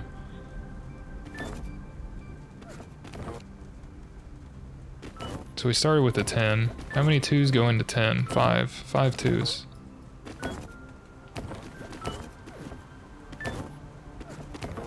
Three. This is not doing what I wanted it to do. Yeah, that was not correct. So 20. I want to start that at 2. Copy from temp, subtract start. Copy to temp. Bump the counter. Oh, and then I need to get temp again. Yeah, keep forgetting that. There we go.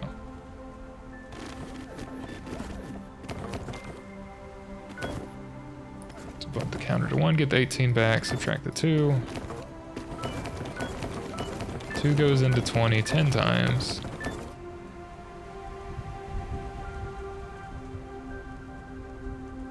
I didn't get the 10. Because I got the 0. Where's the 0 go? Oh, it goes down there. Maybe I need to bump it one more time? One more time. The counter, that is.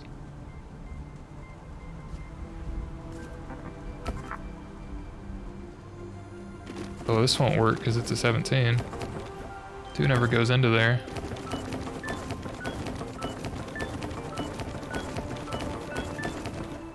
So it was odd, so it increased to 3. If I go back, there we go. 3. It was 17. There was 14. Copy to temp.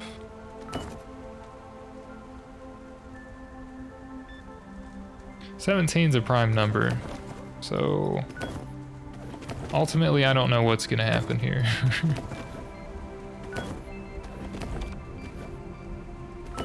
That's negative. It's gonna keep going up. Counter's not increasing either, which is interesting.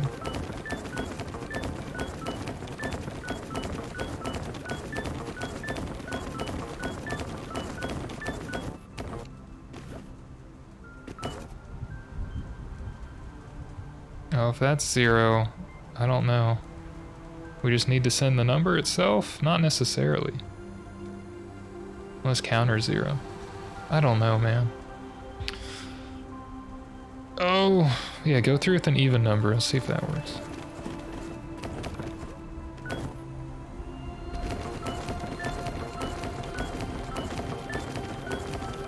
Should be 9. Sent the 2. So we start over at 9, which is 3.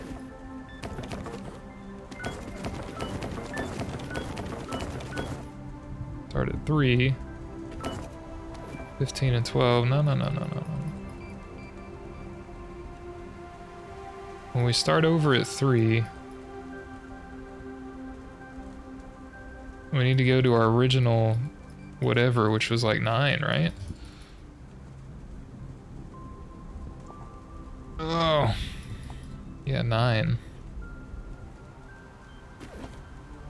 Temp is 9.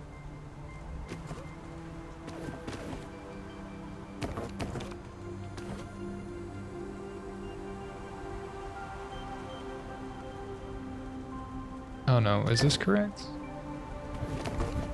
No, because we need 9 to go back.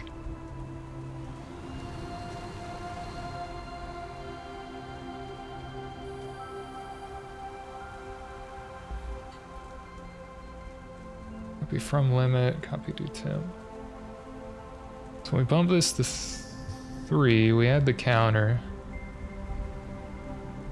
Counter goes to start. Counter should go to limit as well, probably here. No, because that's 0. This should go there.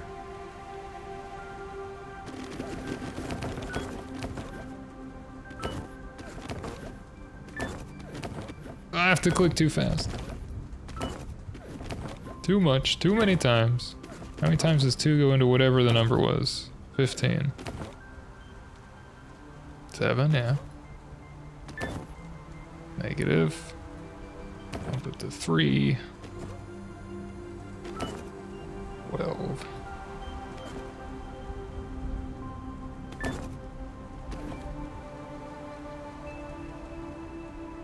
I don't think that's right.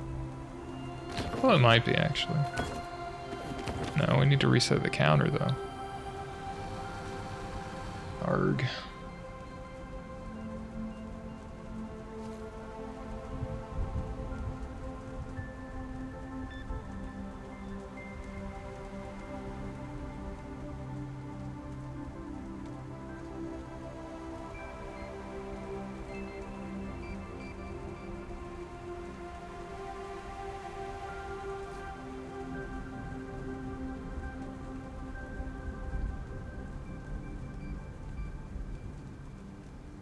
I'll reset the counter when I do. Yeah, I do.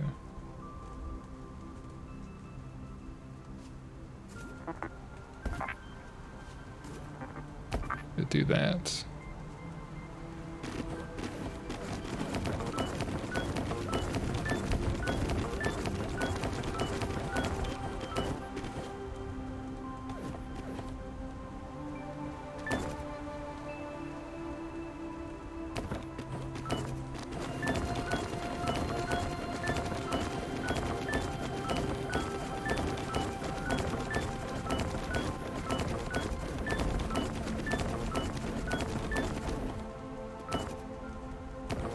What happens when we do this? 0. Well, we want to put the number on the thing in this case.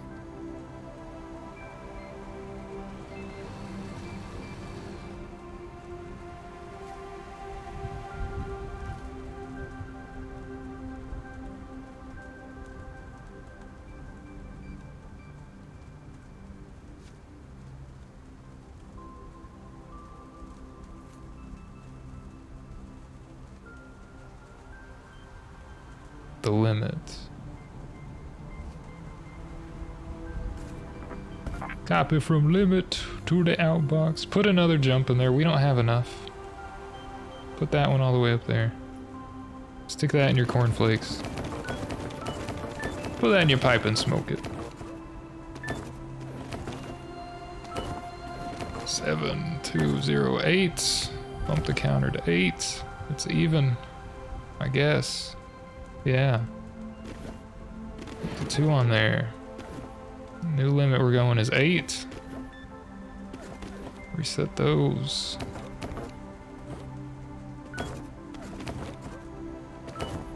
This goes in 4 times. This is not gonna be, well, this will be correct actually.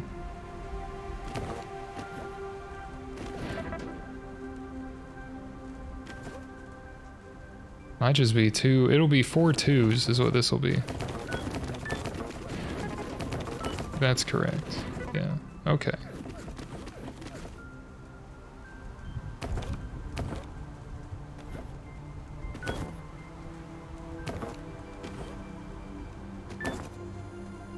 It's not 0.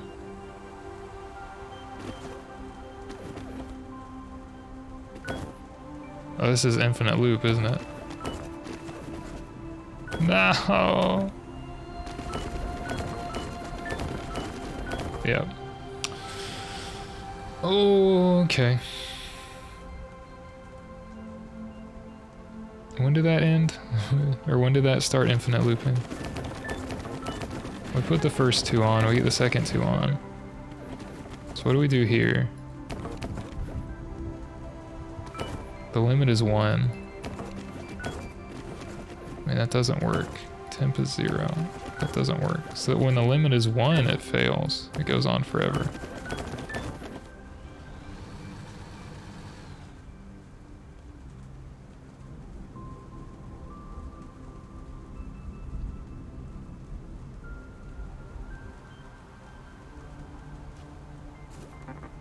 Bump minus the limit.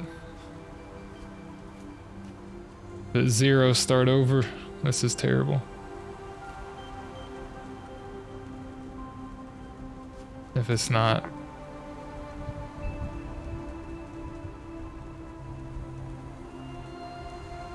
Raise it again. This is not what you should be doing.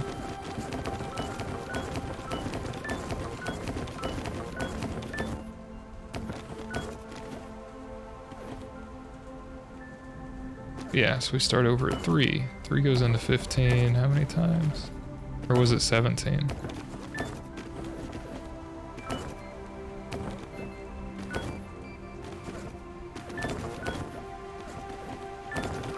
Keep incrementing start. It's not good.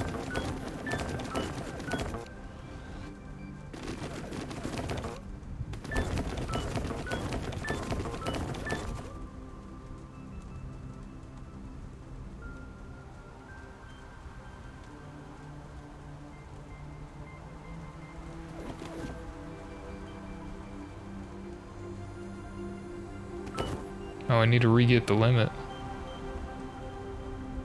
Where was that at? There? There, 24.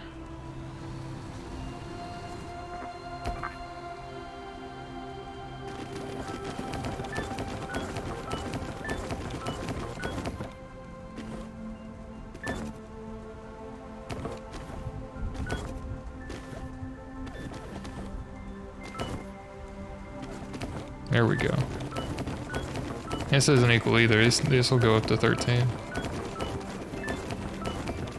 Which is a little slow, but that's fine.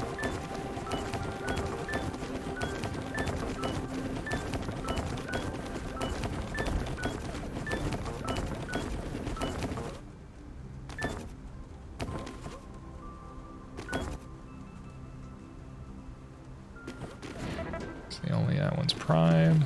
Reset. Start at 2 again.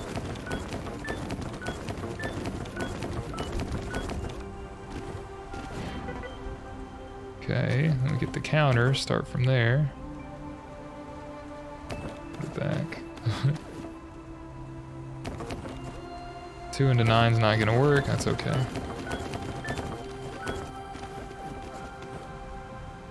So we start with 3. 3 goes in 3 times.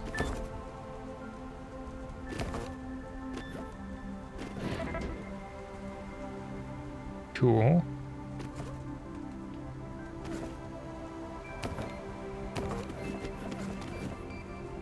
So we need to check if 2 goes into 3, which it doesn't. 3 does go into 3 though.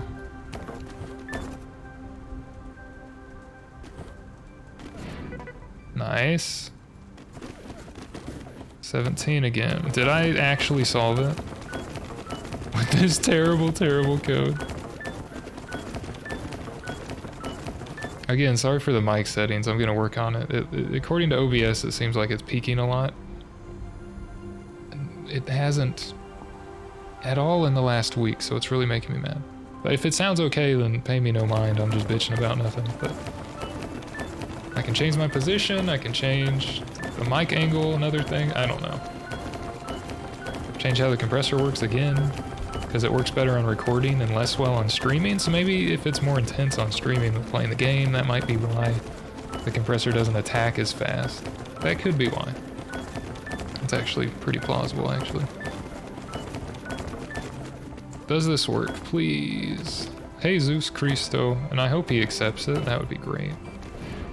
Look at that, we get the inbox.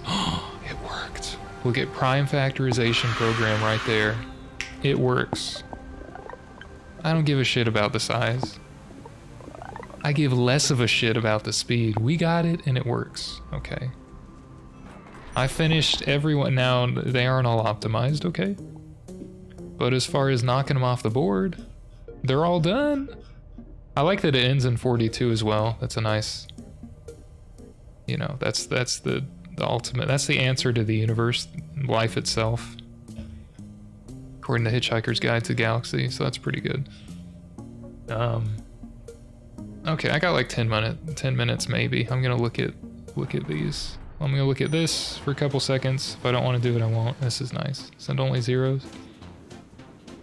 Inbox, jump of 0, outbox. And jump. I need less steps.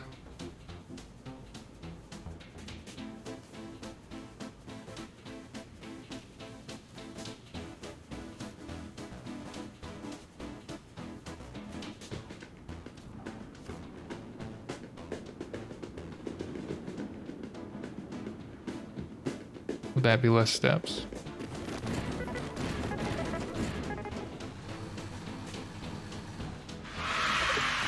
It's 27.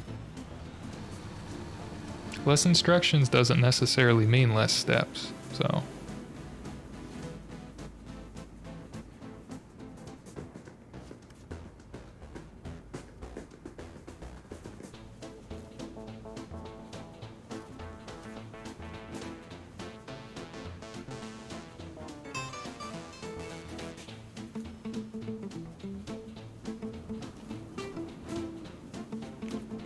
Jump of 0, send it to the outbox, and get a new one. If it's 0, outbox, get a new one. Otherwise, get a new one.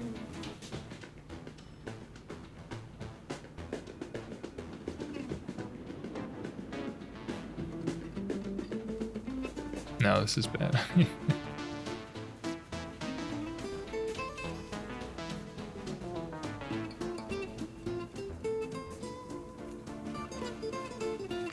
This really isn't, that's what I had before, was it not?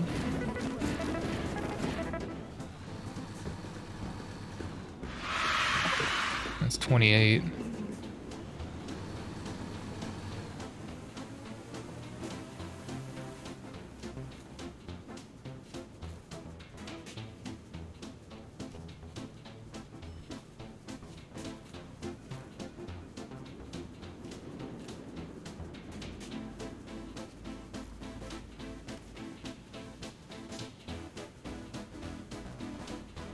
It's not 0.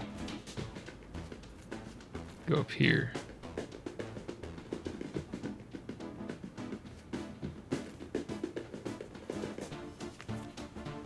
So read from the inbox. If it's 0, send it to the outbox. Read another one. If it's 0, keep doing that. Otherwise,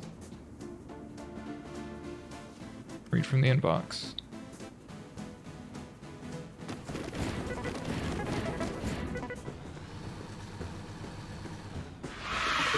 There we go. Just a couple more. Just put another thing here, make this a smaller loop, and then lead back to the overall larger one with its own contained. Yeah, nice. Freaking, I hate go-tos. Well, I got one of them, equalization. I'll knock out another one in like 3 minutes, that'd be great.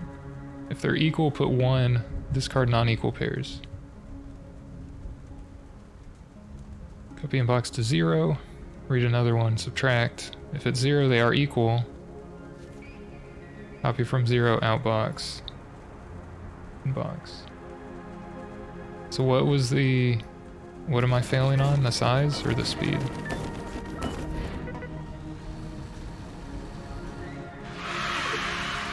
Speed, I need 1 less instruction.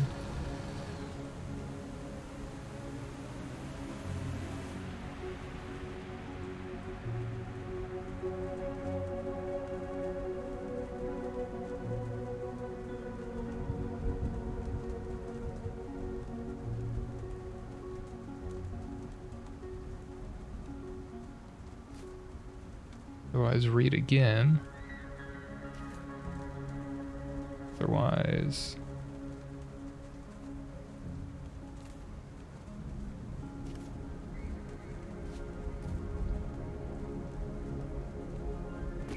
that do the same thing?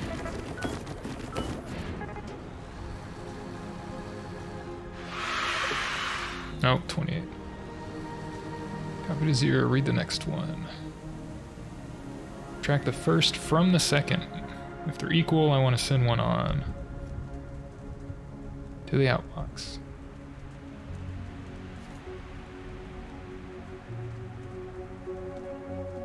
want to get the next one. Copy to 0.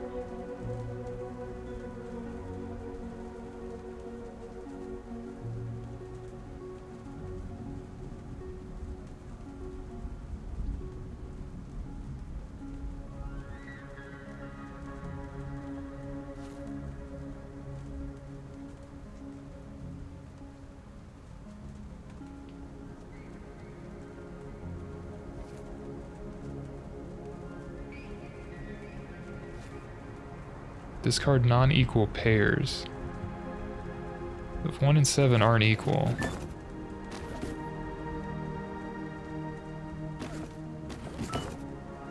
probably need to get the next 2.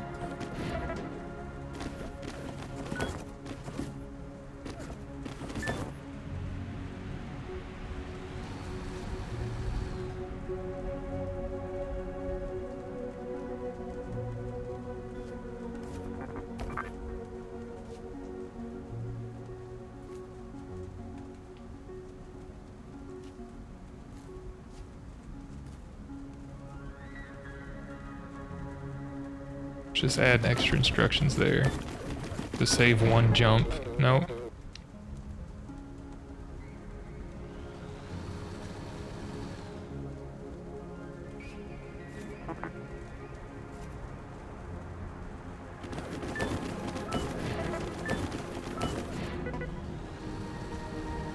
So I just have to copy, duplicate for the loops. Yep.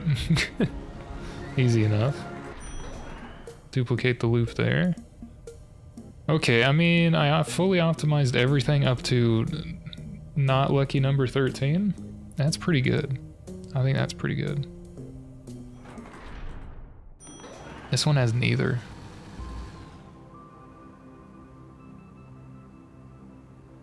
Two things and put the bigger one. If they're equal, do either one.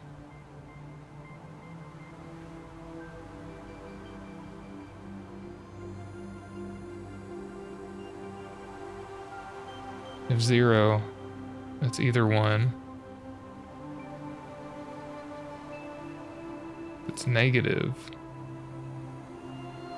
If it's 0 or negative, do that. If it's positive, copy from 1.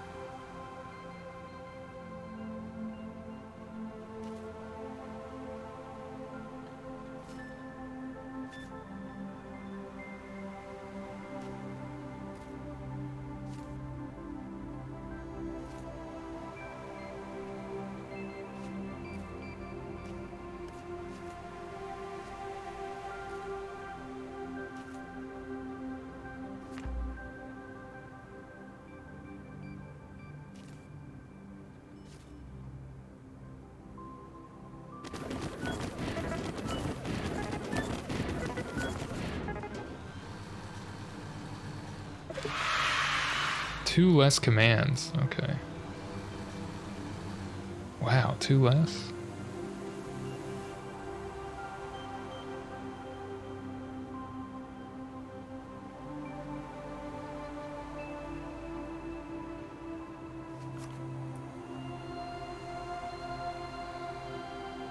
Yeah, that would be 1 less.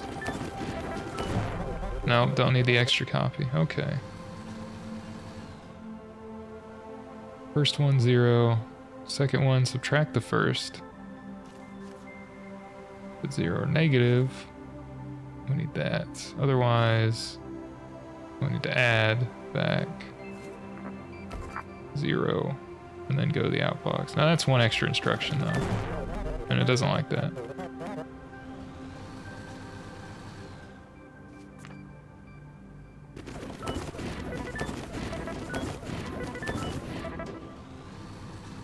Add back to get the value we lost. 1 less. I need 1 less one of these, somehow.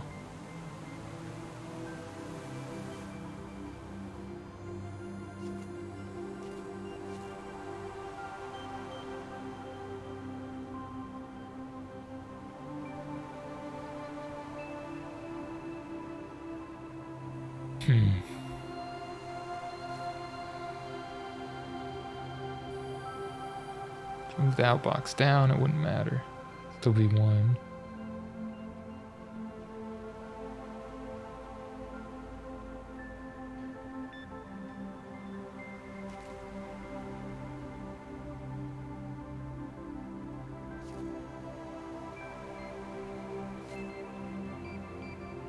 0, negative. Get the first one. Send it to the outbox. The next two. Otherwise, send the second one. Could do this in 10.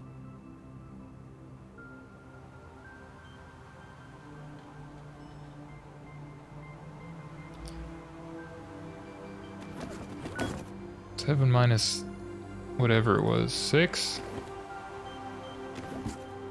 Yeah, 6 minus 7 is negative. So the first one's larger.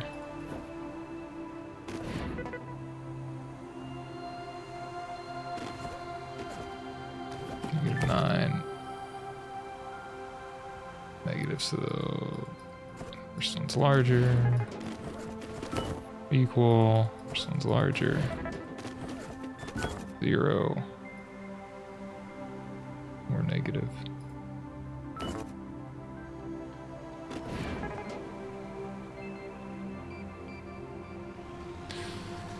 One less instruction, huh? I might just call it a night here. I don't really feel like trying to figure this out. One less instruction.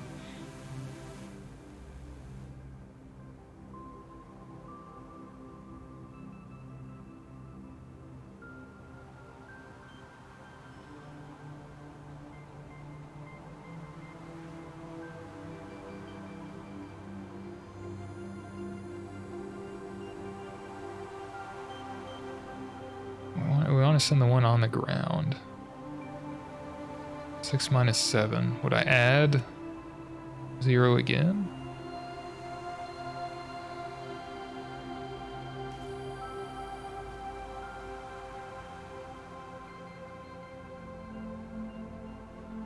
It can't be that easy.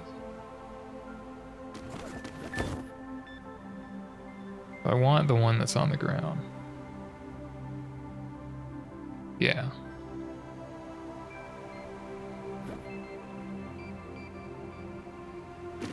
Can't do what I was thinking of. Like adding its inverse or something to get the other number. I can't do that.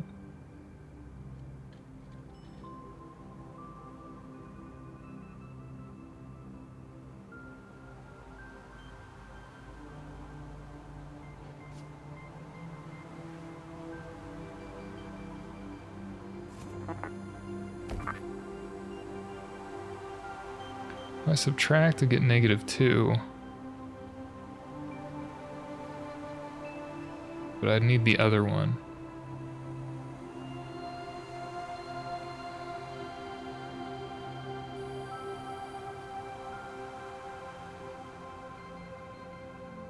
Nah, I don't know what I'm thinking of. But a 5 and a 7, we subtract 7 from the 5, it's negative. Oh, it's positive. Subtract the 5 from the 7. Get positive. So we get the one on the ground. No. We add them to get back the one we lost.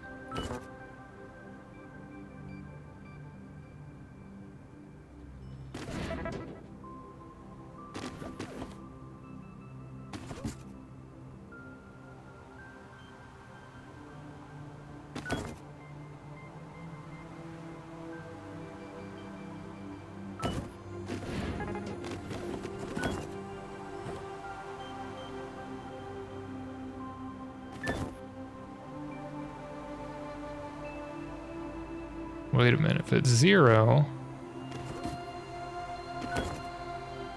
we take the one on the ground again. But we could also add the one we already did.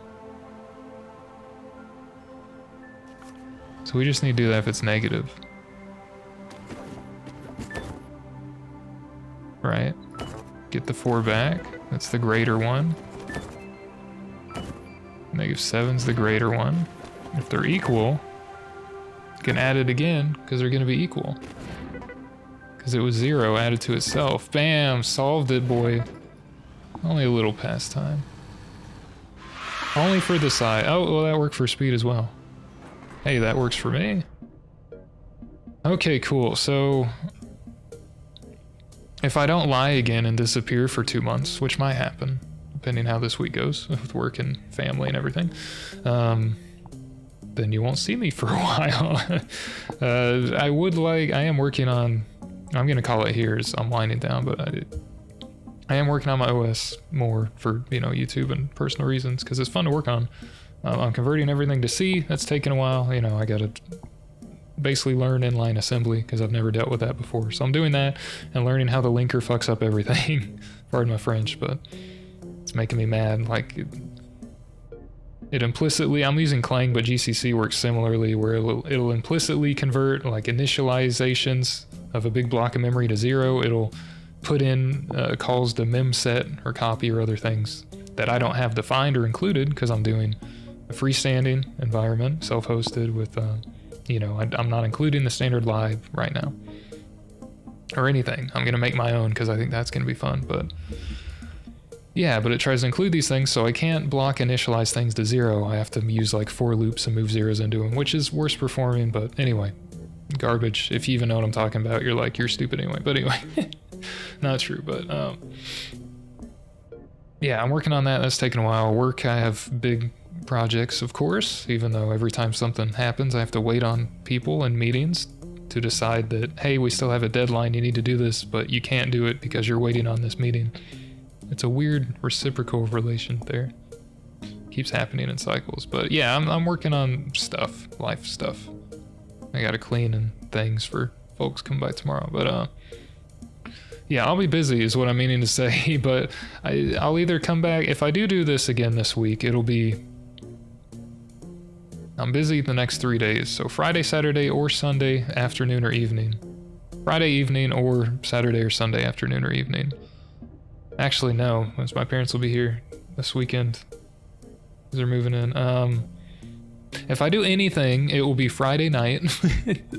So if I'm on here Friday night, I'll either do more of these to try to optimize and stare at the screen and spend 30 minutes on the BRB screen, or I'll play something else like Baba Is You. If I want to do a puzzle game again, I can play that again. Or I got Wreckfest the other day, which is like Demolition Derby racing, and it's pretty fun. So I might do that for a change of pace. So yeah, if you see me this week, it'll be Friday night. I'll continue optimizing these things, or I'll do racing or some other puzzle game. Or you won't see me for a few months or something as I work out a different schedule, because I'll have slightly different time demands and living arrangements. So we'll see how it goes, but I'll try to keep people posted maybe. But anyway, that's all I got. If you watched, I don't have any viewer metrics up, so if you watched, thanks. If you're watching, thank you. In the future, I'll see you on the next thing that I do, I guess. Hopefully you enjoyed some parts of me staring at the screen on 4 problems for like 4 hours. So almost 5 hours. A long stream. Yeah, I'm gonna go to bed. So hope you have a good time wherever you're at. Things are going well for you.